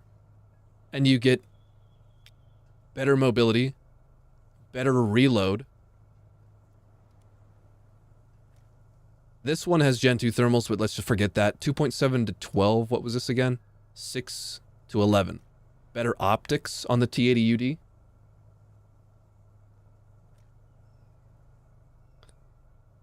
So, I mean, overall, I would say the T-80UD, it also has better side armor, is better than the 96A. 96A advantages slight on the reverse gear, slight on the gun handling.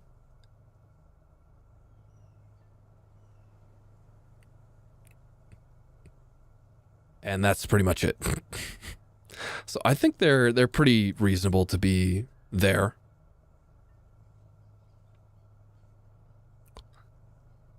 And yeah, I would agree that the T-80s are better survivability.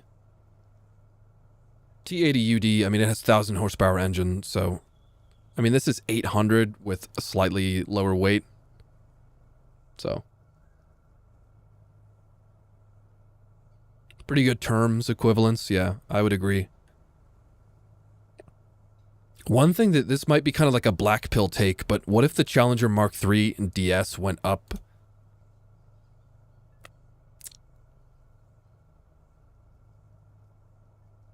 I don't know, like fighting T-80Us? Probably not. Like, they do have decent turrets. Good reload, but limited first stage, just like this. The mobility does leave some to be desired.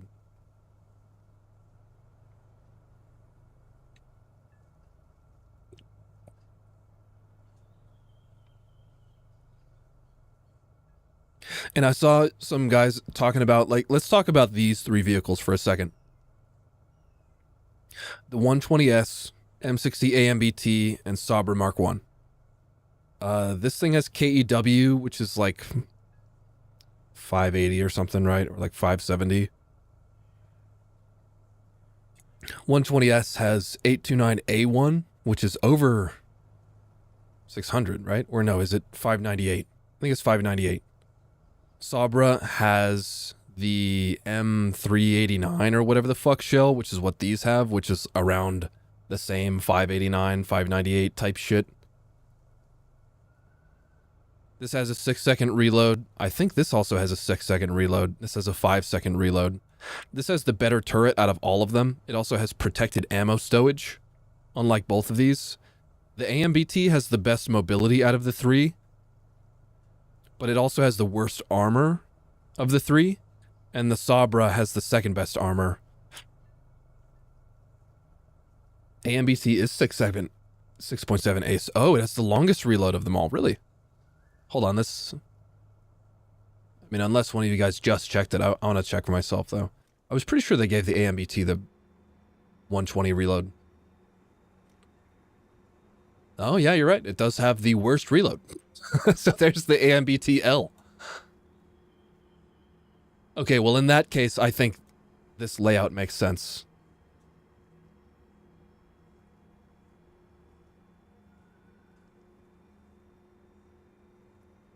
Or maybe the AMBT, what do you guys, are you thinking the AMBT should go down? I don't really know about that. Sabra and 120S have the worst mobility. They're both 750 horsepower, high weight, 48 kilometer top speed. AMBT has the 56 top speed, right?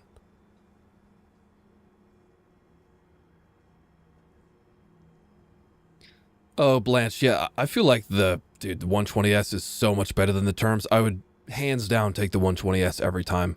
Faster reload, better shell, Gen 2 thermals, better zoom levels, actually somewhat usable armor. Roxy round.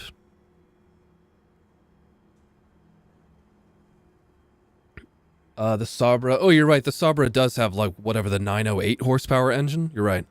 But it still has the limited top speed, which really doesn't change much with the better engine.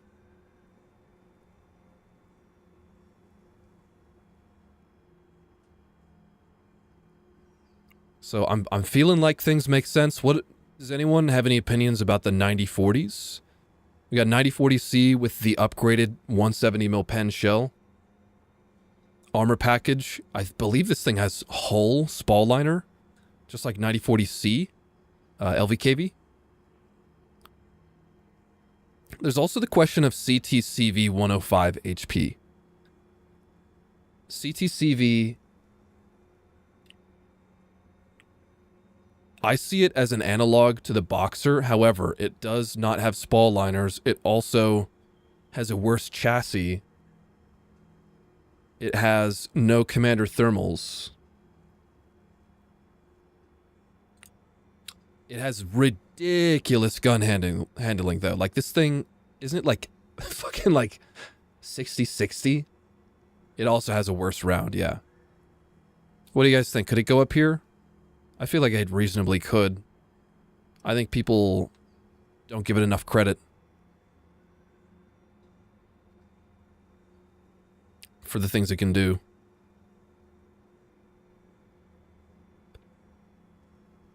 Mm. 5-second autoloader. Yeah.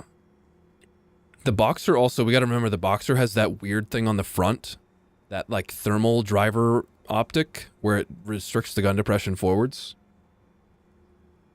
Ah, yes, it also has way worse optics, yeah, overall, CTCV.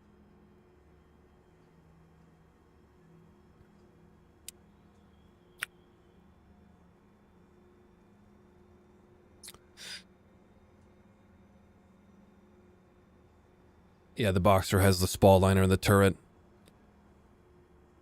Challenger is good. This is all good.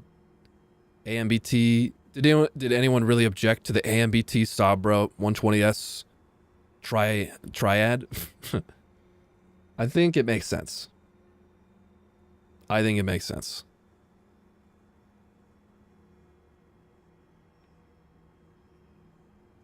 They all have their trade-offs and stuff. The 120S is definitely like measurably better, even though it does have the worst mobility. Just the turret is crazy. So that's good. 9040C, Maybe the 9040C could go up because the better penning shell, spall liners. Bill is kind of sad because it doesn't have a full speed stabilizer.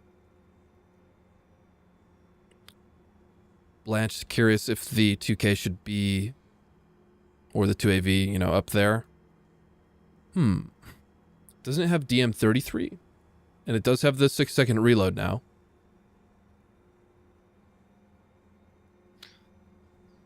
Yeah, Jacob, I thought that the 120S could also go higher, in my opinion, but I do agree with people saying the mobility trade-off between M1 and 120S kind of makes them on par.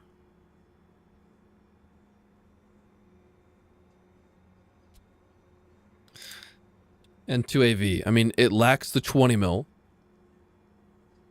The armor is, I would say, less trolly than the 2K, even though it's probably worse on paper.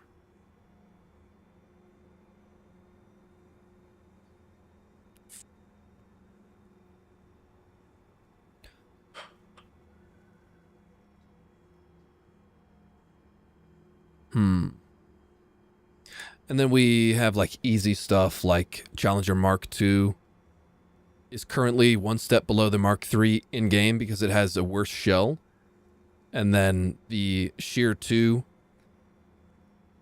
I think it makes sense for it to be one step below the Mark II because it has no thermals and a worse shell, right? Or the same shell?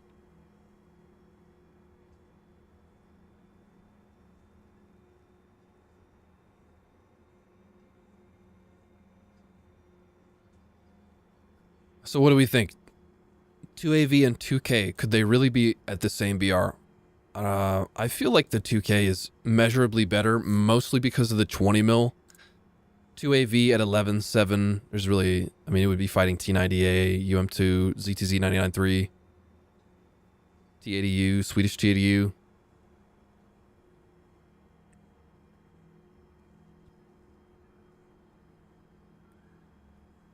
It's got, you know, classic good Leopard mobility. Does have protected ammo. In my opinion, the 2K is definitely better.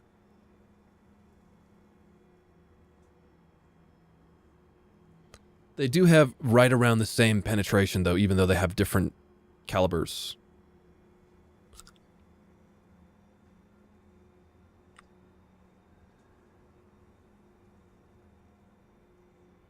Because what is 2AV is like 10.0 right now, right? So this is the separation of 2AV and 2A4 already present in the live server. Which, you know, I haven't really been mad about, personally. And there's also CCVL XM8. Let's go take a look at these things really quick. So I believe there is a shell difference. M833, 395 mils a pen versus, I think it's C76, or no, 774, 372. So there's really not a huge difference in pen.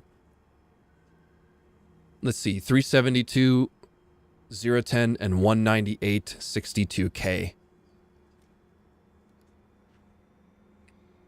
Yeah, there's really not a huge difference. 395, 213. Going from the top left corner of the stats for pen to the bottom right corner.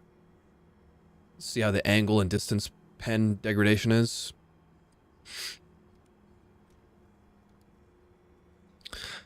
The XM8 can technically take the level 3 armor package, which makes it, you know, way more armored than... Oh, it's already in there. Than the CCVL. Not, you know, really making a huge difference. I mean, it adds 6 tons. I personally keep it demounted. CCVL. They both have a 5-second reload. They both have... XM8 has 2 more rounds in the first stage. 3 to 10 with no commander. 3 to 10 with a 2.5 to 10 commander, which is Gen 1, Gen 1. We got 15 reverse, 17.6 tons, 19.5 tons, slightly uprated engine, 70, 72. What do you guys think? Should these two vehicles really be differentiated?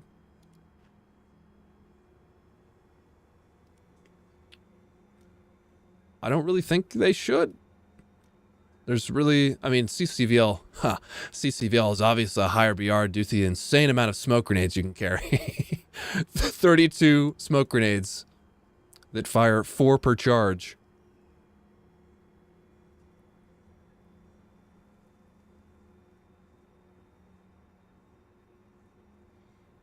The Uggos. So, you know, Gaijin is just doing, also CCVL doesn't have a 50 cal. Anyways, Gaijin is just doing that thing where they give one vehicle arbitrarily, you know, just a worse shell than the other. Just to differentiate them in BR because they wanted to. Just because they wanted to. That is all.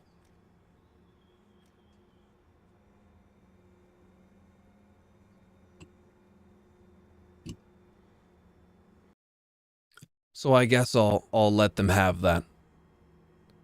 The XM8 is 9.7 and the CCVL is 10.0. Jakob. Yeah, much love, George. He's free.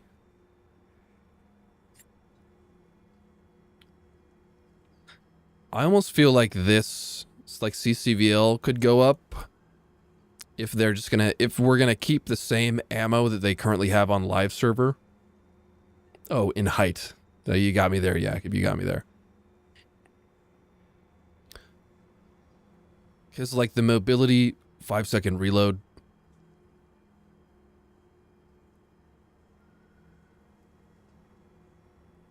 Would anyone cry a lot if I did that? And then here's something interesting too. We have T-72B 89 with contact 5 and T-72B with contact 1. 2S25, 3BM 42, great mobility.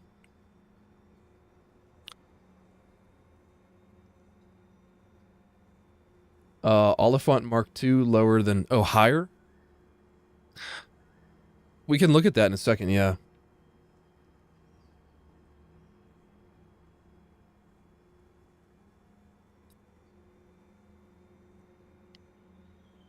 Type 16, crazy optics. It has the same optics as the Type 10. And it has a 430mm pen shell with decent gun handling. Yeah, Aldo, I agree. But then again, like, I was maybe considering the B89 going up here because of the contact 5.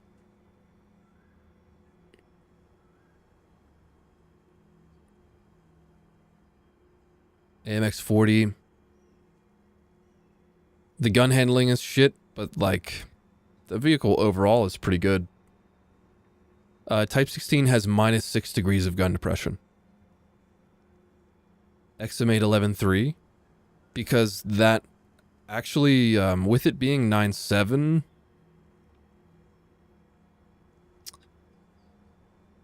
I don't know, I just feel like they're better than what Gaijin gives them credit for, really. 5-second reload, Gen 1 thermals. The XM8 is actually lighter than the CCVL in-game.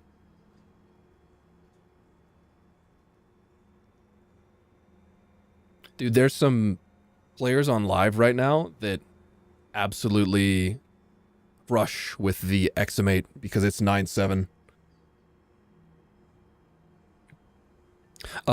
The BRs for the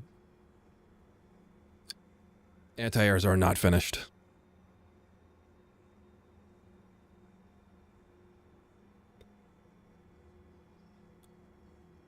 I'm currently focusing on doing a pass on all of the MBT's light tanks and tank destroyers and stuff, and then we're going to talk about the anti-airs.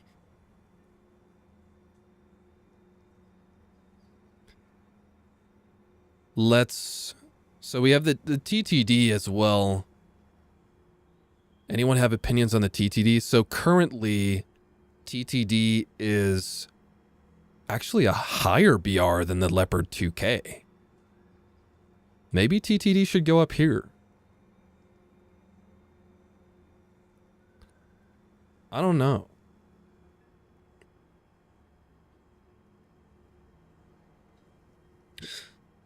TTD, let's take a review on this thing. Not many people play it. And yes, it has no machine gun, which is a very sad moment. 10-3. Doesn't it get Gen 1 thermals? Very good gun handling. 36-35 gun handling, aced. The armor, I know this from experience, can actually protect you frontally from a 2S38 spam, which is crazy. 3 to 8 optics, 3 to 10 on the commander, 16 rounds, protected ammo, 105 DM63, 430 mils pen. We get 7131 with 1250 horsepower, 40 or 58.3 tons, which is actually, it's not as mobile as you would think. And yeah, it has no machine gun, which is actually quite a detriment to its effectiveness, in my opinion. Machine guns are actually very useful in War Thunder for a variety of reasons.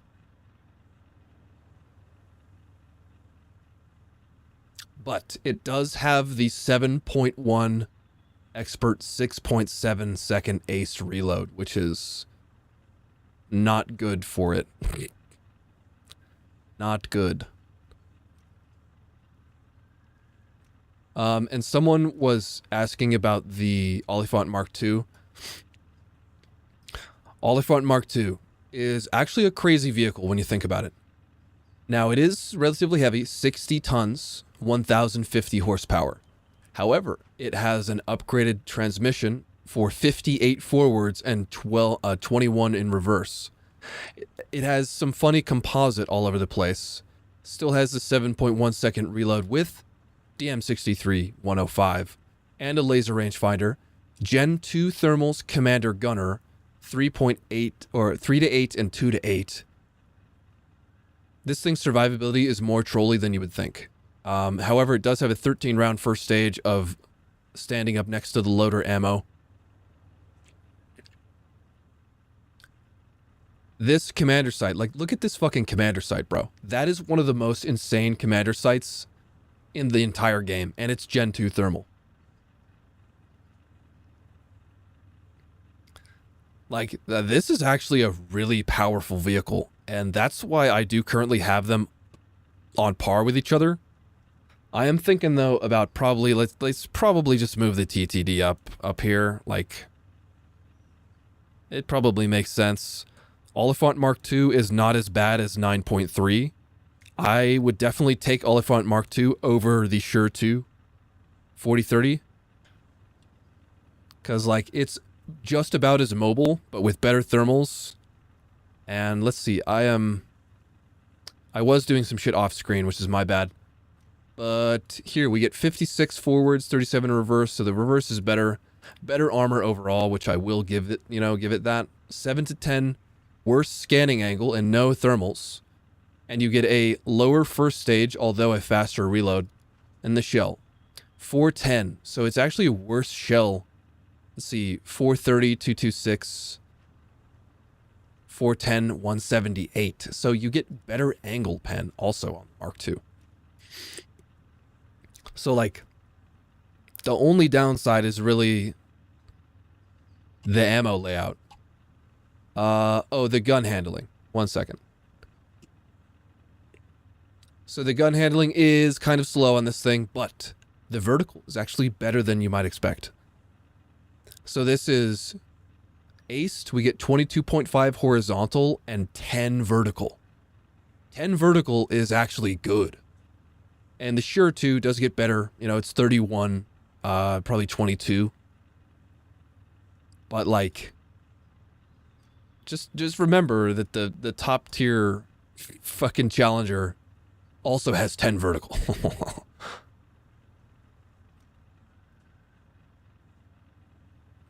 So the Olifant, it definitely deserves more credit than it gets.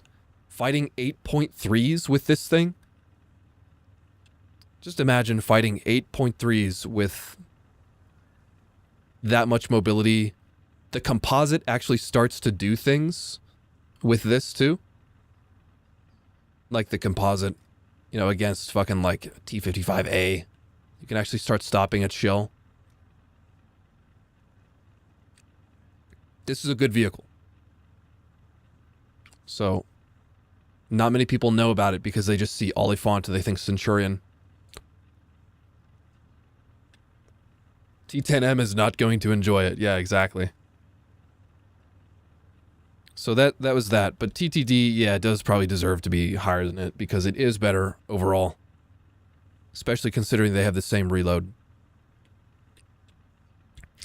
Now we got some quirky vehicles like the QN506. I mean, QN could maybe go up here. I had the ZBD up here, so I thought the QN was worse than it. Interesting to see what you guys think about that. I gotta probably just go pee for 1 second. So let's just have this looking right over here. I'll be back in like 2 minutes. Very quick.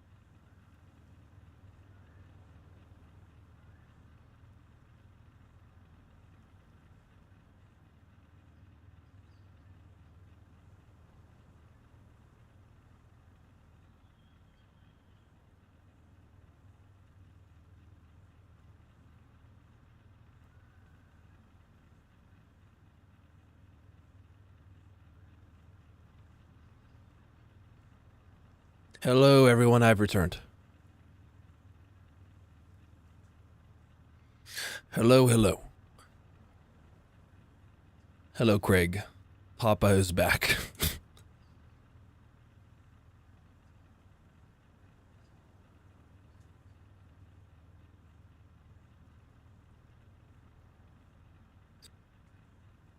Yeah, QN506. Let's just leave the QN506 there for now. Vextra 105.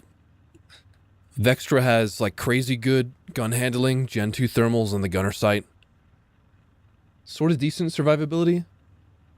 Dude, Connor, right? Is a beautiful thing, isn't it? This is Affinity Designer, not Photoshop. I think it's a better program than Photoshop, but Photoshop does have some fancy AI shit, I guess. The cool thing about this is like I'm in vector mode right now. And you can just switch over to a pixel editing workspace too and like marquee select things. All of these elements in the background are vector, which is quite nice. These are, you know, just imported pixel assets. Anyways. I have not seen anyone really screaming and screeching and reeing about AMX 40 or Vextra, so I feel like I'm good there. What about Merkava Mark II-D, though? Does anyone feel like these could go up? Mark II-D and Mark II-B, those have like 40-20 gun handling, or like 40-15, 40-10. And yeah, Designer is a one-time $50 purchase. It's a pretty based program, actually. It's like legitimately very based.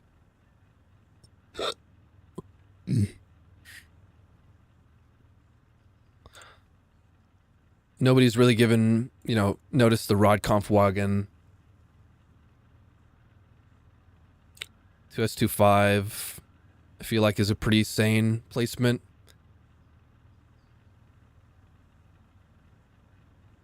The Merkava should probably be at 11.7.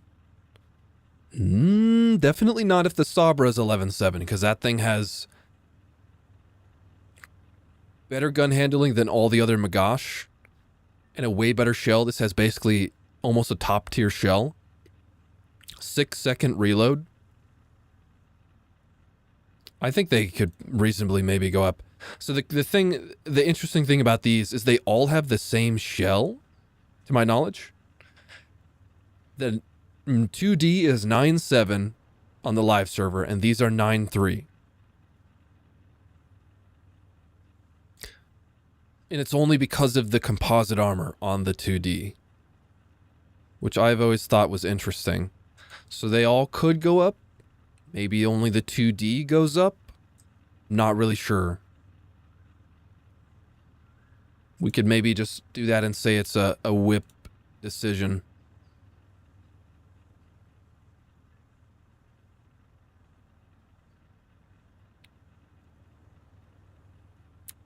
Are they really on par with, for example, the Leopard 2AV? No. I don't. On par with the Challenger Mark II? No. Maybe only the 2D.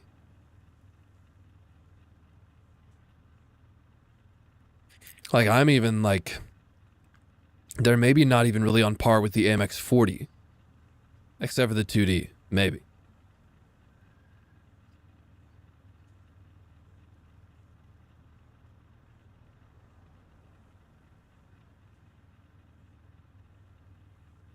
It's an interesting thing. Maybe I'll just say those two are whip. Look at what they fight in a full down tier. This is not completed yet, but we got 10-0 here.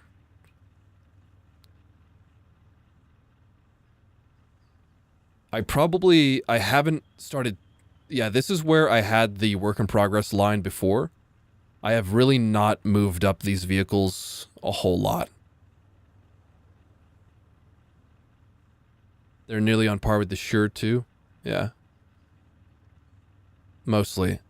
Like, for example, Strizwang 105 is an interesting vehicle to be all the way down here. It probably realistically would go up here once I get down to it.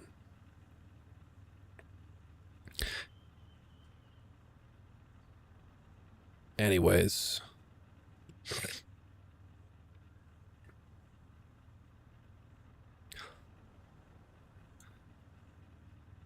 Let's see. The T-72B 1989, no thermals, contact 5. T-72B, contact 1, no thermals.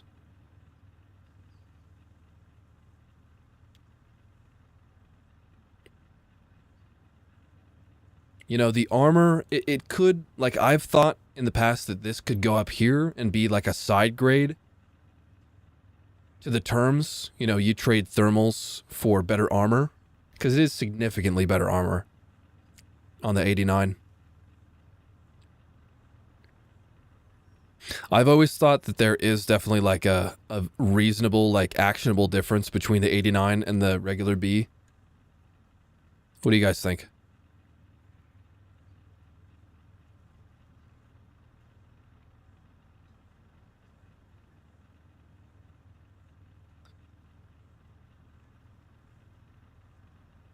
And then there's like, yeah, 40-30, no thermals.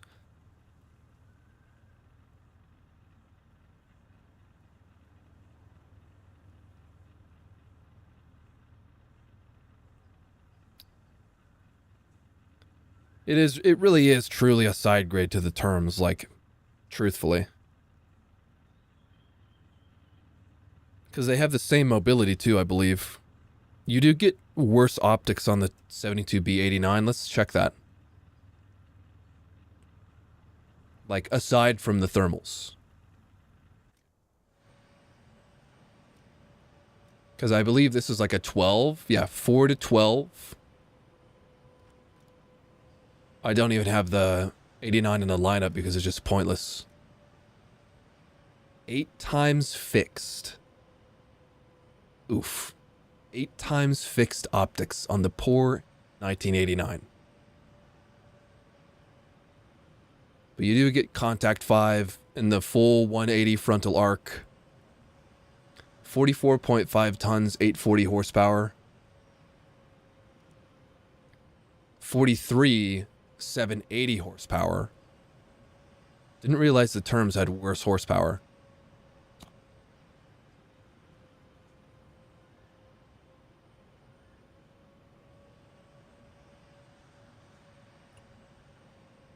Yeah, interesting.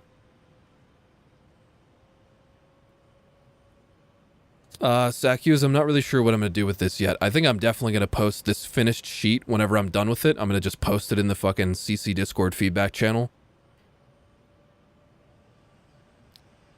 Just like unzipping and flopping it out on the table, you know? Just like, what's good? Did the work for you.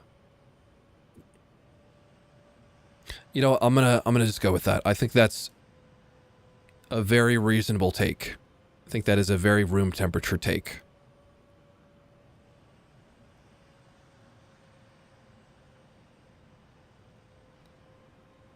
And then T64B, I was almost tempted to put T64B on the same BR as 72B, but I do realize that the armor is different on the 64. It's just like the gameplay is mostly the same. I'm doing the thing again where I forget the thing.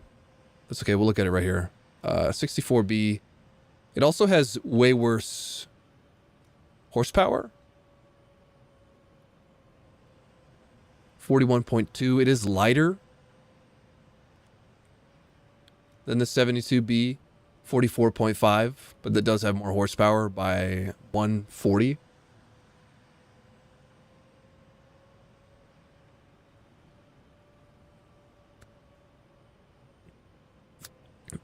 There's something in my eye, god damn it. This is 24 and 3.5.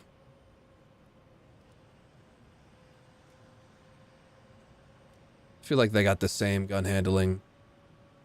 24 and 3.5. It definitely has worse armor overall, though, I believe. And this also has better optics, 3.9 to 9. That's interesting.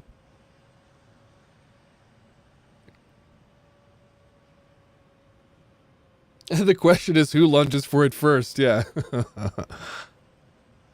And yeah, I do also want to make a video using this.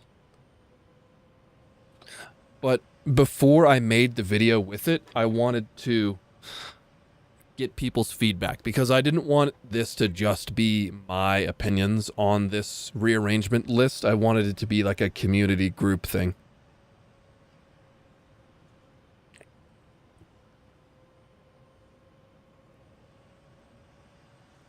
Oh yeah, Zacuse, that's pretty much a given. Like, if we got 14.0 ground, we would pretty much reset air to what its air BRs are, and then still adjust some things, because there would be some things that need to be adjusted. But it would be easier than, it would be pretty easy.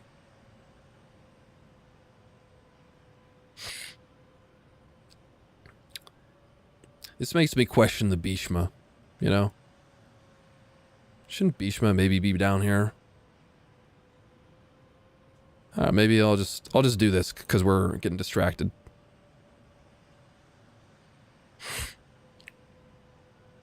Okay. We were talking about the Russian MBTs. T-72B, Bradley, XM8. I think we're looking pretty sane over here. QN506 seems fine too because it is pretty limited in capability. Although fighting 10-3s with fire and forget missiles, they're not really the craziest fire and forget missiles anyways. Not focusing on anti-airs right now too, by the way. We're going to do those later. VBCI-2, I think, is an extremely cracked vehicle. And it could even maybe go up here. Like, for me, I would prefer to be in a VBCI-2 over a Puma. But I know that capability, protection, survivability-wise, the Puma is statistically better than the VBCI-2. And I know a lot of you guys out there have kind of like hate boners for 30 mil.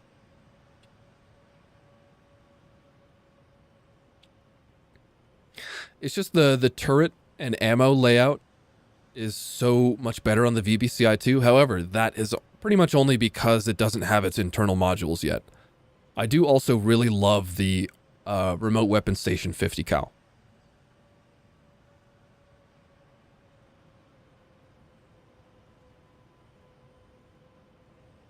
VBCI-2, I think it's in like 116 pen or something.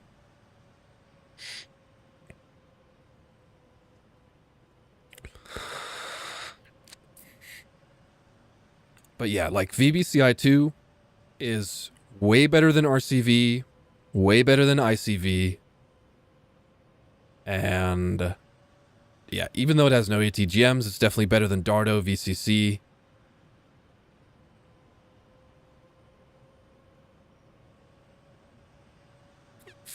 So let's go with that for now. ZLT-11 is an interesting one because it has no commander fire control, but it has like a 581 pen shell. So like overall for me, I would rather be in a Type 16 prototype. I don't know if I really want to put the ZLT down though, because of it.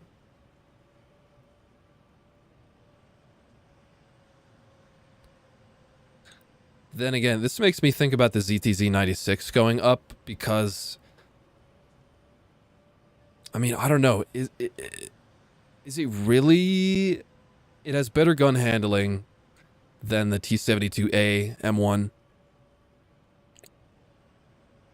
Has actually, like, the funny part about the ZTZ-96 is the reverse gear is like nearly like 9 or 8 or something.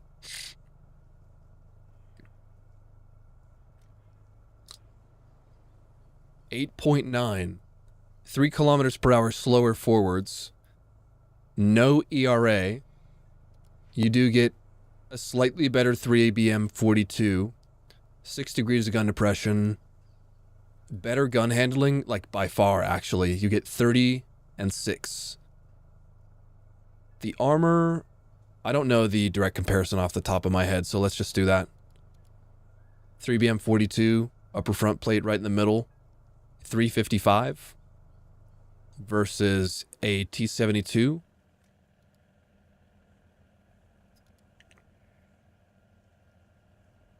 Oh, it's actually very comparable. Turret on T-72, the cheeks, you know, the part where you don't want to hit, is around 620.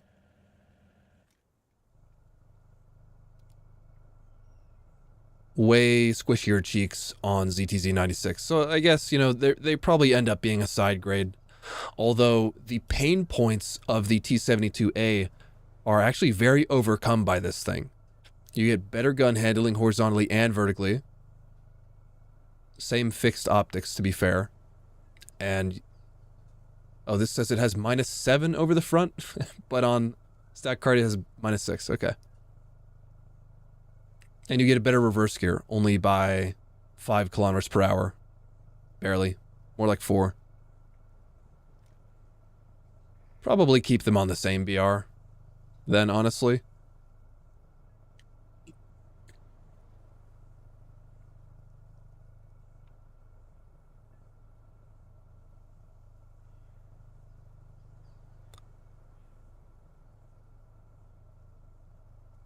Where do I think VBCI goes compared to VBCI 2? I haven't really played much of the VBCI, but let's see. Where did I put the VBC PT2? So this is where I haven't actually, like, done stuff. A lot of these things are like a mishmash of being moved and not being moved.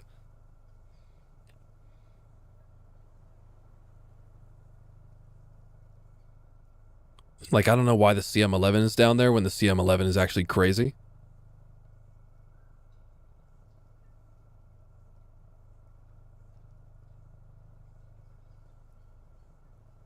It should be 2 below the... Yeah, because it's definitely, like, way less effective overall.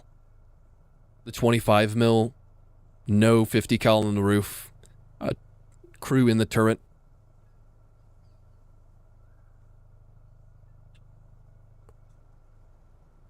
And you mean 2 steps, right, Mike? So like 1, 2 steps.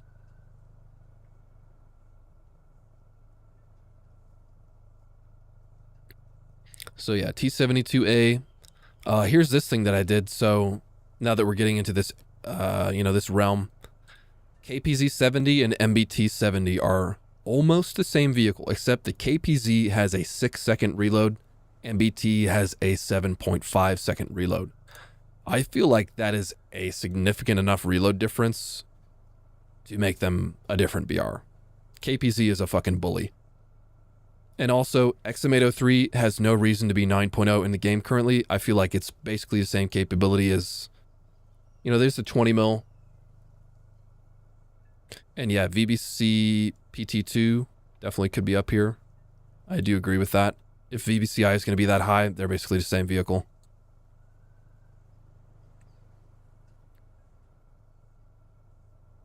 Centauros. Currently, if I were to go based off of the in-game... No, Storm Rapper, I just explained what. This one has a 6-second reload, and this one has a 7.5-second reload. Massive difference in capability. Centauro 105 Ramor would be up here if I followed what's going on in, like, the game, because it's 9.7 compared to this thing being 9.3.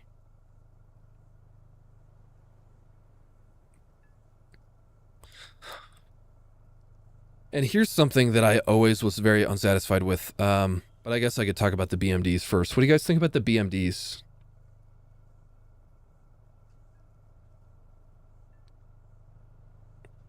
Yeah, rubbish. I'll show you. Here's a BMP-2M here, 11.7 sitting with those things, and the 2S38 is over here. But it is work in progress. So BMD 4M. I do agree that they could definitely go up. 5-second reload on the ATGMs. Insane mobility. Gen 2 thermals. Definitely in the same class as the 2S25 for me.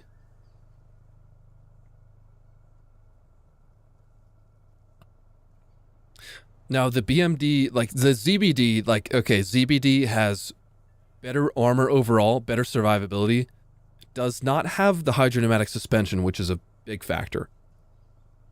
This has 8 ATGMs with a 4-second reload.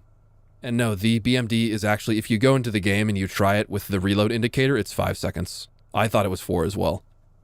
This has 4 ATGMs at 4 seconds reload, and this has 4 at 5 and 8 at 4. And it has APFSDS as well, APFSDS. BMDs still only have APDS.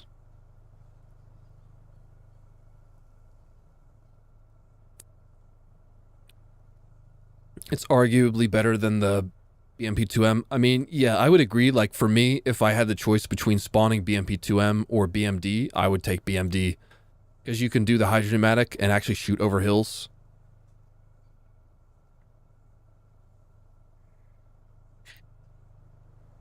I feel like if they got APFSDS, Like, we're assuming that the vehicle stays with the shells that it has in this whole sheet. We're not going to theory craft and change the shells that things have. We're just going to keep with what they got.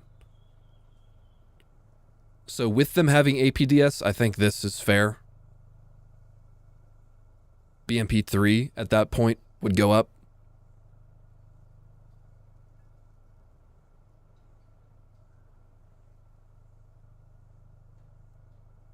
The rubbish, if you communicate your problem with the vehicle placements effectively, then I'll hear you out. But if you're just like, why? Then I don't know what you're actually talking about. Anyways, Roycat 105, Roycat MTTD. They might even be worthy to go up here because they do have thermals.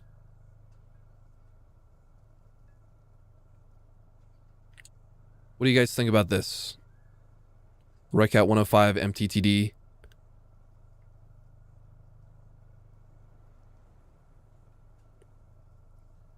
I would say overall they are, even though Type 16s have Gen 3 thermals and better survivability overall, 105 and MTTD do have better gun depression.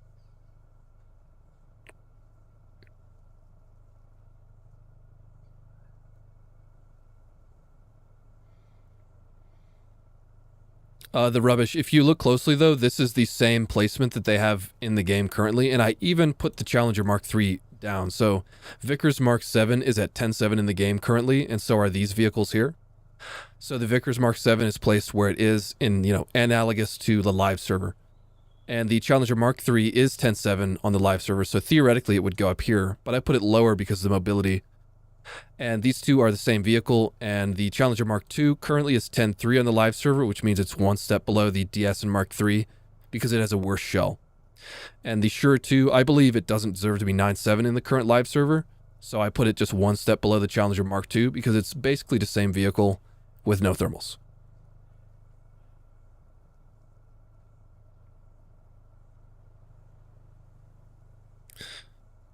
What were we talking about? The fucking... Oh, yeah, Roycat. Mobility, gun handling, reload, shell. Have I gotten to the big light yet? Oh, there it is.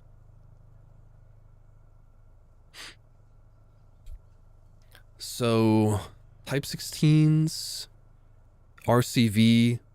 RCV and ICV should definitely be one step below VBCI2 for sure. I saw someone earlier talking about how the RCV should go lower because of the limitation angles based on the commander optic thingy. I don't think it matters that much. You do also get 2 extra crew, and the mast can be useful for scouting.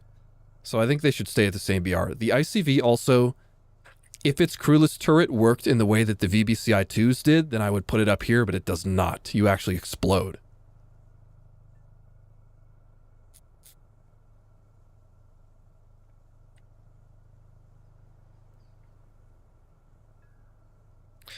So I think I'm happy with that.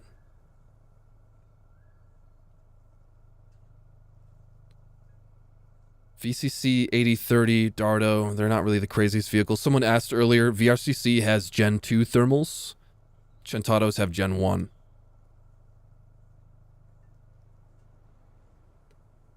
Also, Bio, you wanted to see the top tier stuff. I did already, like, I started the stream, actually 4 hours ago now. We started at 14.0 and we worked our way down, talking everything through.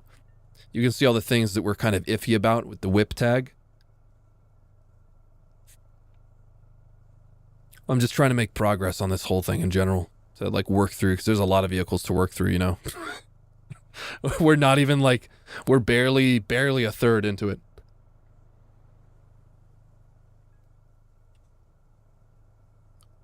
So.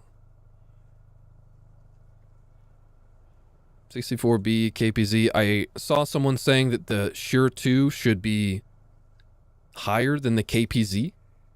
Does anyone else want to weigh in on that? I have not gotten down to the IS2 BR yet, Spectral. or the IS-3.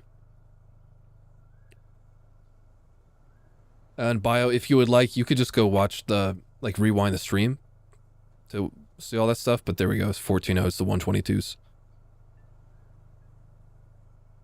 Rubbish, I could eventually add theoretical vehicles like that too, but I want to finish the whole rebalancing first. So 4030 KPZ. KPZ has better mobility than the 4030, and honestly, they probably have equivalent armor for how trolly the KPZ can be.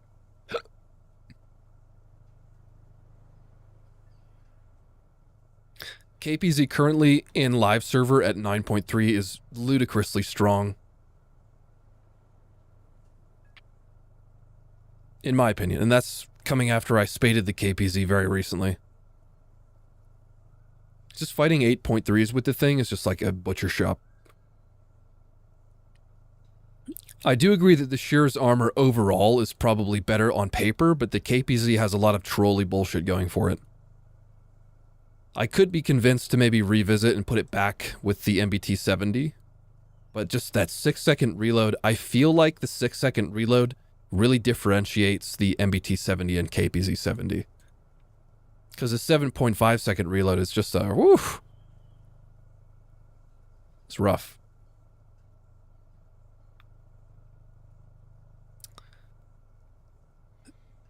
And in that regard, what do you guys think about things like Galbatosh, Magash 7C? Like, could they go higher? Because currently on live server, they're chilling with the Merkava Mark 1 and 2.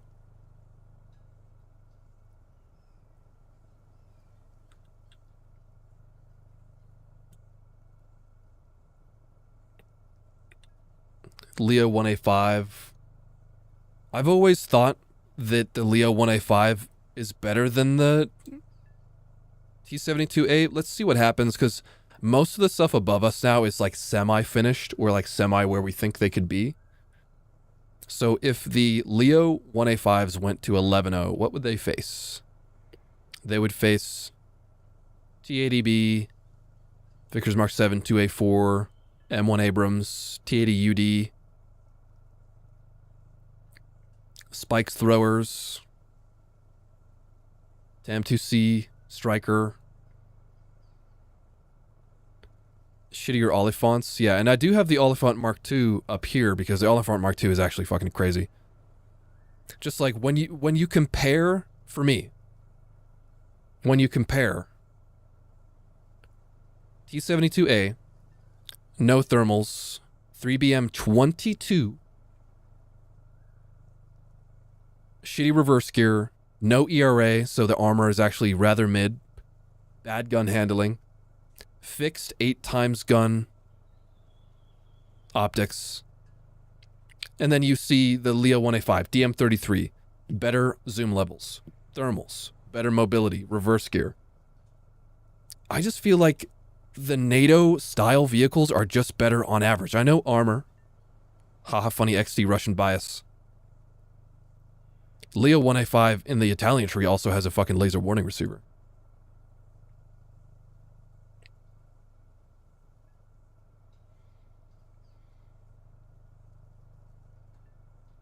Yeah, Vonti, that is true about the 7C. It does have the shitty optics compared to the other Magash type things. And then these 6C and 6B, they have the 750 horsepower engine still.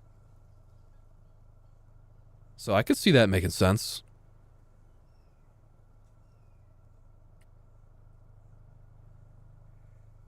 Yep, unfortunately, a lot of players don't know where to shoot. That is a thing. What do you guys think about the 9040B, 9035 DK? Do you think they could be higher than a T-72? Oh yes, rubbish. Affinity Designer is very based, and I would eventually release this project file when it's done. You could message me on Discord if you want.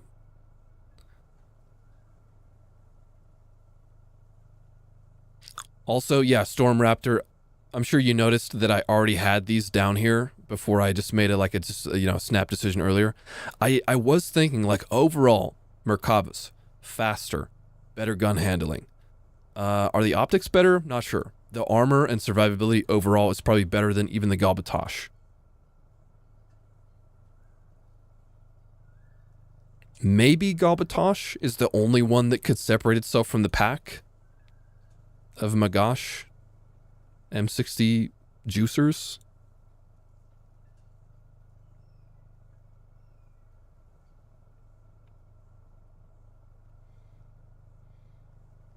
AMX-30 Super, however, AMX-30 Super is definitely better than T-72A. Anyone else?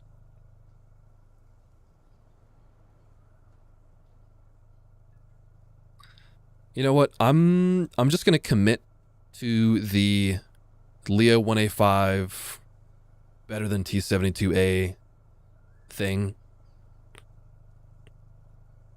But then again, I'm sure there's a lot of you that would think the TAM2IP is better than the Leo 1A5. TAM2IP has way better gun handling overall. No thermals though.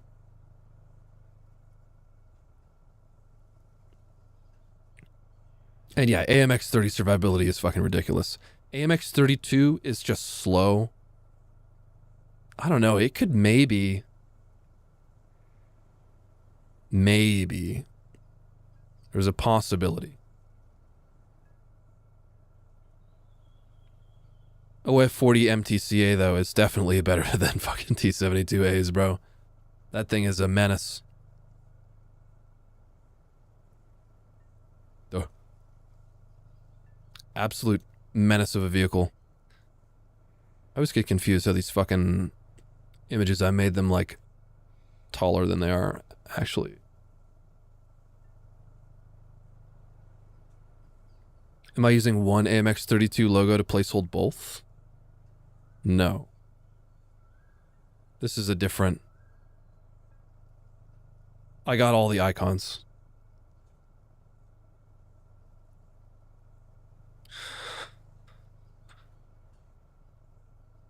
VBC...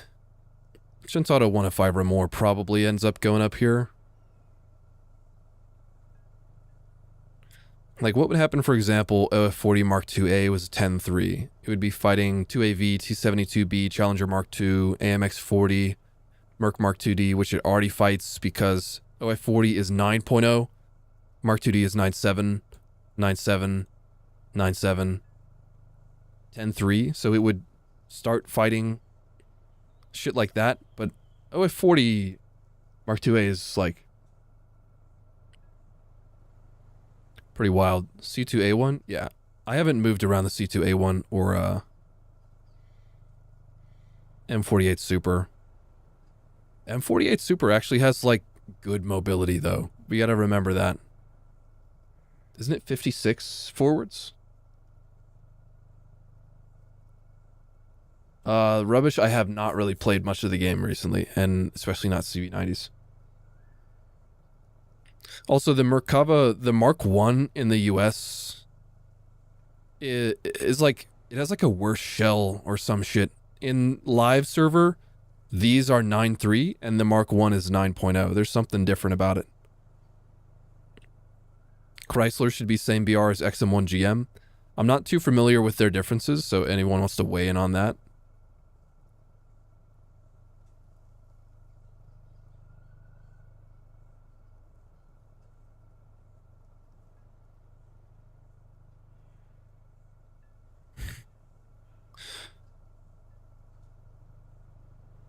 Let's see here. But then again, what do you guys think about Leo 1A5 being on par with 4030?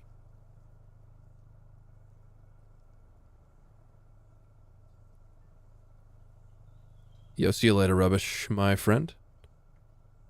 Good night, fellow gamer.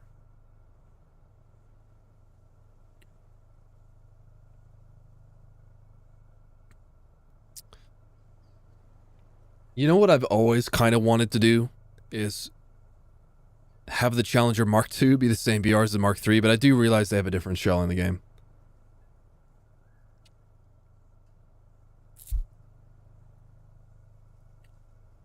AMX30 Super, true. Well, maybe AMX30 Super should just go up, up in BR.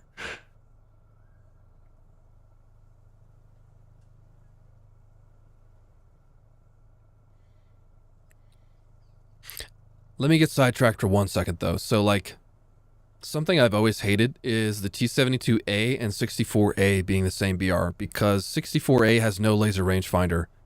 And I feel like that's just a huge disadvantage for the 64. But it still is, you know, almost the same chassis.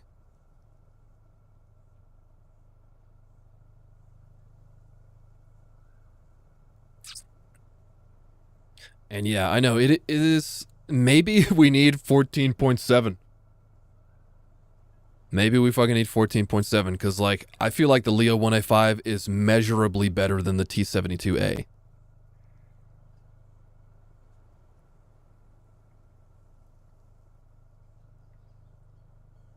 But then there's the 4030, which should not be on the same BR as the Charlie Mark II. Charlie Mark II can't go up because it's up here and then this. But, I mean, technically, it would make that rubbish guy angry, but they could go back to where they were. This is where they are on the live server. And then that could go, and then this could go. Does this tickle anyone's brain cells? Does this make anyone... Like, I don't know, man. I don't know. It could be a thing. Challenger 1s do have middling mobility.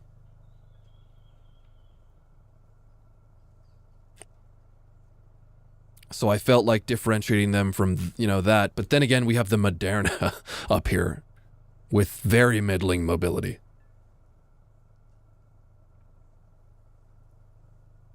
And the 120S. So, you know what? Yeah, I think that probably needed to happen for a minute. Now things make more sense.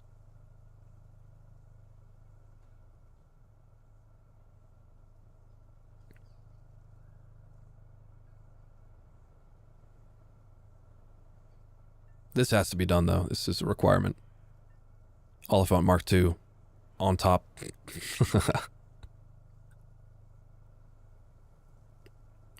And then Khalid. I think Khalid could...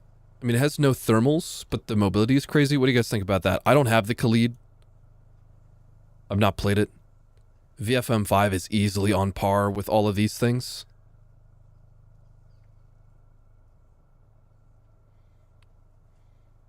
Chieftain Mark 10, shot call delay. Chieftain Mark 10 might even be reasonably, like, to go up. But there is a lot of other work that needs to be done too, so maybe I won't get that crazy.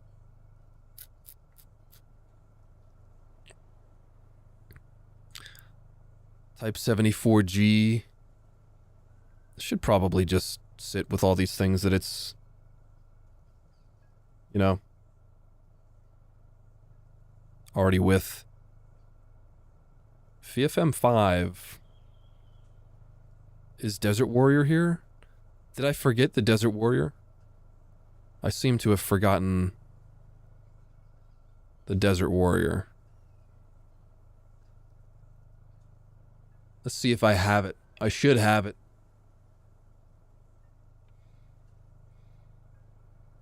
Oh yeah, I definitely have it. Here it is.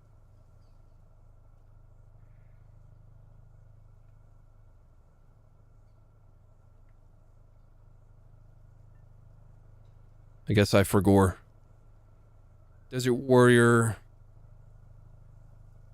Might as well just leave it here for now, because it is worse than the Bradley.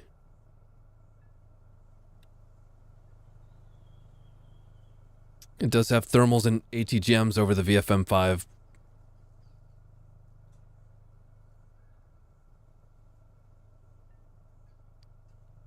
M48 Super, TAM2IP. TAM2IP, honestly, bro, like, any TAM2IP enjoyers here? The gun handling is crazy. I think that makes, like, 1,000,000% sense to put that up there.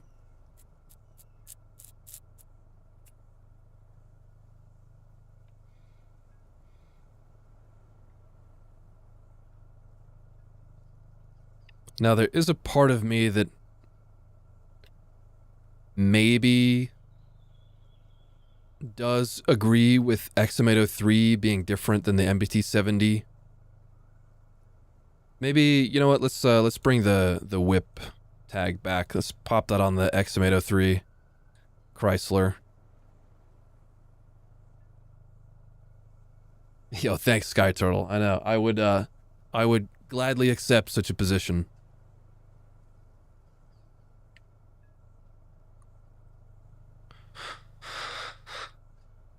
T62M1, one step lower than the 64A. Currently on the live server, they are the same BR. I don't think that 62M1 should be the same BR as its T72A, though. And T64 has markedly better armor than the 62M, probably mobility too. Stormer AD? There it is.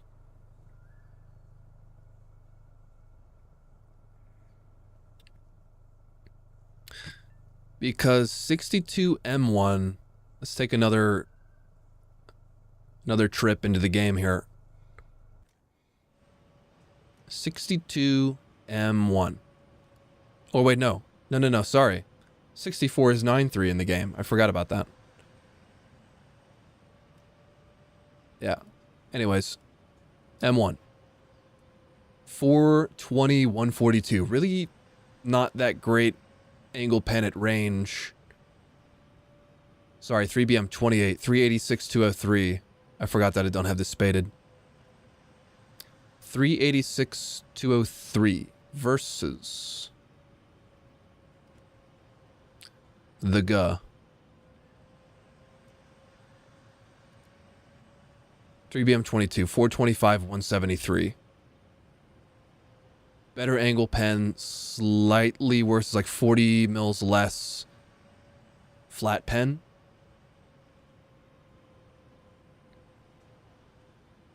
T62 reload, true. This is 7.1 seconds consistent reload. And then this is 8 seconds aced, 8.5 expert. The armor is going to be definitely worse. Definitely on the turret, especially from the front arc. You still have that completely bare bones T62 with like 55 mils of RHA on top of it. Barely doing anything for you. 30, 120, 100. Let's just see. Let's take like a NATO shell. Like TTS 774. 233.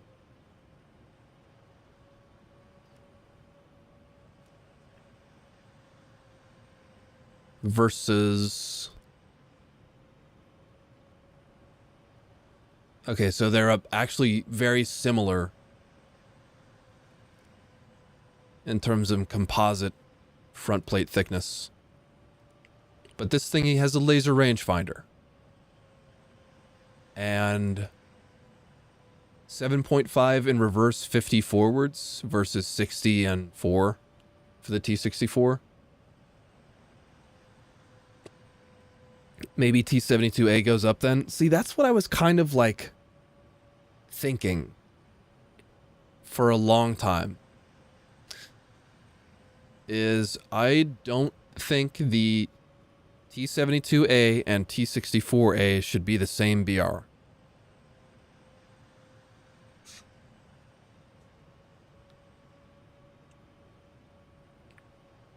Because 72A has a laser rangefinder, 3BM22. 64A has no laser rangefinder, 3BM22.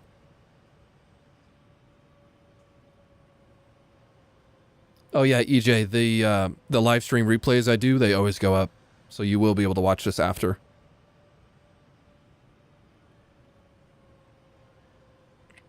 But again, yes, that puts 72A, if you move, well, if you choose to move the 72A up, you could also take the black pill and move the 64 down. And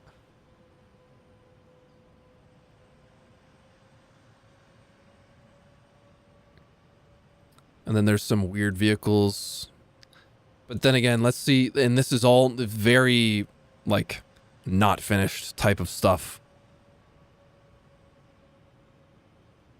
Like, for example, I haven't touched any of these things, really. I moved them up 1 BR, but that's like a very unfinished state. T-64A, 10-3 in this theoretical thing, facing 9-3 vehicles. Term 3. Chieftain Mark 5. So currently, for reference, in the game right now, Chieftain Mark 5 is 8.7. It does fight the T-64, not even in a full up tier. Also, much love, EJ. Appreciate it, man.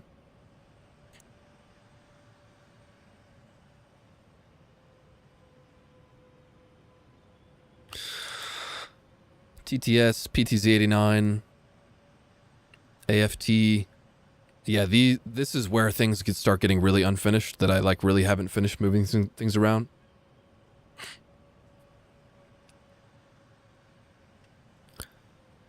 We could just go for the whip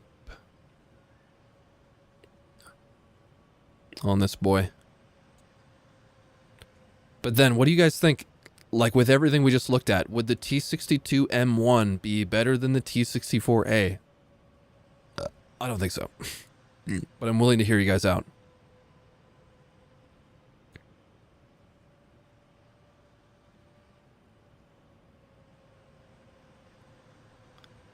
Techie, no. I'm not going to do the whole tree today. Probably going to leave soon, but, you know, it's been a good run. You would much rather have laser range finder than the 1 second of reload? I mean, same? Me too.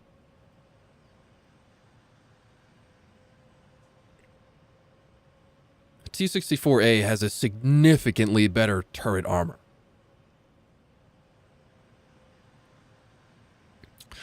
And CM11, by the way, CM11 has a 5-second reload with DM63 105. It is, however, an M48. And I believe it only has the 750 horsepower engine. So that makes me, like, I was tempted for a second to move it up here because of that 5-second reload. But then it would face, like, this stuff, which it currently doesn't. So this would actually be a very sane placement for it. Yeah, much love, Yutao. You change your mind, Cbev? So you mean, like, you think the T-62 could go up? Because you thought it had... I know, it used to have, like, a 10-second reload or some bullshit like that, right? Like a 9-something. Strizvong 105, however. Let's just take a refresher on the Strizvong 105. This is a vehicle that should not be forgotten and written off.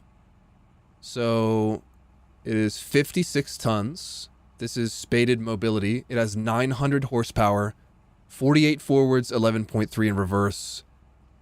Decent gun handling with 20 aced. And that is with modules, 20 and 10.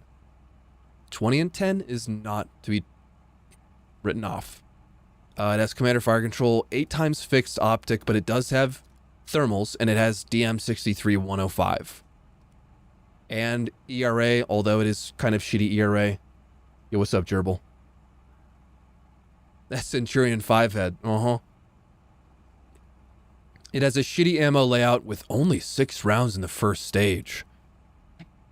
So, currently in the game, this vehicle is 9.3, which is putting it on par with the Leopard 1A5. I don't think that really checks out for me. So what I'm going to do is put it...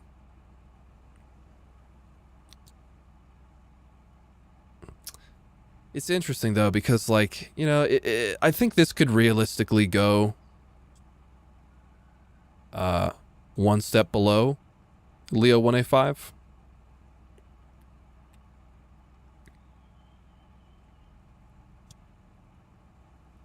Hey, Sky Turtle, if you want to see how I made my game look different, go check the description of this live stream.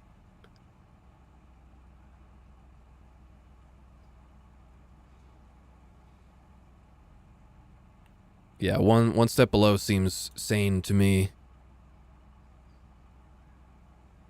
Sorry, I'm totally doing something on another screen. I forgot it. Let's see. Let me look at the OF40 Mark IIA quickly then.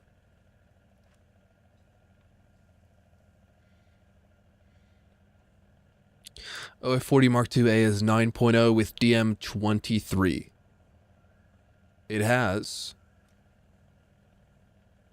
40-20 gun handling, which is like crazy. Sort of trolley turret armor, laser rangefinder, DM23. Worse mobility than I expected, but it's still 830 horsepower, 43 tons. It's actually not the greatest mobility.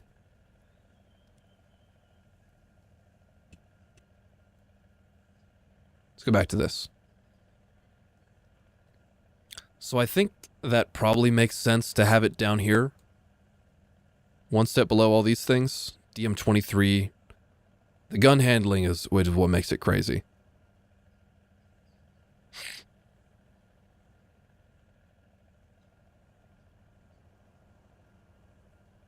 Shot call delay. I don't really know much about the shot call delay.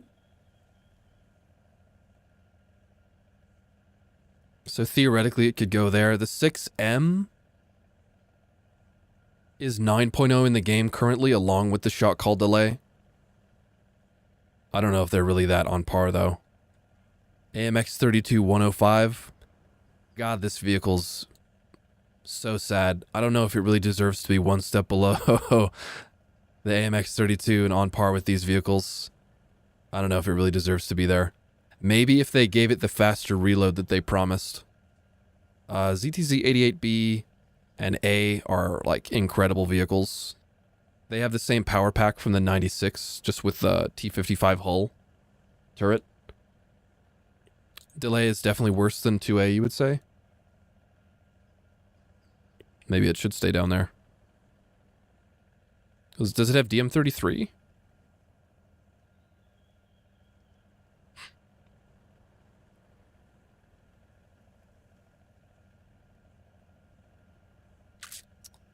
Type 74E. This is DM23, okay. Well, in that case, it definitely has worse mobility, worse gun handling, so it definitely makes sense for it to be a lower BR than that. TTS does have thermals. Shot call delay have thermals? I fucking forget. And now we're into a realm where things start to make sense. T55 AMD1, one step below the 62 T55. Leo 1 L44 can just go up here with everything else, obviously. M48 Super. Oh, the shot call delay does have thermals? Okay.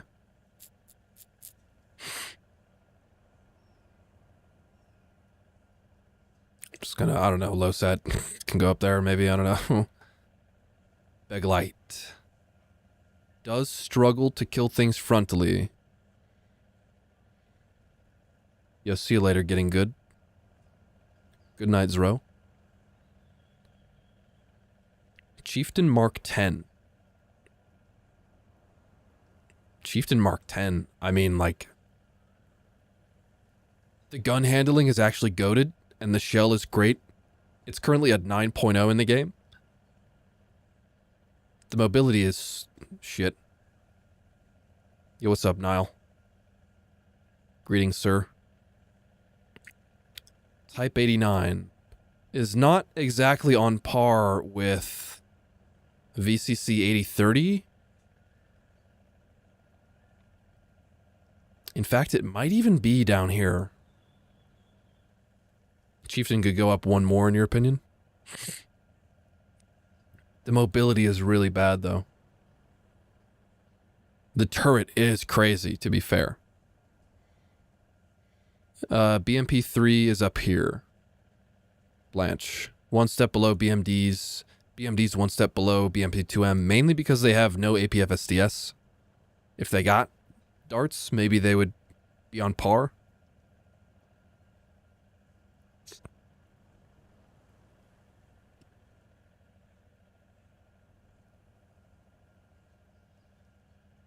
I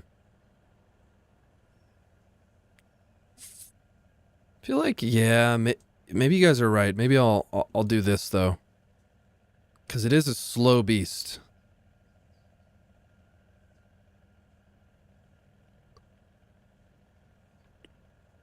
Currently, shot call delay is 9.0 and 55 AMs are 8.7.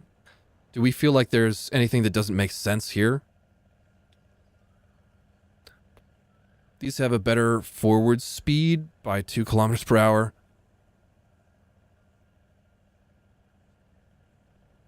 Better armor overall, probably. Bag light should be higher, you think? Maybe. We must remember that it does have APCBC.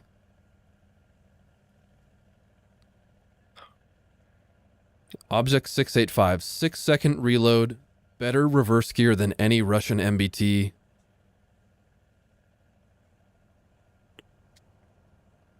Kind of shitty gun handling. I forget the shell that it has. It might even be valid to go above the 55 AMs. Where is this boy? 8.7 currently. 3BM 25, 335 100. That's a pretty bad shell.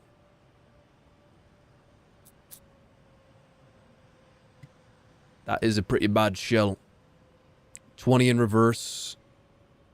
Probably 500 horsepower spaded. No, it's already spaded. 435. 455, sorry. Small text. 12 round first stage. 4 degrees gun depression. It's amphibious! Probably has a fixed optic 8 times. And no commander fire control.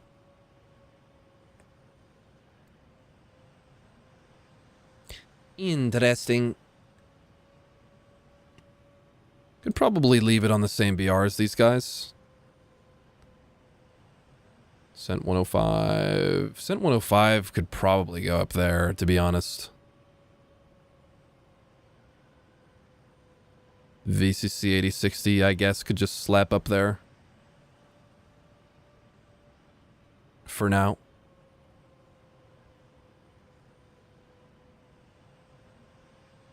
Yeah, the ammo racks on the back of the Object 685 are pretty fucking goofy.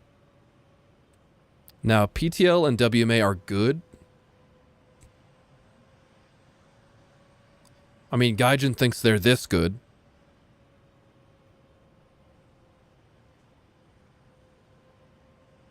But are they really? Because this is 9.0, these are 9.0.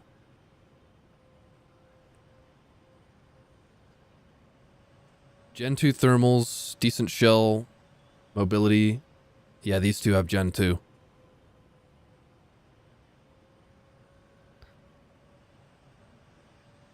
TTS with no ERA. Oh, that is an old icon.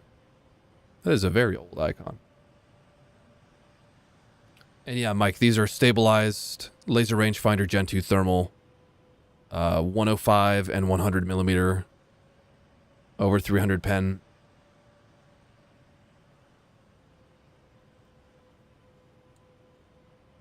Weasel, we'll just put it up here.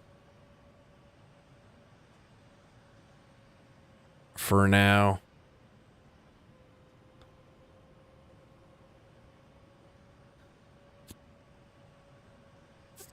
Difference between these and the Vextra. Well, the Vextra and the NATO wheeled things, they generally have more armor, better survivability. These things, however, they have 2 crew in the front, which is a fucking meme. They have the standard round standard reload of 7.1 expert. They have bad reverse gear and bad depression at -4. I think the reverse is maybe like -6. It's under 10.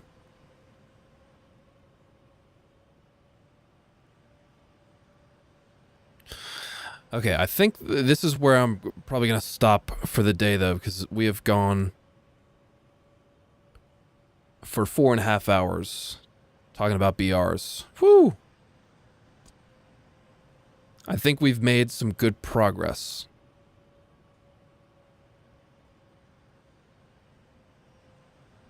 It's going to be interesting to move down through these vehicles and see if anything really needs to move.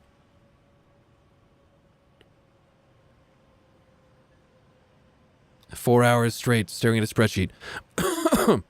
Which is funny because I actually did make a legitimate spreadsheet for this, but I thought the spreadsheet would be way too boring to look at.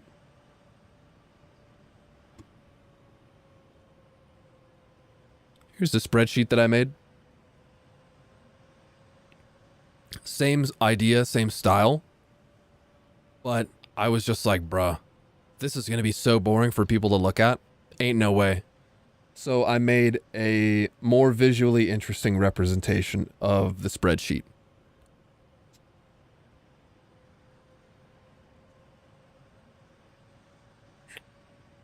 So.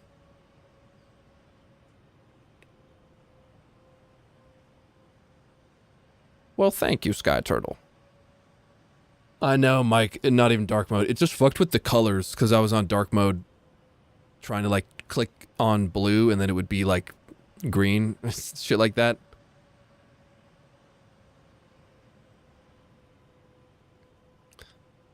But yeah, anyways, I'm pretty happy with the result for the better visual representation. It is quite comical that Gaijin cannot do this, and that is their job.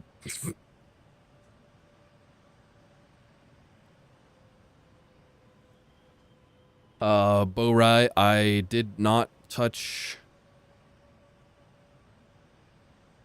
the bat chat. And AMX50 yet. They're still where they are. All of these things are where they are on the live server. This is pretty much the extent of where I've gotten to in the balancing.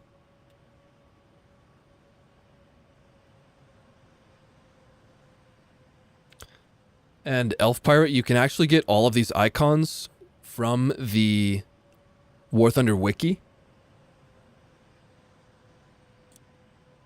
I made the cards, like, I downloaded the icons and I made the cards, like, myself. These are all, like, vector graphics things. These came from the War Thunder wiki, though, or you can get them from the War Thunder data mine.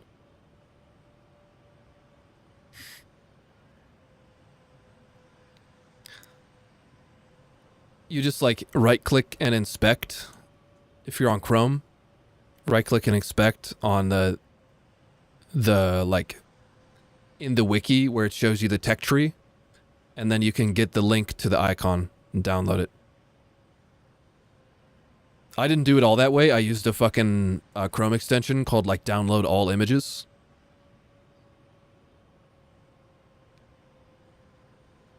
And yes, H, I did manually do this for all the vehicles. I know, it's quite silly. I probably could have asked, like, what's it called? Claude, like that AI that's, like, better for automation. I probably could have asked it to do it, but I don't know. Didn't really want to. Now I have all of them done, and now I have, like, if I just need to make one, I can just make one. And I have every icon queued up, ready, in case I need to remake something. Or, you know, all of that shit.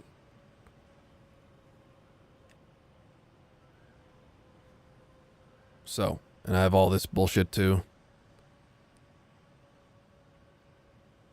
Even the naval icons.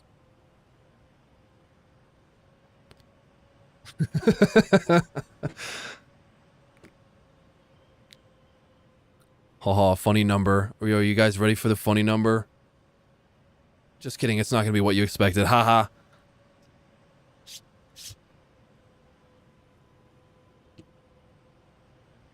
Yeah, sure, I could render the sheet and post it on my Discord. After the stream's over. Also, I didn't recreate this. I actually found this talisman icon through the data mine. And it's like, it's a fucking vector. So it's like infinite resolution. It's fucking so goofy.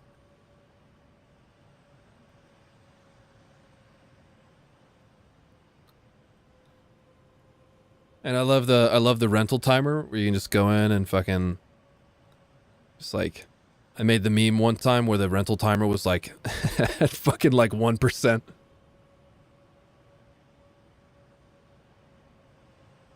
Great resources, Gaijin, right? I know. Oh yeah, Gaijin coin. Yeah. We got it all. Oh, website expanded that discount thingy. There we go. Huzzah, chat. Huzzah.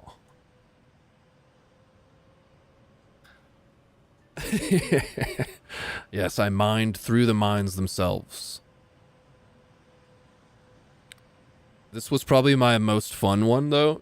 Making the badger seal emojicon. I'm tired. Don't talk to me. Remade it in vector. Who wants a 4K badger seal?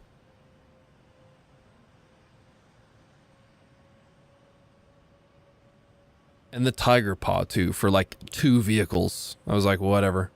I'll make it. What would I do to address KH-38 spam if I was John Gaijin? Make them cost a lot more and make the air spawn farther away in top tier. And make scouting vehicles less effective for reducing the total cost of an aircraft because the reduction that you get is just too much. And also probably increase the air CAS-BR to 13.0. That definitely needs to happen.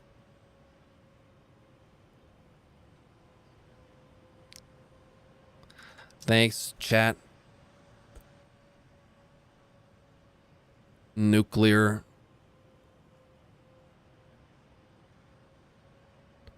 Oh, whoops. I think I had this slightly larger than it should be.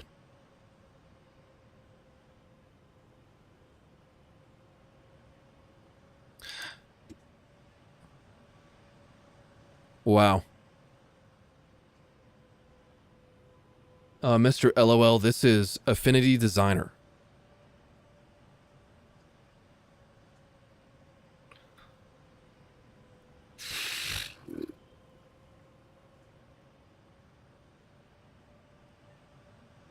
It is time for me to go. GG's. Thanks for playing along, everybody. Here we go. Let's get the... Yeah, there it is. The Independent. I don't need no Gaijin. And yeah, pink background. Because fuck you, that's why.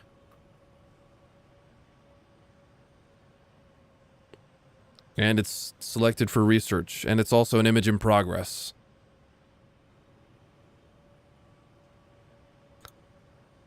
Bye-bye, everybody.